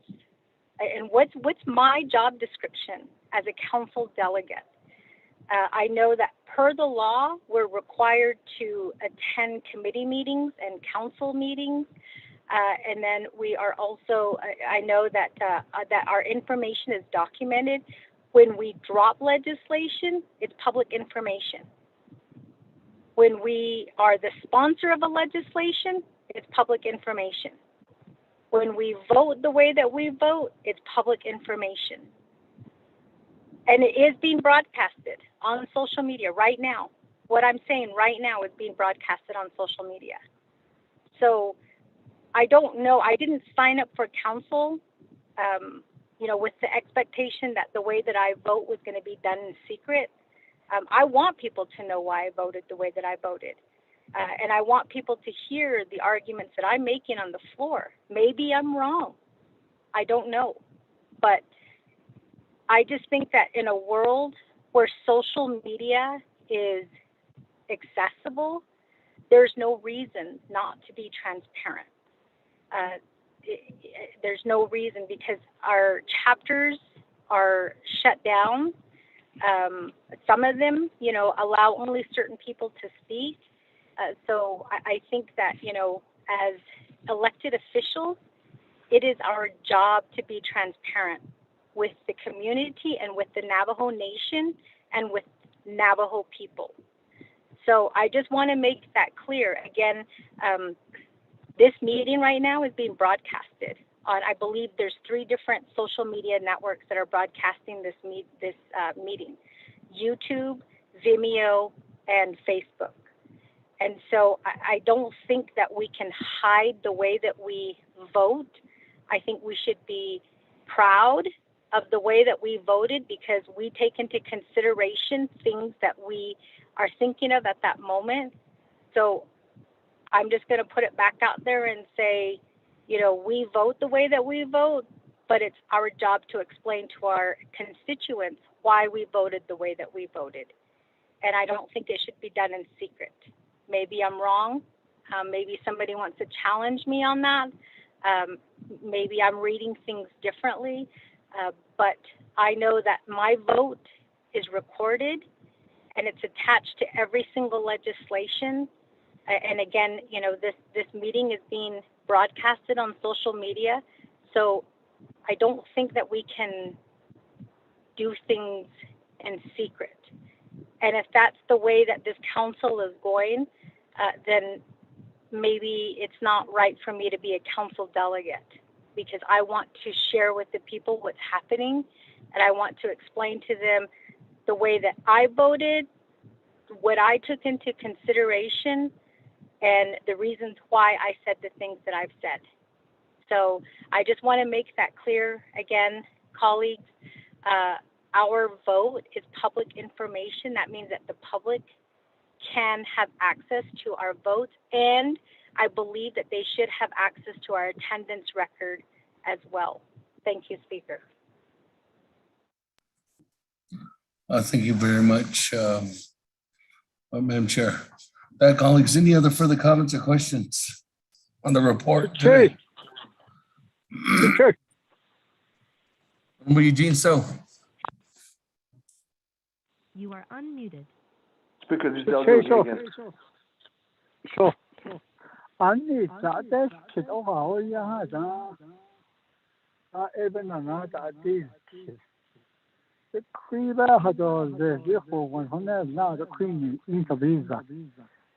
No, in a desk kid. Other issues not home, even another deal kid about 9 weeks.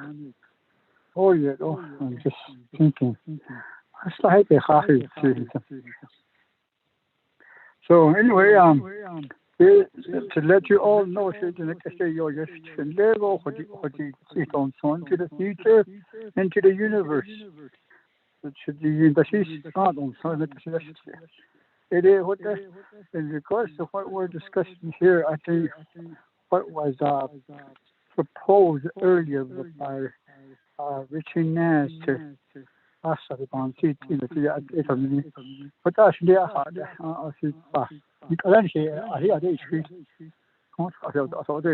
thank you. Thank you very much, Honorable Eugene. So with that, moving on down, Honorable Elmer Begay.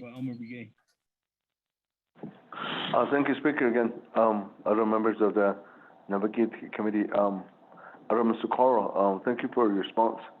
I asked a question.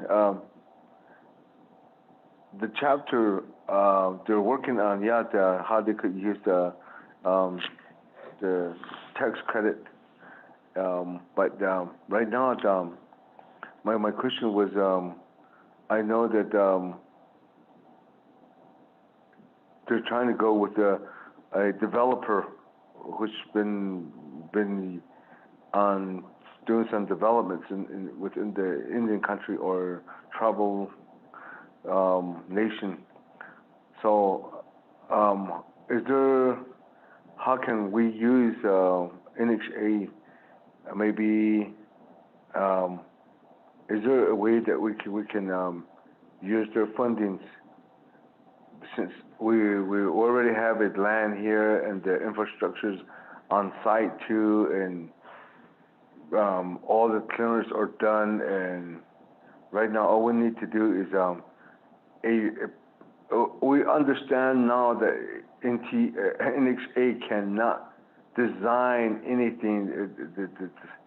We know what we want. A developer just come in and just design it here, and funding is not there for us right now. So is there some fundings out there? I mean, within NHA that we can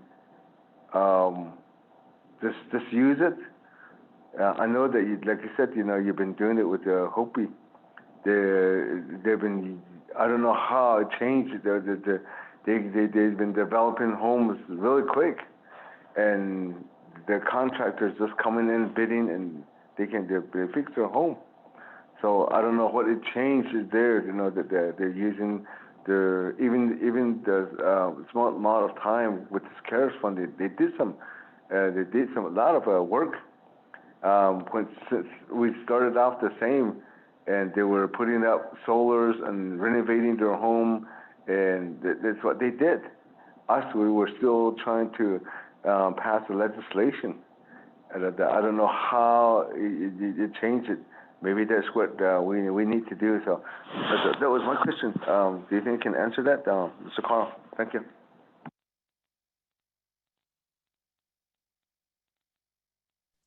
Thank you very much, Honorable Elmer Begay. Hi, colleagues, is there any other further comments or questions?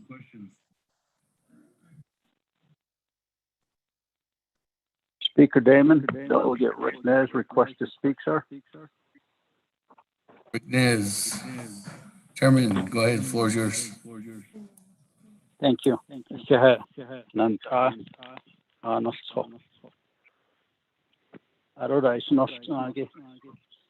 Mr. Chester Carl. I don't know how it's pro Nachan Siskis. Naho Kat and Ensla. Ne is see how creature. A creature at Anna Oshka. What ala Sisla nonstance. Quite a yat a coronas nana to nonstance. So there's in the beds is that. So you understand. Do I just fit to share the lot and something. Of course, Nanish Leniki are not Nanish Ani accountability. I don't that the transparency no bahada is the a conal source in HL. We are sent information, whether it's sensitive information or it'll be stamped client attorney privilege cloud. Do bada hannet do bada hasti nisa. Deon HL dalia and I. Khalid hodat egi hasht edil nisan so open nachan suskes. What I do has you go either bay as kiwit after Hala Anne Ashinil Ton Hada has here. Ashes is a do yon straight and something. Arts couldn't ship on Hayden Stle. dot ati ohosh la ko bohido asigi hollo aro kheda kodo judges do lisikin and you have to look in the mirror and judge yourself as well. The intent ben yahat inigation yaha sensitive information again is ben yahat in the khalait aw hot ero 11 yen HL I don't HL and go shin so best if information that are sensitive and things that we cannot disclose, then perhaps if it's not sent to us, we shouldn't attend all this. I don't HL and go I don't buy need in that all this. Ha ishi ben his hannashi, ho one ben the ne, hit a ne how one baby and how te are nipa needs. Ask it out. I thought Sahash a ladder. Attend ho hot. Ik election between hotesh is go ha shin hotesh nisadi nidole. Hotesh nisahot an hayashi or shadio neseben yeda hins and shinsa. Attend solution again you have hot ausha neniga up office at the khalit out elan sahakam. We have all this discussion sometimes and we don't hardly offer a solution.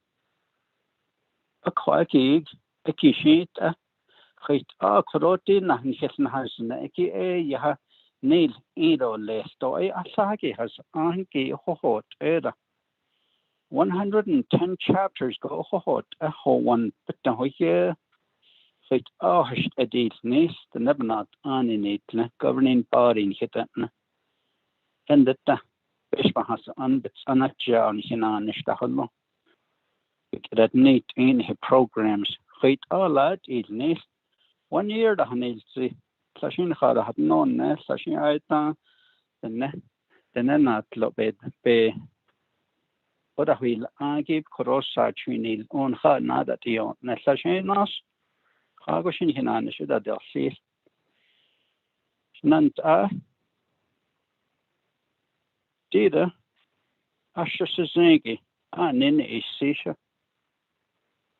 Eo. In Kitbehosen. Fade to a sickle question, you have a husband. Although angels will not see it out there, though. A conditiati coronal source in Hichelia, he live in Yellan, so yeah. I live in ye. Neither Kito Koro Ashate. Though I heard a baby in dish and she don't send. I'll see Anil's question that you'll see, or she only has touched a hitch, though. Ich meine, hier date, I don't hear on his either. Oh, what I had is to talk here. Thank you.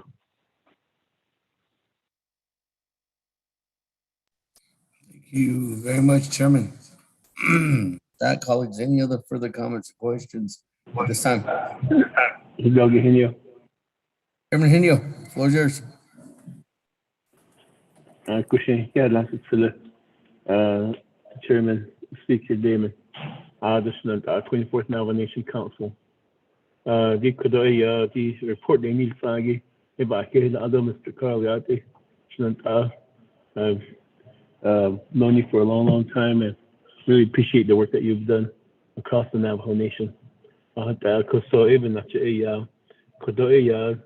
This is a proposal for a housing initiative. And we should be open to it. We should be open to any initiatives. That Navajo Housing Authority is not stepping up to the plate to build the needed homes that we have. And therefore, we should be looking at outside initiatives that are coming in and wanting to help the Navajo Nation. And that's what we should be open to and listening and not be quick to judge and say it's not going to work. You give it a chance. Give it a chance to work, and this might be a successful housing initiative. We never know. We don't know that. If we don't give it that chance, then we will never know. Let's be open to this report. Let's listen to what Mr. Carl has to present. And he has a wealth of knowledge and expertise, just like what the past statements that were made on what he did for Hopi. And so, Ibn Nacha, let's be open to this housing initiative.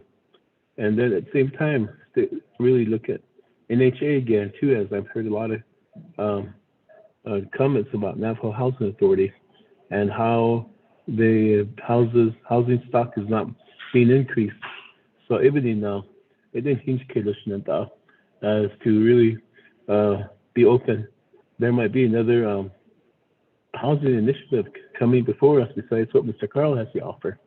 And they need to just be open and accept it and then move forward and think about it. So and I think it's a really good idea at District 14 what they're trying to do for their people there. And I wish that we could have something like this in the satellite community too, also that I represent. And especially when it comes to local government initiatives, to give something that they could come up, especially certified chapters. That's the one that I think really will work for the communities. If you're LGA certified, that gives you the governmental autonomy to enter into contracts and so forth. So, Mr. Carl, thank you for bringing forth this initiative. And I'm open, my ears are open, listening to you. And on to the Speaker David. Oh, thank you, Chairman Hunio. Colleagues, any other further comments or questions at this time on the report?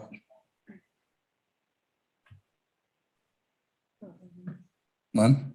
Nobody texting? Let me go back to the floor to the response. Go ahead, get a response from Carl. Carl, go ahead with your closing statement too as well. Thank you, Mr. Speaker. Thank you for the question. Mark,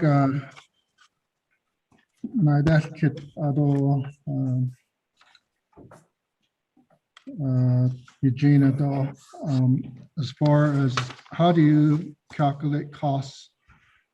The price of Guyana is really going up. It keeps going up. So the lumber is really going up. So if you buy stuff separately, piece by piece, it is very expensive.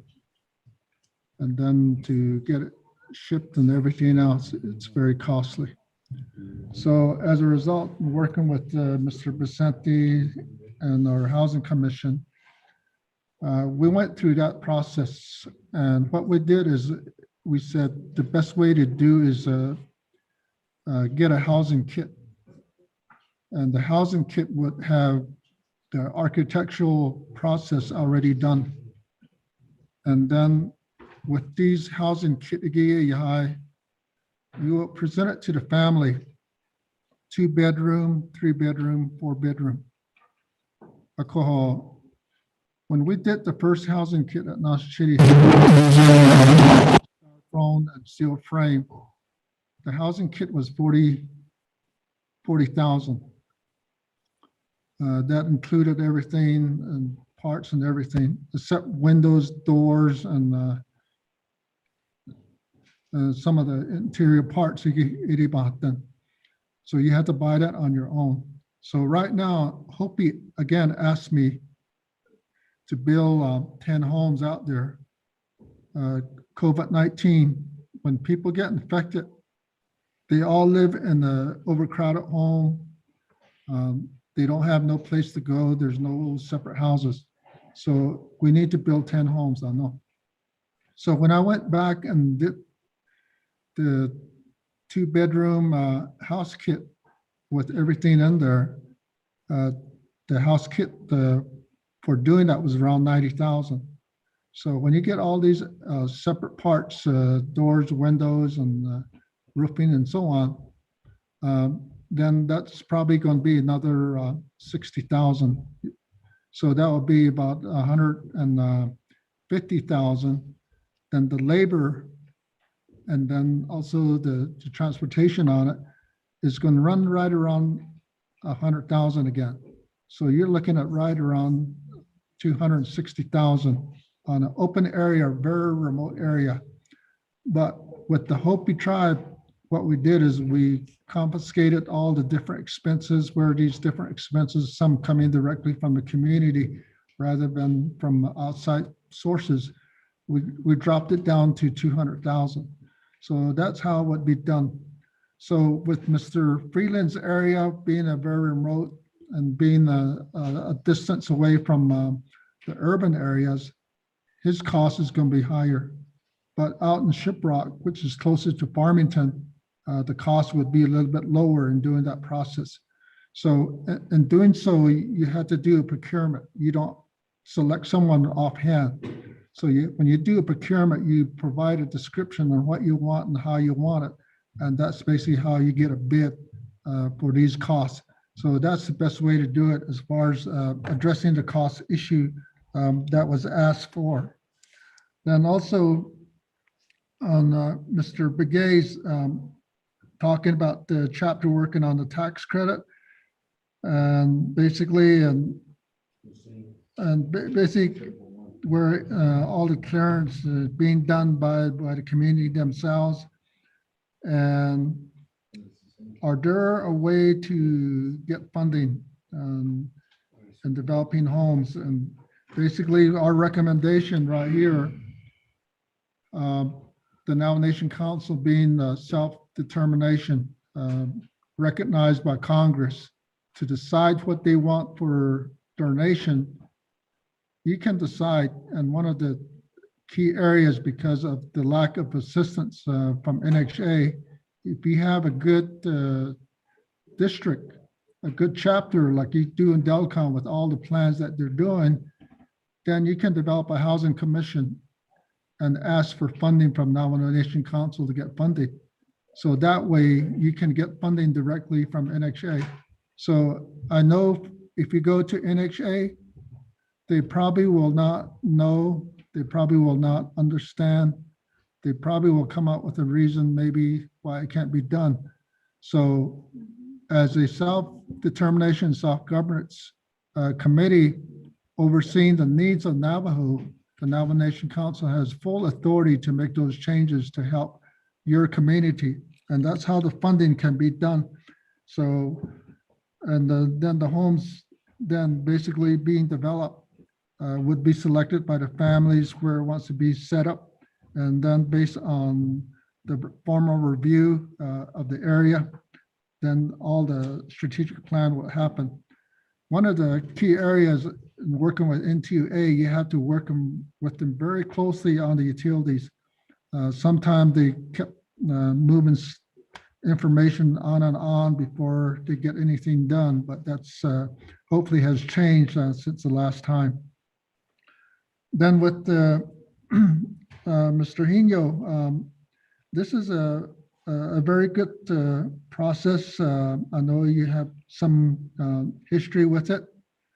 And as you might recall, back in the years by the Navajo Nation president that passed away, we developed a community land use plan. And we funded every chapter through NHA, through NAHASDA funding, to develop community land use plan. And we had different people that did all the assessment, all the review, all the plans and everything else. I think all of those are all old now. Now you got the community land use plan members. So this is the process that we had done. So this is no different than what the community land use plan is by developing a community housing commission. So community housing commission, by doing a district, is basically based on every chapter council delegate representative representing the chapters. So that's how the funding would go by. So the 52 million that I talked about, that funding is enough to build 173 homes based on the cost estimate at 328,000. So it may be 173 or it may be listed depending on the size of the house. If the size of the house is 2-bedroom, then the cost is going to be a lot lower than the 323,000. So this is how this assessment can be done. So with that, Mr. Speaker, I think I responded to some of these questions that were asked again. Thank you. Thank you very much, Mr. Carl. With that, colleagues, any other further comments or questions at this time?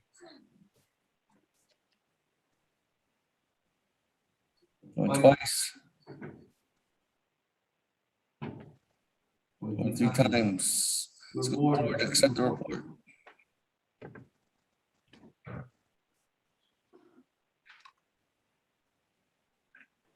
Beginning with Honorable Elmer Begay. How do you vote? Honorable Elmer Begay. You are unmuted. Honorable Elmer Begay. You are Honorable Elmer Begay votes green. Honorable Kealan Begay, how do you vote? Kiel votes green. Thank you. Honorable Kealan Begay votes green. Honorable Paul Begay, how do you vote? Honorable Paul Begay. Honorable Paul Begay votes green. Honorable Nathaniel Brown, how do you vote? Honorable Nathaniel Delegate Brown. Delegate Brown votes green. Honorable Nathaniel Brown votes green. Honorable Eugenia Charles Newman, how do you vote?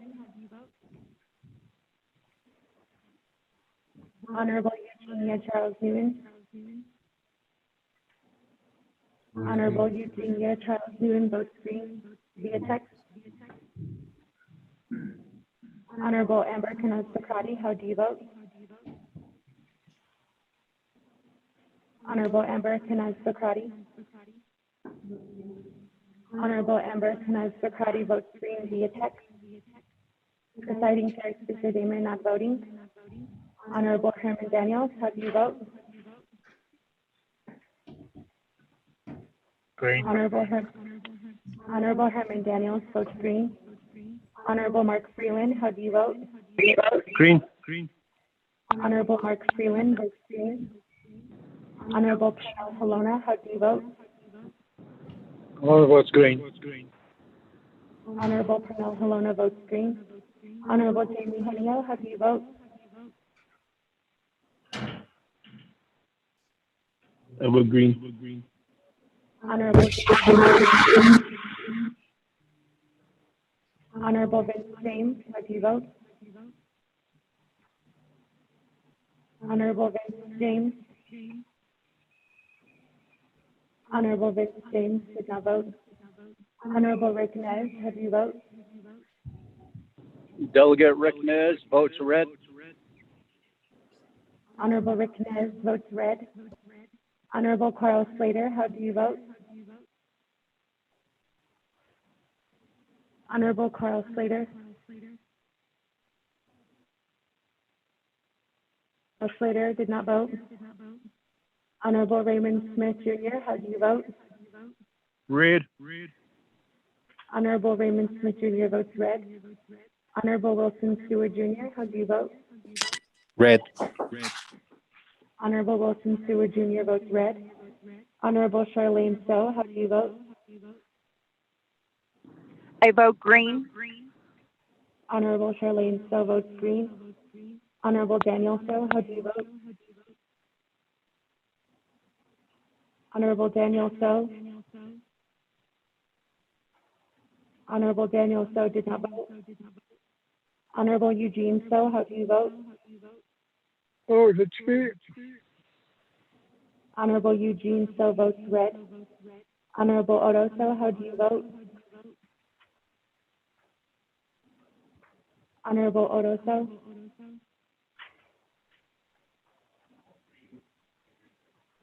Honorable Odo So votes green via text. Honorable Thomas Walker Jr., how do you vote? Honorable Thomas Walker Jr. Honorable Thomas Walker Jr. did not vote.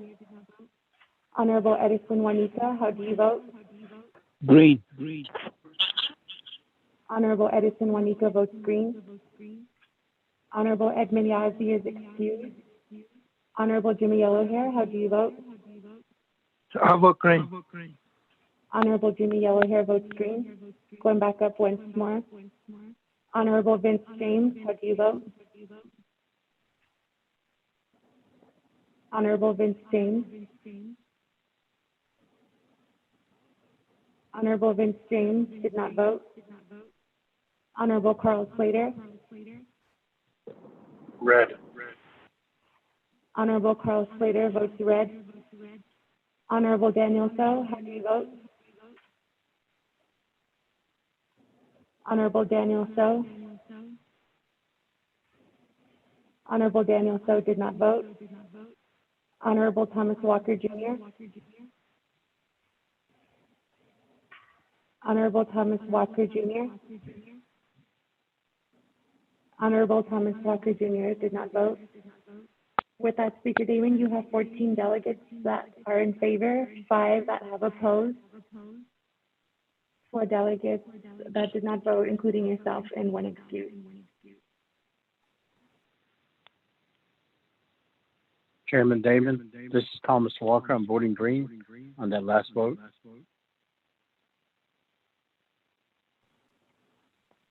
Honorable Thomas Walker Jr. votes green. Honorable Speaker Damon, that brings 15 delegates in favor and 5 opposed.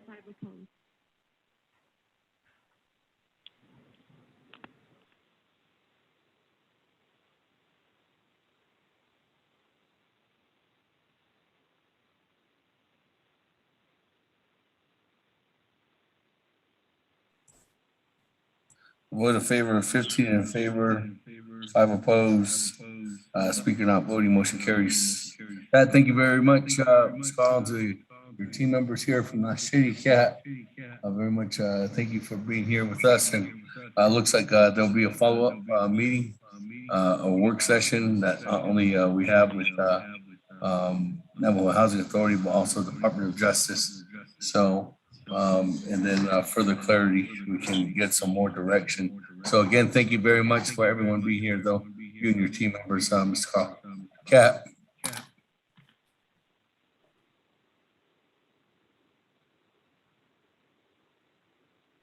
That, colleagues, let's go ahead and continue moving on down. At number 6, an old business. There are none at this time. At number 7, new business. At number 8, consent agenda, legislation 0194-21. Well, let me go ahead and let me have Mr. Rico read it so we don't have to do it twice. Mr. Rico, new business, item number 8, consent agenda.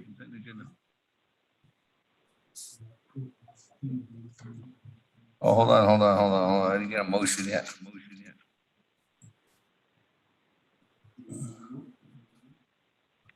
Mr. Eugene, so. Hold on real quick, colleagues. Motion, Vice Chair Smith. Real quick, colleagues.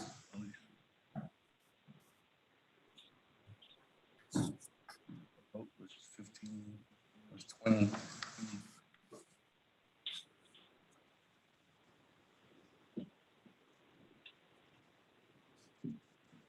Well, colleagues, we're clarifying that we had Honorable Vince James vote.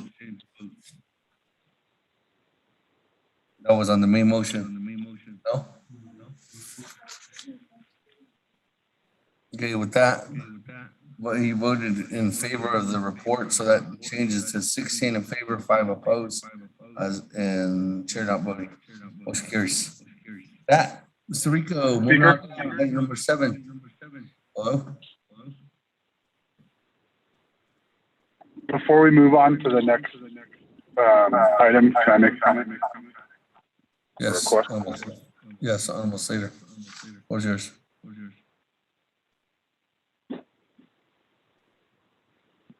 Thank you. Speaker, I just would like to request that you really strengthen I don't know if it's the quality control or what exactly for our reports when there's the potential for them to become disputatious. And, I think a lot of what just took place could have been avoided. And it really pains me to see, colleagues going after one another and someone presenting information and all sorts of extraneous stuff brought up, but then people, when that's brought up, they feel cornered and they start lashing out. And that's certainly what happened, the Department of Justice getting attacked, NHA getting attacked, our colleagues getting attacked. And I just really ask that we put a lot more care into how we envision potential issues that are going to come up during these reports. And I think what District 14 and this initiative is really innovative, and it's a way to overcome a lot of the obstacles and barriers. But the manner in which it was presented and the attacks that were levied were just wholly inappropriate for the conduct of this council and how we should be comporting ourselves. And ultimately, in your position as chair, I have faith in you to rein things back in, but we have to think about this. And there were definitely some foreseeable issues related to this report. And I think, you know, if you can provide some guidance to council, perhaps before meetings, so that things aren't just played out and we spend hours and hours and hours getting sidetracked from what is a promising and interesting idea. So that's my request to you, Speaker. And it's not just this one report. It seems to happen all the time. And it's just not healthy. It's not healthy for democracy. It's not healthy for the government. So thank you.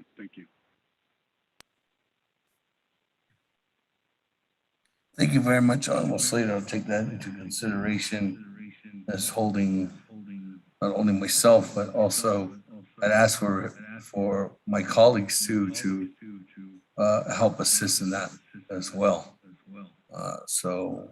Thank you very much, Honorable Slater, for that recommendation. Speaker. That. Honorable Eugene So.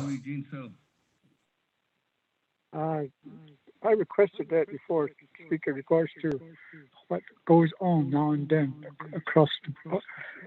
I'm shifting the LTV for executive session as well as other people. I don't think on today. Additional question been enough, so we need that executive session sometime and talk to each other on the shift. I enjoy it. I is a lot about the house in that.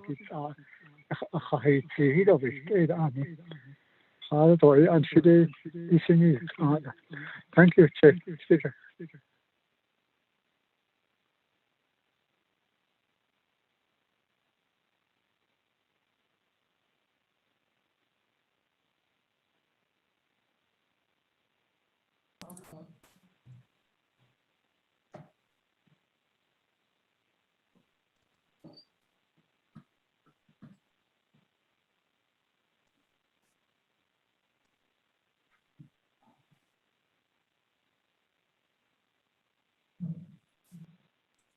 Thank you very much, Honorable Eugene So, and that we did take that into consideration, and that's why it was a meeting that had happened.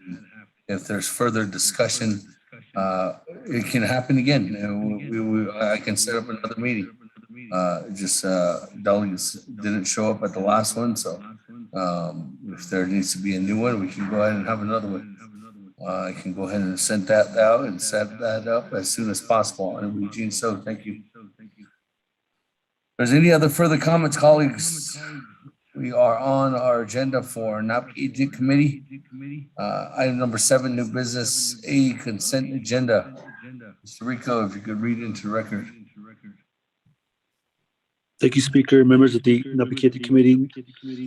New business A, consent agenda, legislations within the consent agenda, tracking number 0194-21, and action relating to research and development, budget and finance, and Naabik'íyáti committees, approving and authorizing a contract between the Navajo Nation and the United States Department of Interior under 25 U.S.C. Section 5301 EDSEC PL 93638 as amended for a 3-year term for the Housing Improvement Program, approving and authorizing the fiscal year annual funding agreement and scope of work for the period of the contract term. Legislation is sponsored by Honorable Wilson C. Stewart Jr., co-sponsored by Honorable Mark A. Freeland. This legislation is final authority at Naabik'íyáti per Navajo Nation Council Standing Committee Rules of Order Rule 9. Legislation has been read into record by electronic voice recording. Tracking number 0209-21, and action relating to the budget and finance, resource and development, and Naabik'íyáti committees in the Navajo Nation Council, allocating $68,025,000 in citizen funds for the Navajo Nation Department of Water Resources to complete 12 water connection projects across the Navajo Nation and approving the 2021 water connection projects expenditure plan pursuant to 12 NNC section 2501 to 2508, sponsored by Honorable Madam Chair Amber Canas-Bacradi, co-sponsored by Honorable Speaker Damon. This legislation will move on to Navajo Nation Council. Tracking number 0213-21, an action relating to Naabik'íyáti, requesting the state of New Mexico to remove the name of Christopher Kit Carson from all monuments, state parks, government buildings, highways, and streets within the state of New Mexico. Legislation is sponsored by Honorable Mark A. Freeland. Naabik'íyáti is final authority per Navajo Nation Council Rules of Standing Committee Rules of Order Rule 9. Legislation has been read into the record by electronic voice recording. Tracking number 0215-21, in action relating to the Naabik'íyáti Committee and Navajo Nation Council, confirming the appointment of Mr. Marcus Tooley to the Commission on Navajo Government Development for a term of 4 years as the Central Agency Council Representative. Legislation is sponsored by Honorable Key Allen Brigade Jr. This legislation will move on to Navajo Nation Council. Tracking number 0216-21, in action relating to Research and Development Committee and Naabik'íyáti Committee, supporting congressional bills S-2798 and H.R. 5338, the Radiation Exposure Compensation Act Amendments of 2021. Legislation is sponsored by Honorable Kealan Brigade Jr. Naabik'íyáti is final authority per Navajo Nation Council Rules of Standing Committee Rules of Order Rule 9. Legislation has been read into the record by electronic voice recording. Tracking number 0217-21, in action relating to Research and Development Committee and Naabik'íyáti Committee, supporting the Eastern Navajo Dinet against uranium mining and the petition to the Inter-American Commission on Human Rights against the United States that states the United States by its acts and omissions have contaminated and continue to contaminate natural resources in the Navajo communities of Crown Point Chapter and Church Rock Chapter. The United States has violated petitioners' human rights and breached its obligations under the American Declaration of the Rights and Duties of Man. Legislation is sponsored by Honorable Mark A. Freeland. Naabik'íyáti is final authority per Navajo Nation Council Rules, Standing Committee Rules of Order, Rule 9. Legislation has been read into the record by electronic voice recording. Tracking number 0221-21, in action relating to the Naabik'íyáti Committee, requesting the United States Postal Service to provide an oral and written report to the Navajo Nation Council regarding improvements to the postal services offered to the 110 Navajo Nation chapters. Legislation is sponsored by Honorable Key Allen Brigade Jr., co-sponsored by Honorable Vice Chair Carl R. Slater. Naabik'íyáti is final authority per Navajo Nation Council Standing Committee Rules of Order Rule 9. Legislation has been read into the record by electronic voice recording. Tracking number 0235-21, in action relating to the Naabik'íyáti Committee, approving the Navajo Nation Division of Public Safety Department of Corrections to accept 2 Ford Expeditions donated by the Bureau of Indian Affairs, Office of Justice Services, and directing the Navajo Nation Division of Public Safety to record the donation of property with the Ethics and Rules Office. Legislation is sponsored by Honorable Eugene So. Naabik'íyáti is final authority per Navajo Nation Council Standing Committee Rules of Order Rule 9. Legislation has been read into the record by electronic voice recording.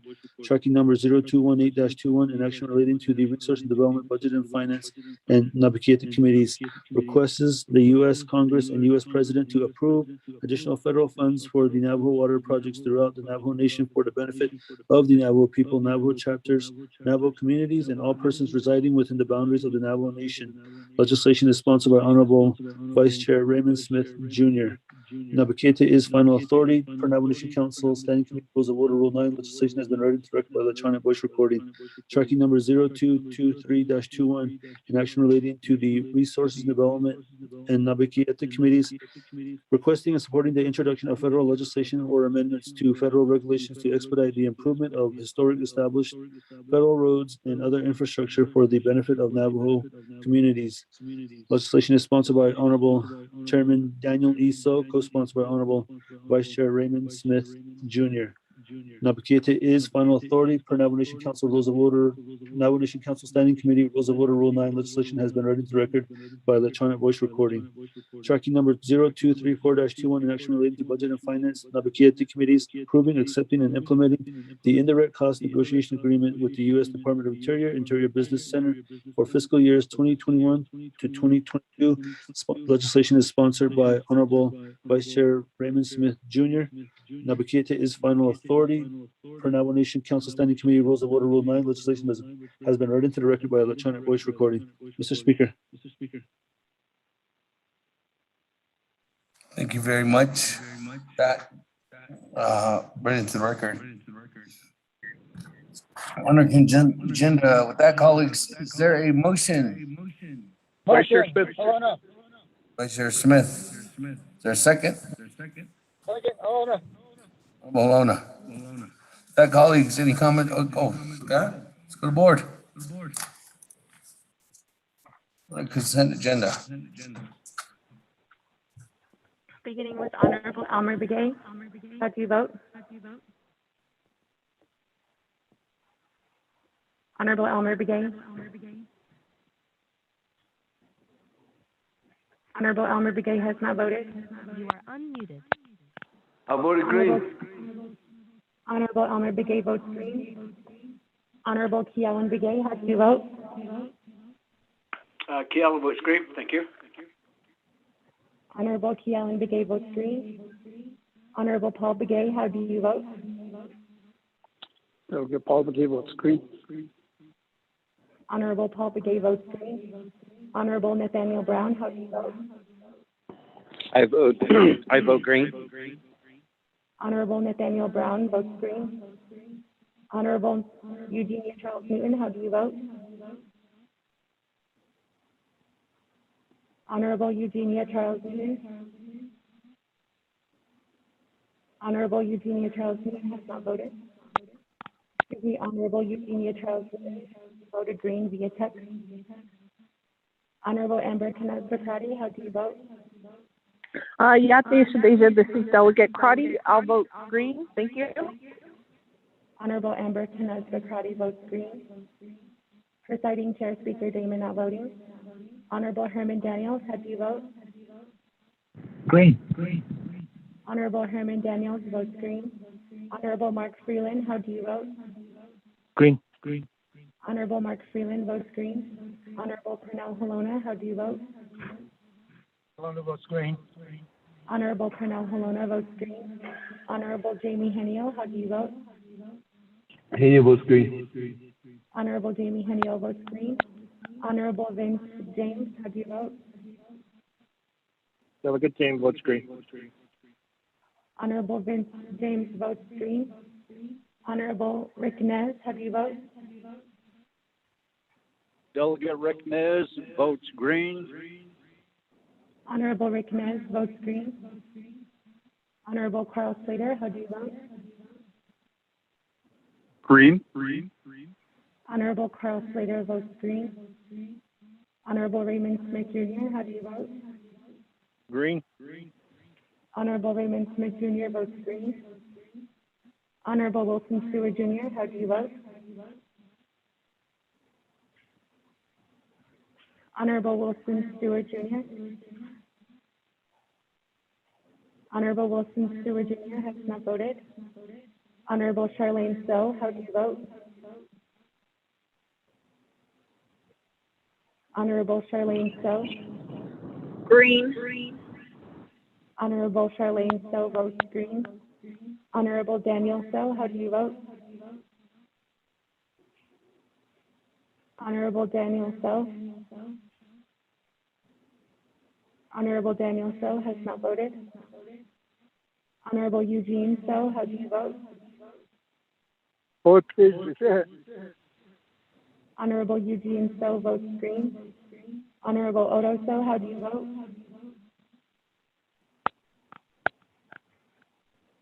Honorable Odo So, how do you vote?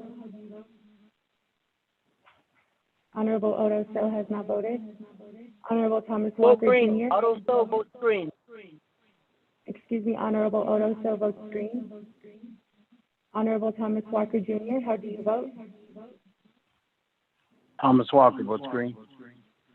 Thank you. Honorable Thomas Walker Jr. votes green. Honorable Edison Juanica, how do you vote? Green. Honorable Edison Juanica votes green. Thank you. Honorable Jimmy Yellowhair, how do you vote? I vote green. Thank you. Honorable Jimmy Yellowhair votes green. Going back up once more. Honorable Wilson Stewart Jr., how do you vote?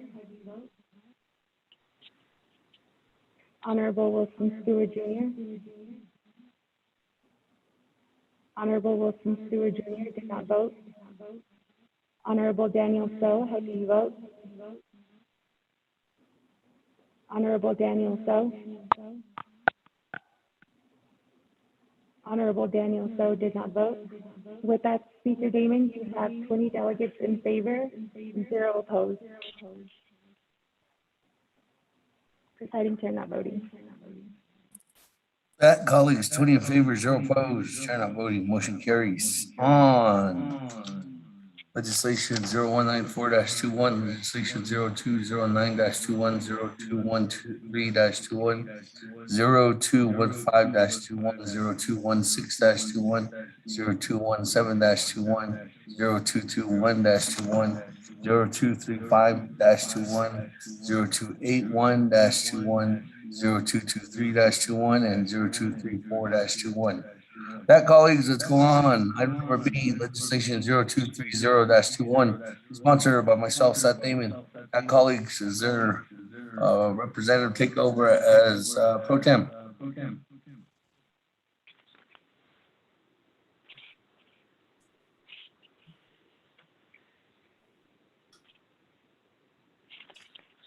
Speaker David. Chairman Henio. Thank you, Chairman Henio. Floor is yours, Chairman Henio. Or the gavel's yours, Chairman Henio. To the Speaker David, I'll be happy to help you out here with taking over the gavel for this legislation. Action on 24th Navajo Nation Council Naabik'íyáti Committee. Kudoya will entertain legislation. Manuel, if you read the legislation to the record, please.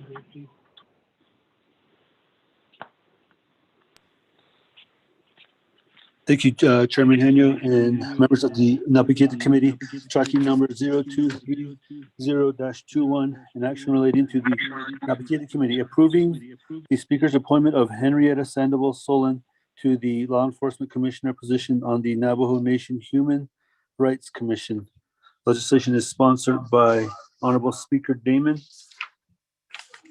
Naabik'íyáti is final authority for Navajo Nation Council Standing Committee Rules of Order, Rule number 9. Legislation has been read into the record by electronic voice recording. Mr. Chairman Pro Tem. Motion, Delegate Crotty. Second, Charles Newton. With that, we have a motion by Shinanta, Delegate Amber Kinasa Akari, and second by Shinanta, Delegate Eugenia Charles Newton. With this, are there any questions?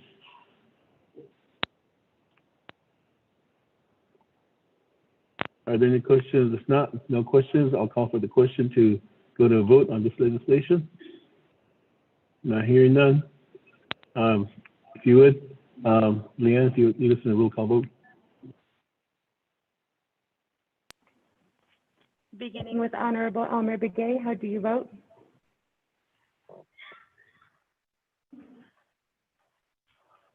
Honorable Elmer Begay. Honorable Elmer Begay has not voted. I vote green. Honorable Elmer Begay votes green. Honorable Key Allen Begay, how do you vote? Chairman, Key Allen votes green. Somebody continues to mute us. Thank you. Yes. Honorable Paul Begay, how do you vote? Delegate Paul Begay votes green. Honorable Key Allen Begay and Honorable Paul Begay vote green.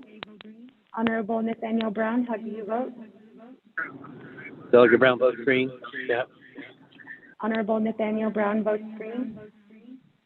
Honorable Eugenia Charles Newton, how do you vote? Honorable Eugenia Charles Newton votes green via text. Honorable Amber Canaz-Socrates, how do you vote? Shadeja, this is Delegate Crotty. I vote green. Thank you. Honorable Amber Canaz-Socrates votes green. Honorable Speaker Seth Damon, how do you vote?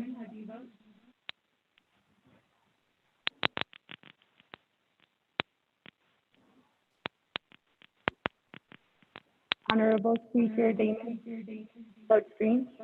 Honorable Herman Daniels, how do you vote? Green. Honorable Herman Daniels, vote green. Honorable Mark Freeland, how do you vote? Green. Honorable Mark Freeland votes green. Honorable Pernell Halona, how do you vote?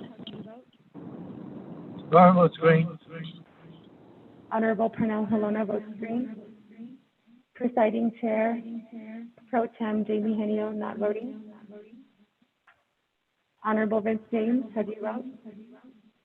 Delegate Jane votes green. Honorable Vince James votes green. Honorable Rick Nez, how do you vote? Delegate Rick Nez votes green. Honorable Rick Nez votes green. Honorable Carl Slater, how do you vote? Green. Honorable Carl Slater votes green. Honorable Raymond Smith Jr., how do you vote? Green. Honorable Raymond Smith Jr. votes green. Honorable Wilson Stewart Jr., how do you vote? Green. Honorable Wilson Stewart Jr. votes green. Honorable Charlene So, how do you vote? I vote green. Honorable Charlene So votes green. Honorable Daniel So, how do you vote? Honorable Daniel So. Honorable Daniel So did not vote. Honorable Eugene So, how do you vote? What is the Honorable Eugene So votes green. Honorable Odo So, how do you vote? Honorable Odo So votes green. Honorable Thomas Walker Jr., how do you vote?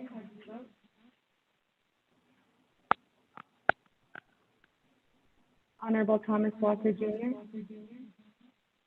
Thomas Walker votes green. Thank you. Honorable Thomas Walker Jr. votes green. Honorable Edison Juanita, how do you vote? Green. Honorable Edison Juanita votes green. Honorable Edmund Yazzie is excused. Honorable Jimmy Yellowhair, how do you vote? I vote green. Honorable Jimmy Yellowhair votes green. Once again, Honorable Daniel So, how do you vote? Honorable Daniel So. Honorable Daniel So did not vote. That brings the vote to 21 delegates in favor and 0 that have opposed. Presiding Pro. Thank you for that roll call vote. We do have a due pass on this legislation. After 21 in favor, 0 opposed, chair not voting. With that, vote here, election is out. I'll just solicit Speaker David, hand the gavel back over to you.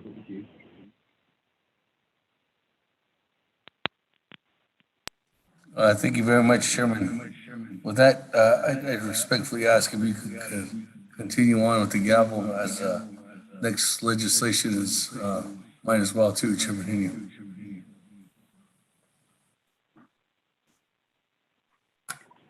Katrina, on to the next legislation. With this manual, if you read the legislation to the record. Thank you, Chairman Pro Tem and members of the Naabik'íyáti Committee. Tracking number 0231-21 and action relating to the Naabik'íyáti Committee approving the Speaker's appointment of Stephen C. Begay as an at-large commissioner on the Navajo Nation Human Rights Commission. Legislation is sponsored by Honorable Speaker Damon. There are no committee reports. For Naabik'íyáti is final authority for Navajo Nation Council Standing Committee. Rules of Order Rule 9. Legislation has been read into the record by electronic voice recording. Mr. Speaker, Chairman Pro Tem.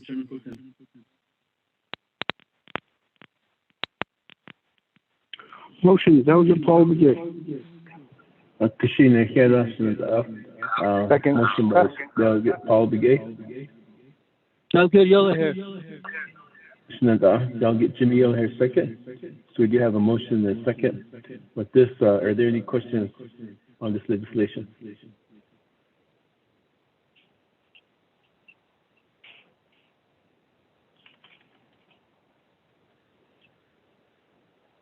I'm not hearing any question. Nobody requesting to speak. If there are no questions, I'll call for the question to accept this legislation with the roll call vote.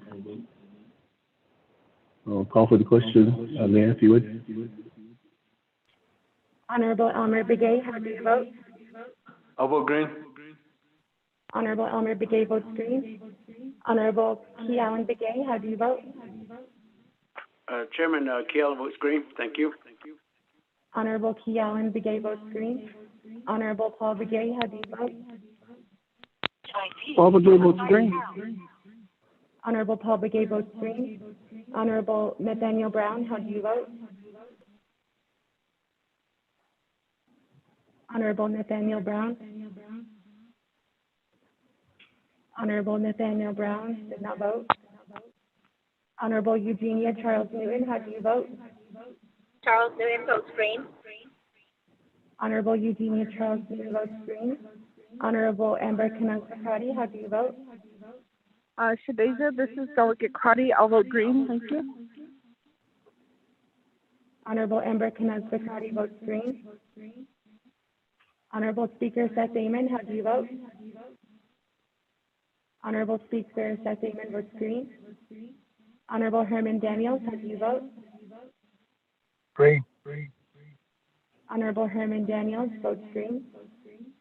Honorable Mark Freeland, how do you vote? Green. Honorable Mark Freeland votes green. Honorable Pernell Halona, how do you vote? Laura votes green. Honorable Pernell Halona votes green. Presiding Pro Tem Speaker not voting.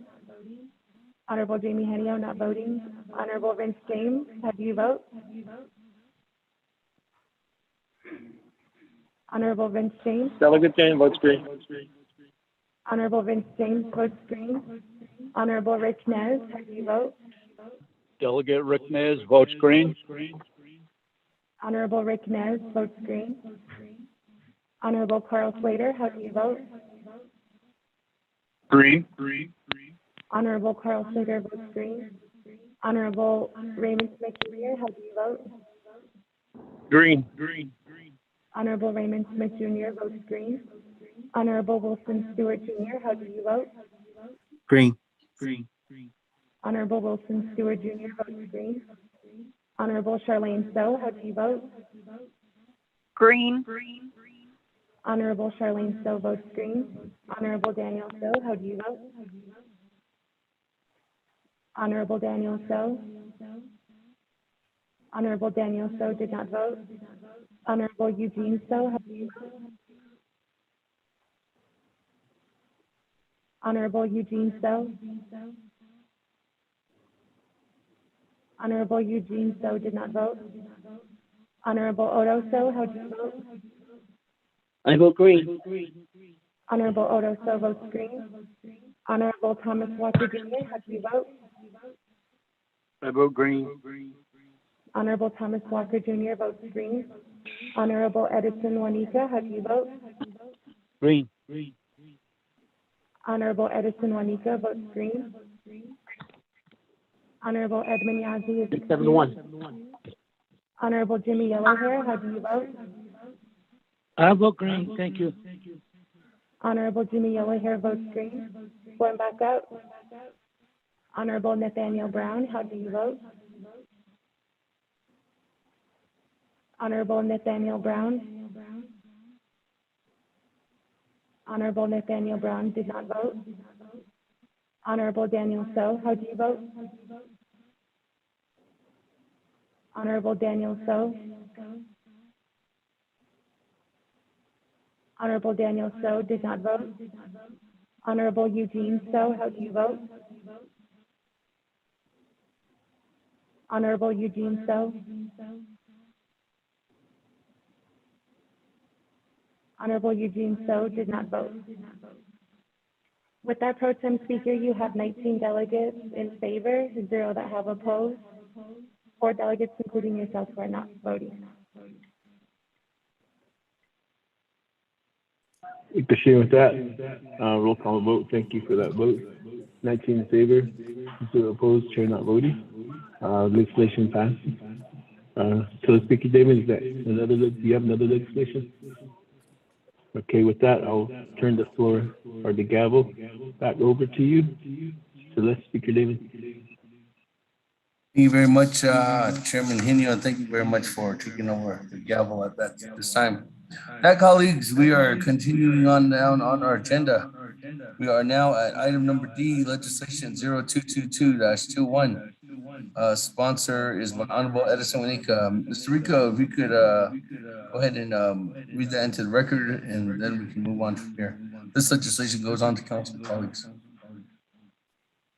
Thank you, Speaker. Members of the Naabik'íyáti Committee, tracking number 0222-21, an act relating to law and order, Naabik'íyáti, and the Navajo Nation Council, amending Navajo Nation Election Code at 11 NNC Section 820 or 282A, voter registration time period.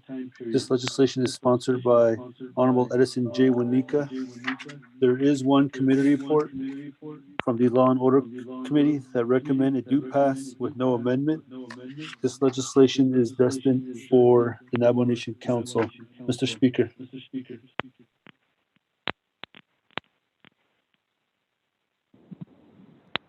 Motion by Yellow Hair.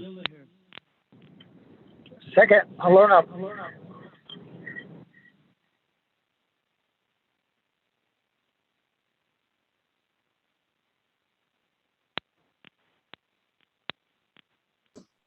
There it is. Sorry, I was talking to myself. Somebody muted me. There's a motion by Honorable Jimmy Yellowhair, second by Honorable Alona. With that, colleagues, are there any comments or questions on legislation 0222-21? Again, this legislation is destined for council.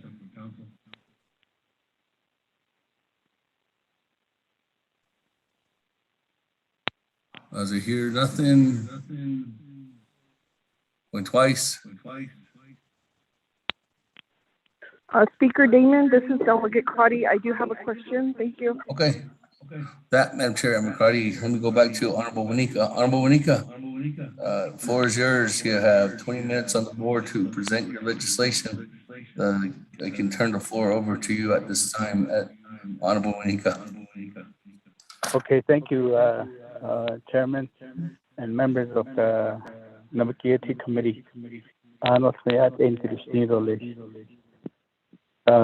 This legislation is for Navajo Election Administration, and I have two agents. I don't know if they're on the line. Virginia and Veronica, are you on the line?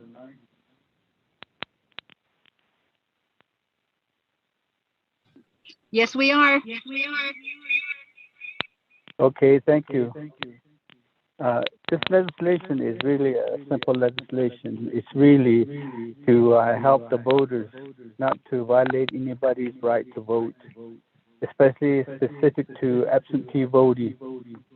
Voter registration closes 30 days before an election.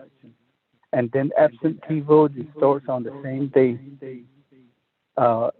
It's really, as far as elections, the general election, there's really no problem because it closes 30 days before an election. So election administration has a whole 30 days to verify the registration and all that. But the absentee voting also begins 30 days before an election, the same time voter registration closes. So sometimes people come in and ask to vote absentee, maybe 29th day before an election. Sometimes their registration is not verified. So this extension of another 10 days is to ensure adequate time for encoding voter registration information and sufficient preparation for absentee voting. It is necessary to change the registration ending date to an earlier time. so to help those who are voting absentee. So I was kind of thinking about making this consent agenda, but I'm glad there's a question. So thank you. Thank you very much. Honorable Monica, with that, go to the floor. Madam Chair, Naabik'íyáti, the floor is yours at this time. Hi, thank you, Speaker and colleagues. She has Delegate Edison Nika. I just wanted to know, are we moving towards same-day registration with Navajo Nation? That is the recommendation to increase voters, where if they could register the same day and then cast their vote. Is that the movement that we're moving towards, or is this delaying our voters, the registration process to vote? Thank you. Thank you, Madam Chair. Thank you. Hold on, Honorable Monica. Is there any other further comments, colleagues? Verzan, go back to you, Honorable Monica, for response. What's yours? Thank you, Madam Chair Crowdy. There is discussion on that, but this is not for that reason. This is really specific to absentee voting to help them to ensure that the registration is in proper order, so that those who are voting absentee can cast their vote.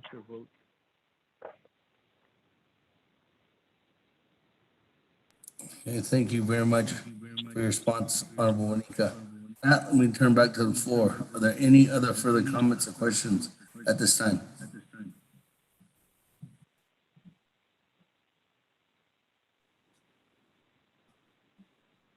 Going twice. You are unmuted. Is Delegate Begay have a question? Honorable Begay, floor is yours. Thank you, Speaker. Around the members of the Naabik'íyáti committee. Delegate Monica. Regarding this legislation, is there any resolutions supporting the initiative of what you're doing? Maybe from the election board members and maybe is there any concerns from the people voting at Aheki? That's one. The second one is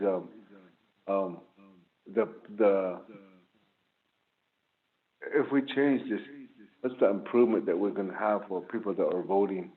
What's the advantages on it or disadvantage on it? Clarify that for me so I could understand a little bit more about this initiative. Thank you. Thank you very much. That seems like there's no other comments or questions, so let me go ahead and go back to you, Honorable Monica. Okay, thank you, Chairman. Yes, Delegate Elmer Begay. There is support from the Navajo Board of Election Supervisor. They did a resolution. And because the reason why they did the resolution is because exactly what you're saying, there were concerns from the public because sometimes they register and they know that the registration, voter absentee voting starts the same day. Maybe they registered 30 days before an election, and they know that absentee voting starts on the same day. So sometimes they might say, I'm going to register, I'm going to vote right now, absentee. But sometimes the election staff looks at the registration and it's not in proper order. So sometimes they're told, you have to wait. We have to, there's some problems with your registration, but if there's additional 10 days, so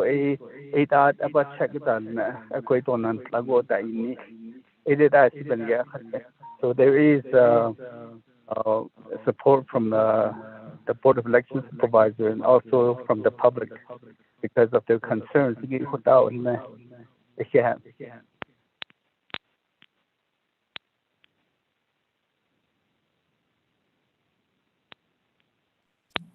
thank you. That colleagues, any other comments or questions at this time?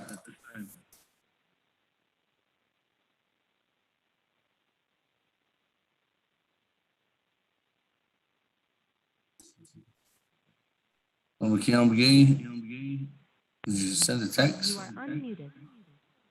Speaker, this delegate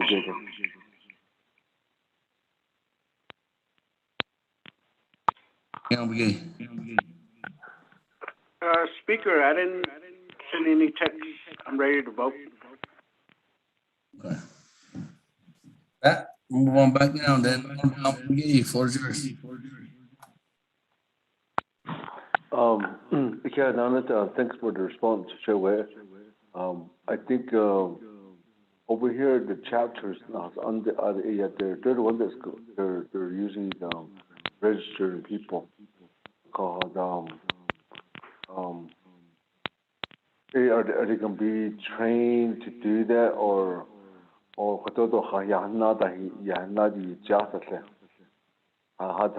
it going to be how's it going the plan on working with the chapters so that they do once the cutoff date, maybe 10 days before that, and then again, how soon do they need to the time wise and like after 5 o'clock conversation I'll or that they start registering. How they can I know that the previous day that usually like I thought you need the chapters dangling. We haven't seen another actually.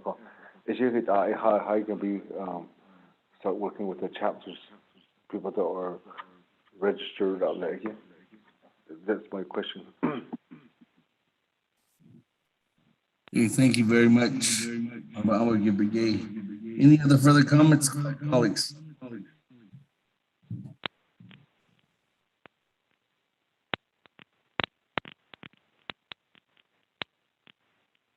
Not. Let me go back to you, Nika. Floor is yours. Thank you, Chairman, members of the Naabik'íyáti Committee, and thank you for your question, Honorable Elmer Begay. A bayan that's continuous with the registration registrar and then trained up in there. The only thing is sometimes recruiting registrars you are anand Ninage a bayan kat islana dona hadit ada sidoni ko ada chapter that registered and then you have to do khayanda you just the criticism comes to the election administration because of that sometimes ko ishidani delegates then you chapter officially then we need to let our registrars at the chapter know when people are registered, they need to submit those registrations as soon as possible. In the training, they have a time limit as a registrar. They have a time limit for them to be registrars. They're retrained, so they're recertified to continue the registration.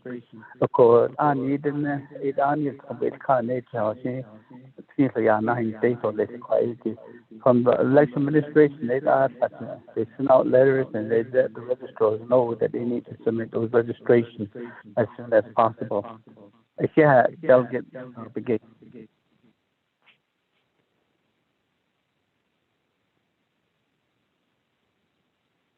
Thank you very much, Honorable Nika. Now, colleagues, any other final comments or questions on legislation 0222-21? Going twice. Going 3 times. That's good board. On legislation 0222-21. Honorable Elmer Begay, how do you vote? Over green. Honorable Elmer Begay votes green. Honorable Key Ellen Begay, how do you vote? Chairman Kiel votes green. Thank you. Honorable Key Ellen Begay votes green. Honorable Paul Begay, how do you vote? Delegate Paul Begay votes green. Honorable Paul Begay votes green. Honorable Nathaniel Brown, how do you vote? Delegate Brown votes green. Honorable Nathaniel Brown votes green. Honorable Eugenia Charles Newton, how do you vote? Honorable Eugenia Charles Newton. Honorable Eugenia Charles Newton did not vote. Honorable Amber Knaz-Bakrati, how do you vote? Honorable Amber Knaz-Bakrati. Honorable Amber Knaz-Bakrati did not vote. Presiding Speaker, Chair Damon. Presiding Speaker Damon not voting. Honorable Herman Daniels, how do you vote? Green. Honorable Herman Daniels votes green. Honorable Mark Freeland, how do you vote? Green. Honorable Mark Freeland votes green. Honorable Pernell Halona, how do you vote? Votes green. Honorable Pernell Halona votes green. Honorable Jamie Henio, how do you vote? Henny votes green. Honorable Jamie Henio votes green. Honorable Vince James, how do you vote? Honorable Vince James. Honorable Vince James. Delegate Dan votes green. Honorable Vince James votes green. Honorable Rick Nez, how do you vote? Delegate Rick Nez votes green. Honorable Rick Nez votes green. Honorable Carl Slater, how do you vote? Delegate Slater, green. Honorable Carl Slater votes green. Honorable Raymond Smith Jr., how do you vote? Honorable Raymond Smith Jr. votes green via text. Honorable Wilson Stewart Jr., how do you vote? Green. Honorable Wilson Stewart Jr. votes green. Honorable Charlene Stowe, how do you vote? Green. Honorable Charlene Stowe votes green. Honorable Daniel Stowe, how do you vote? Honorable Daniel Stowe. Honorable Daniel Stowe did not vote. Honorable Eugene Stowe, how do you vote?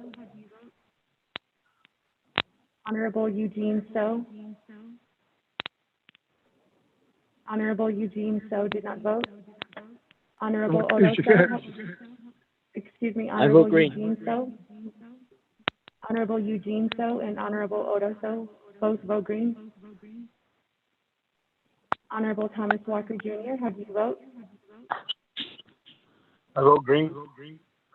Honorable Thomas Walker Jr. votes green. Honorable Edison Juanita, how do you vote? Green. Honorable Edison Juanita votes green. Honorable Edmund Yazzie is excused. Honorable Jimmy Yellowhair, how do you vote? Honorable Jimmy Yellowhair. Honorable Jimmy Yellowhair did not vote. Honorable Eugenia Delegate Yellowhair votes green. Honorable Jimmy Yellowhair votes green. Going back up.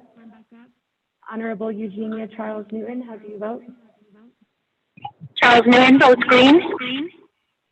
Honorable Eugenia Charles Newton votes green. Honorable Amber Knaz-Bakrati, how do you vote? Honorable Amber Knaz-Bakrati.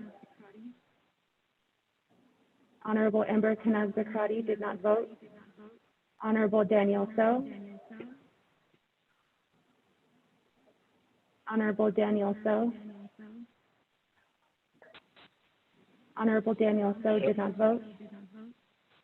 With that, Speaker Damon, you have 20 delegates in favor, 0 opposed, and Chair not voting. This is Delegate Daniel, so I vote green. Honorable Daniel Stowe votes green.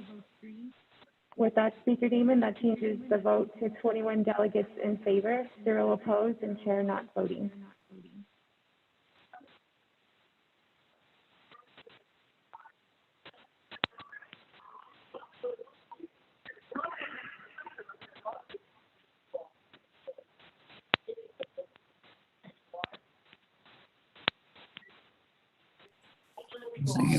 Thank you very much. With that, colleagues, 21 in favor, 0 opposed, chair not voting, motion carries.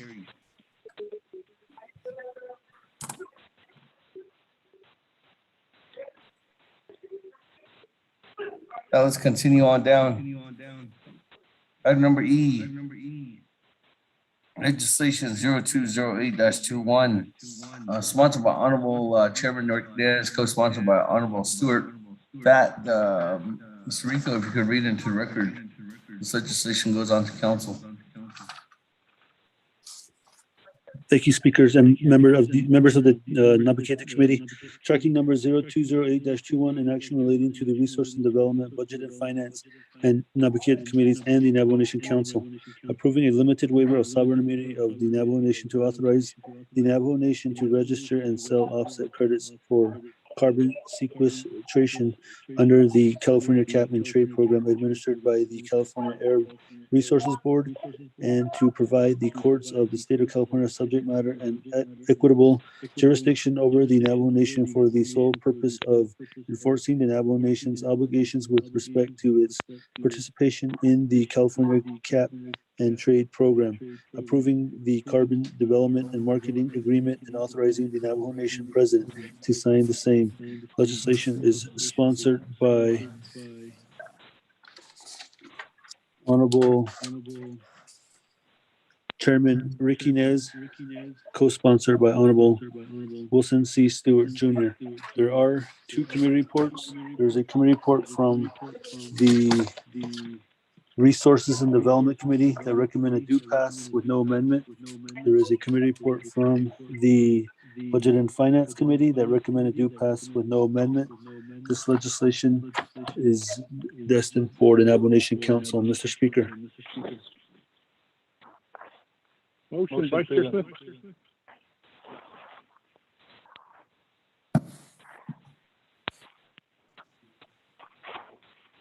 Colleagues, on legislation 0201 or 08-21, motions by Honorable Freeland. Is there a second? Vice Chair Smith. Second by Vice Chair Smith. Colleagues, on legislation 0208-21, is there any comments or questions?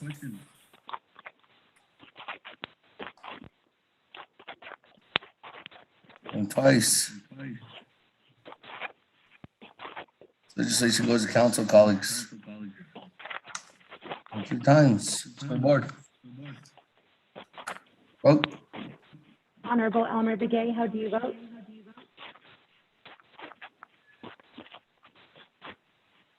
Honorable Elmer Begay. I vote green.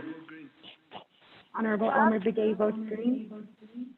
Honorable Kealan Begay, how do you vote? Chairman Kealan votes green. Thank you. Honorable Kealan Begay votes green. Honorable Paul Begay, how do you vote? Honorable Paul Begay votes green. Honorable Paul Begay votes green. Honorable Nathaniel Brown, how do you vote? Delegate Brown votes green. Honorable Nathaniel Brown votes green. Honorable Eugenia Charles Newton, how do you vote? Charles Newton votes green. Honorable Eugenia Charles Newton votes green. Honorable Amber Canaz-Crotty, how do you vote? Shadasia, this is Delegate Crotty. I vote green. Honorable Amber Canaz-Crotty votes green. Presiding Chair Speaker Damon not voting. Honorable Herman Daniels, how do you vote? Honorable Herman Daniels. Green. Honorable Herman Daniels votes green. Honorable Mark Freeland, how do you vote? Green. Honorable Mark Freeland votes green. Honorable Pernell Halona, how do you vote? Green. Honorable Pernell Halona votes green. Honorable Jamie Henio, how do you vote?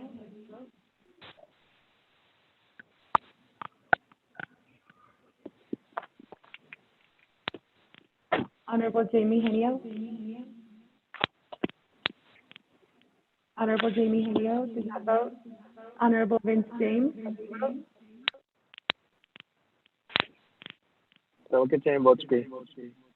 Honorable Vince James votes green. Honorable Rick Nez, how do you vote? Delegate Rick Nez votes green. Honorable Rick Nez votes green. Honorable Carl Slater, how do you vote? Honorable Carl Slater. Honorable Carl Slater did not vote. Honorable Raymond Smith Jr., how do you vote? Green. Honorable Raymond Smith Jr. votes green. Honorable Wilson Stewart Jr., how do you vote? Green. Honorable Wilson Stewart Jr. votes green. Honorable Charlene Stowe, how do you vote? Green.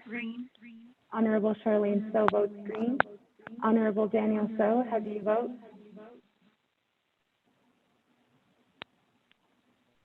Honorable vote Daniel red. Stowe. Honorable Daniel Stowe votes red. Honorable Eugene Stowe, how do you vote? Okay, yeah. Honorable Eugene Stowe votes green.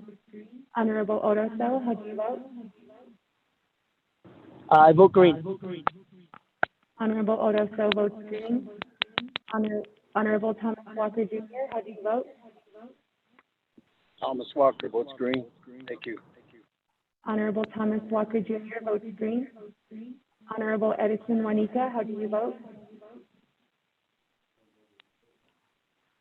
Honorable Edison Green. Juanita.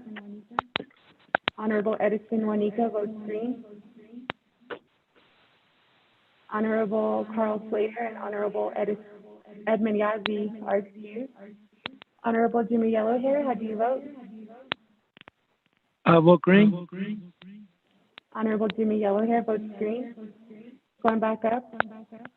Honorable Jamie Henio, how do you vote? I vote green. Honorable Jamie Henio votes green.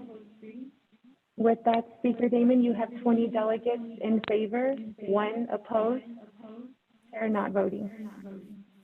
20 in favor, 0, oh, whoa, one opposed, chair not voting, motion carries. On legislation 0208-2. That colleagues. Well, that legislation 0208-21, sponsored by Chairman Nez and Honorable Stewards, that's it for council again, colleagues. That's moving on down. Item number 8. Close the meeting, announcements and adjournment. This is an announcement, colleagues, tomorrow morning, legislative branch, executive branch, I think this on. Branch are all in a 2-hour delay from 8 a.m. to 10 a.m. of the lunar eclipse that's happening throughout the evening and early morning. So just as an FYI. So with that, I know Eastern Navajo Land Commission, we were supposed to meet at 9, they moved their meeting up to 10 a.m. tomorrow. And I do believe our RDC has a leadership, we are has a work session tomorrow too as well. I'm not too sure. Is there any other ones?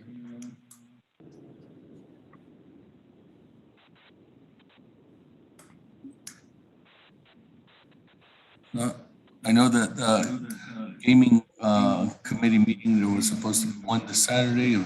That's been rescheduled until December. And then there's a SAP meeting, sexual assault prevention meeting tomorrow at 10 a.m. as well. Yeah. That, colleagues, let's announcements. Adjournment. Motion to adjourn, Otto So. You have an announcement. Honorable Freeland. Sorry, Speaker. Our 8 regional chapters this weekend will be hauling wood on Sunday. We're going to be moving to McGaffey. This will be our 7th Sunday we're hauling wood. So if any of my colleagues or any of the other chapters want to join us, please let me know. And we're anticipating a huge turnout this time. The wood goes to mainly our elders that don't have transportation and veterans as well as single parent families. And we do have wood permit, we do have the hauling permits from the U.S. Forest Service. So good way to get out and help and give back in some form or fashion. Like I said, this will be our 7th Sunday. No football for me the last few Sundays, so been out there hauling wood. So, yeah, thank you, Speaker. Thank you. That colleagues, also, there is a government development meeting tomorrow at 1 o'clock. Delegate Yell here. Speaker. Yell here, floor is yours. Speaker, this is Delegate Yell here. I didn't hear you, your first announcement. I don't know if I missed that, Speaker. Can you repeat your announcement, please? Okay, thank you. On we all here tomorrow, the entire Navajo Nation government is on a 2-hour delay from 8 a.m. to 10 a.m. due to the fact that there is a lunar eclipse happening this evening and all into early tomorrow morning. So that's why it's on a 2-hour delay. And with that, there is a the meetings for probably most meetings are moved from 9 a.m. to start at 9. We'll start at 10 a.m. tomorrow morning. That's was my announcement. Why don't we go here? Thank you. Thank you, Hey, Chairman. That Vice Chair Walker. Yes, colleagues and speaker and listening audience. Good afternoon, everyone. As far as announcements, we did receive information from the BIA regarding their public hearing that they're hosting this evening, though Saturday. This evening, 6 p.m. So the virtual public hearing is on noxious weeds and invasive plant species on the Navajo Nation.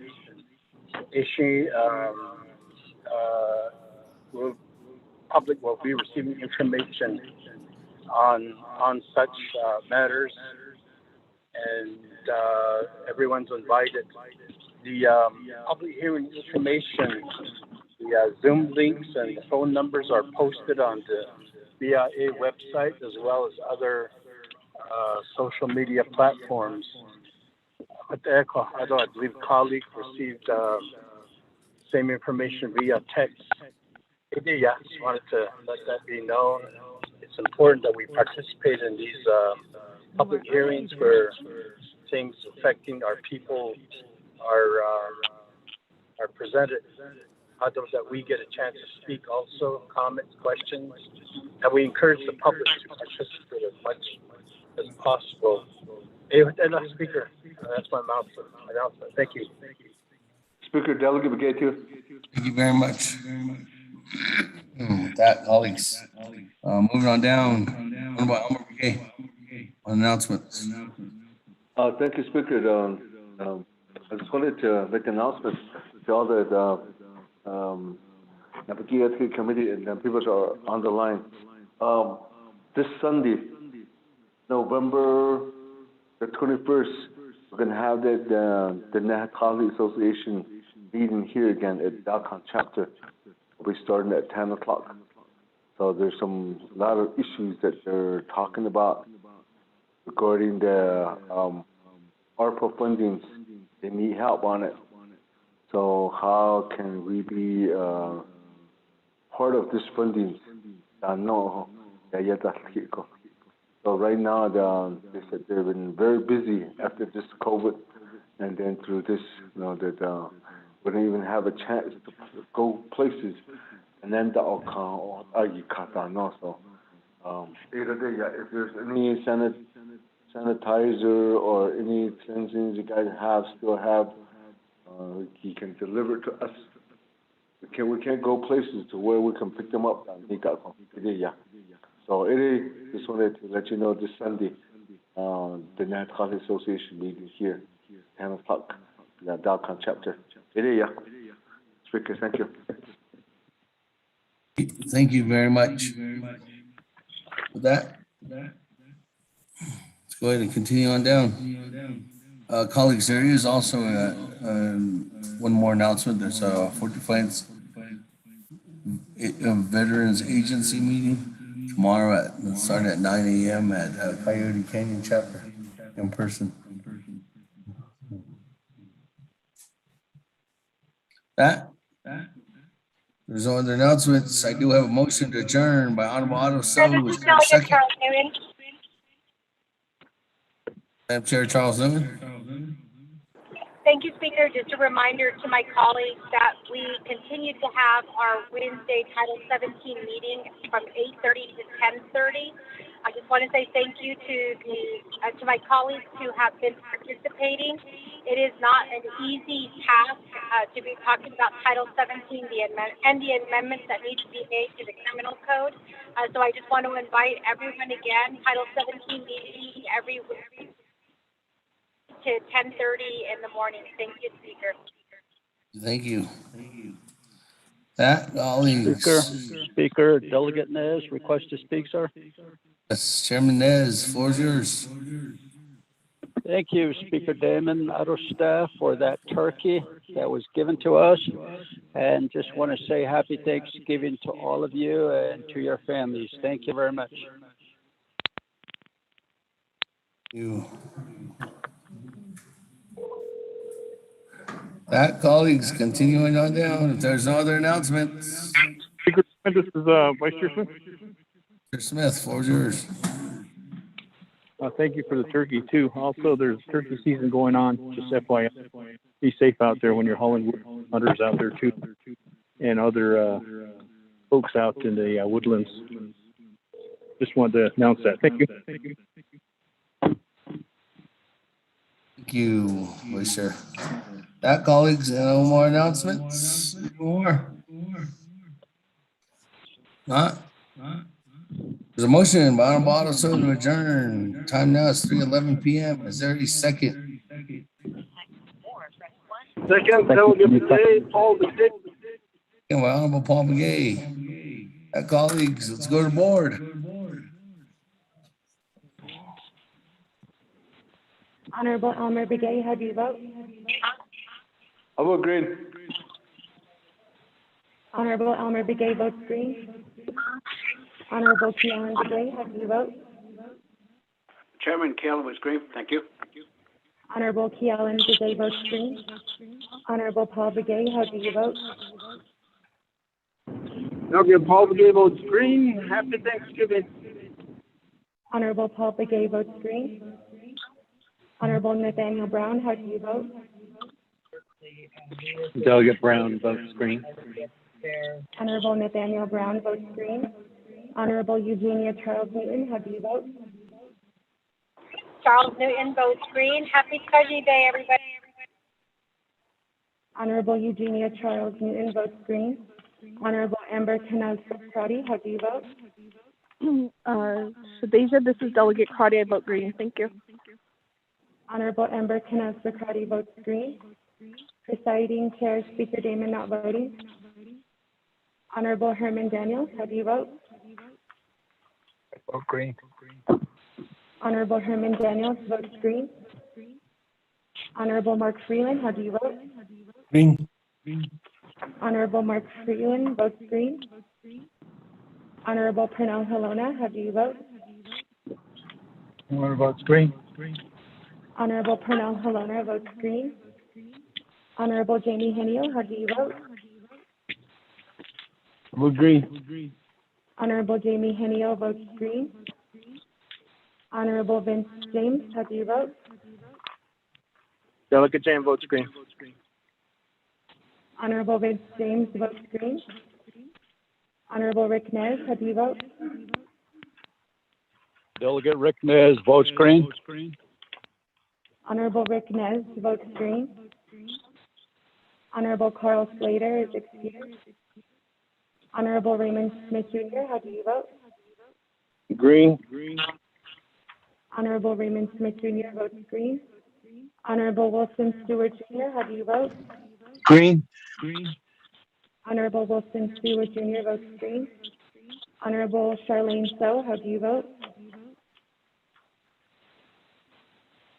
Honorable Charlene So. Honorable Charlene So did not vote. Honorable Daniel So, how do you vote? I vote green. Honorable Daniel So votes green. Honorable Eugene So, how do you vote? Honorable Eugene So. What is this? Honorable Eugene So votes green. Honorable Odo So, how do you vote? Honorable Odo So.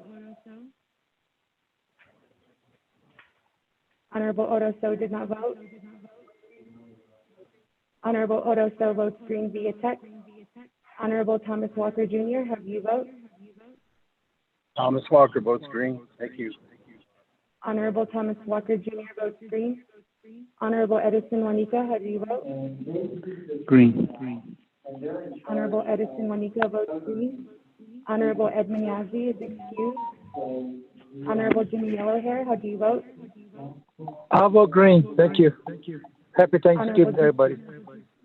Honorable Jimmy Yellowhair votes green. Go back up.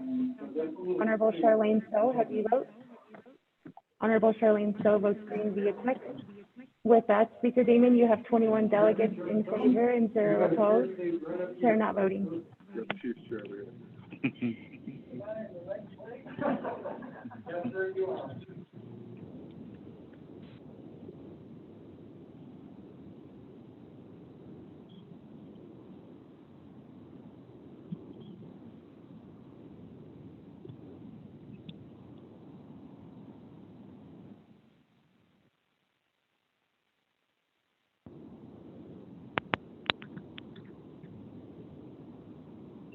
Thank you very much, colleagues. We're officially adjourned.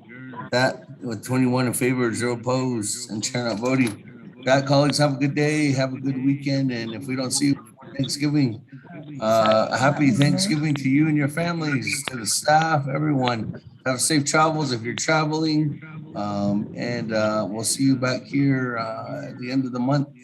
Other than that, again, have a good and safe Taji Day. Go on it. I'm going to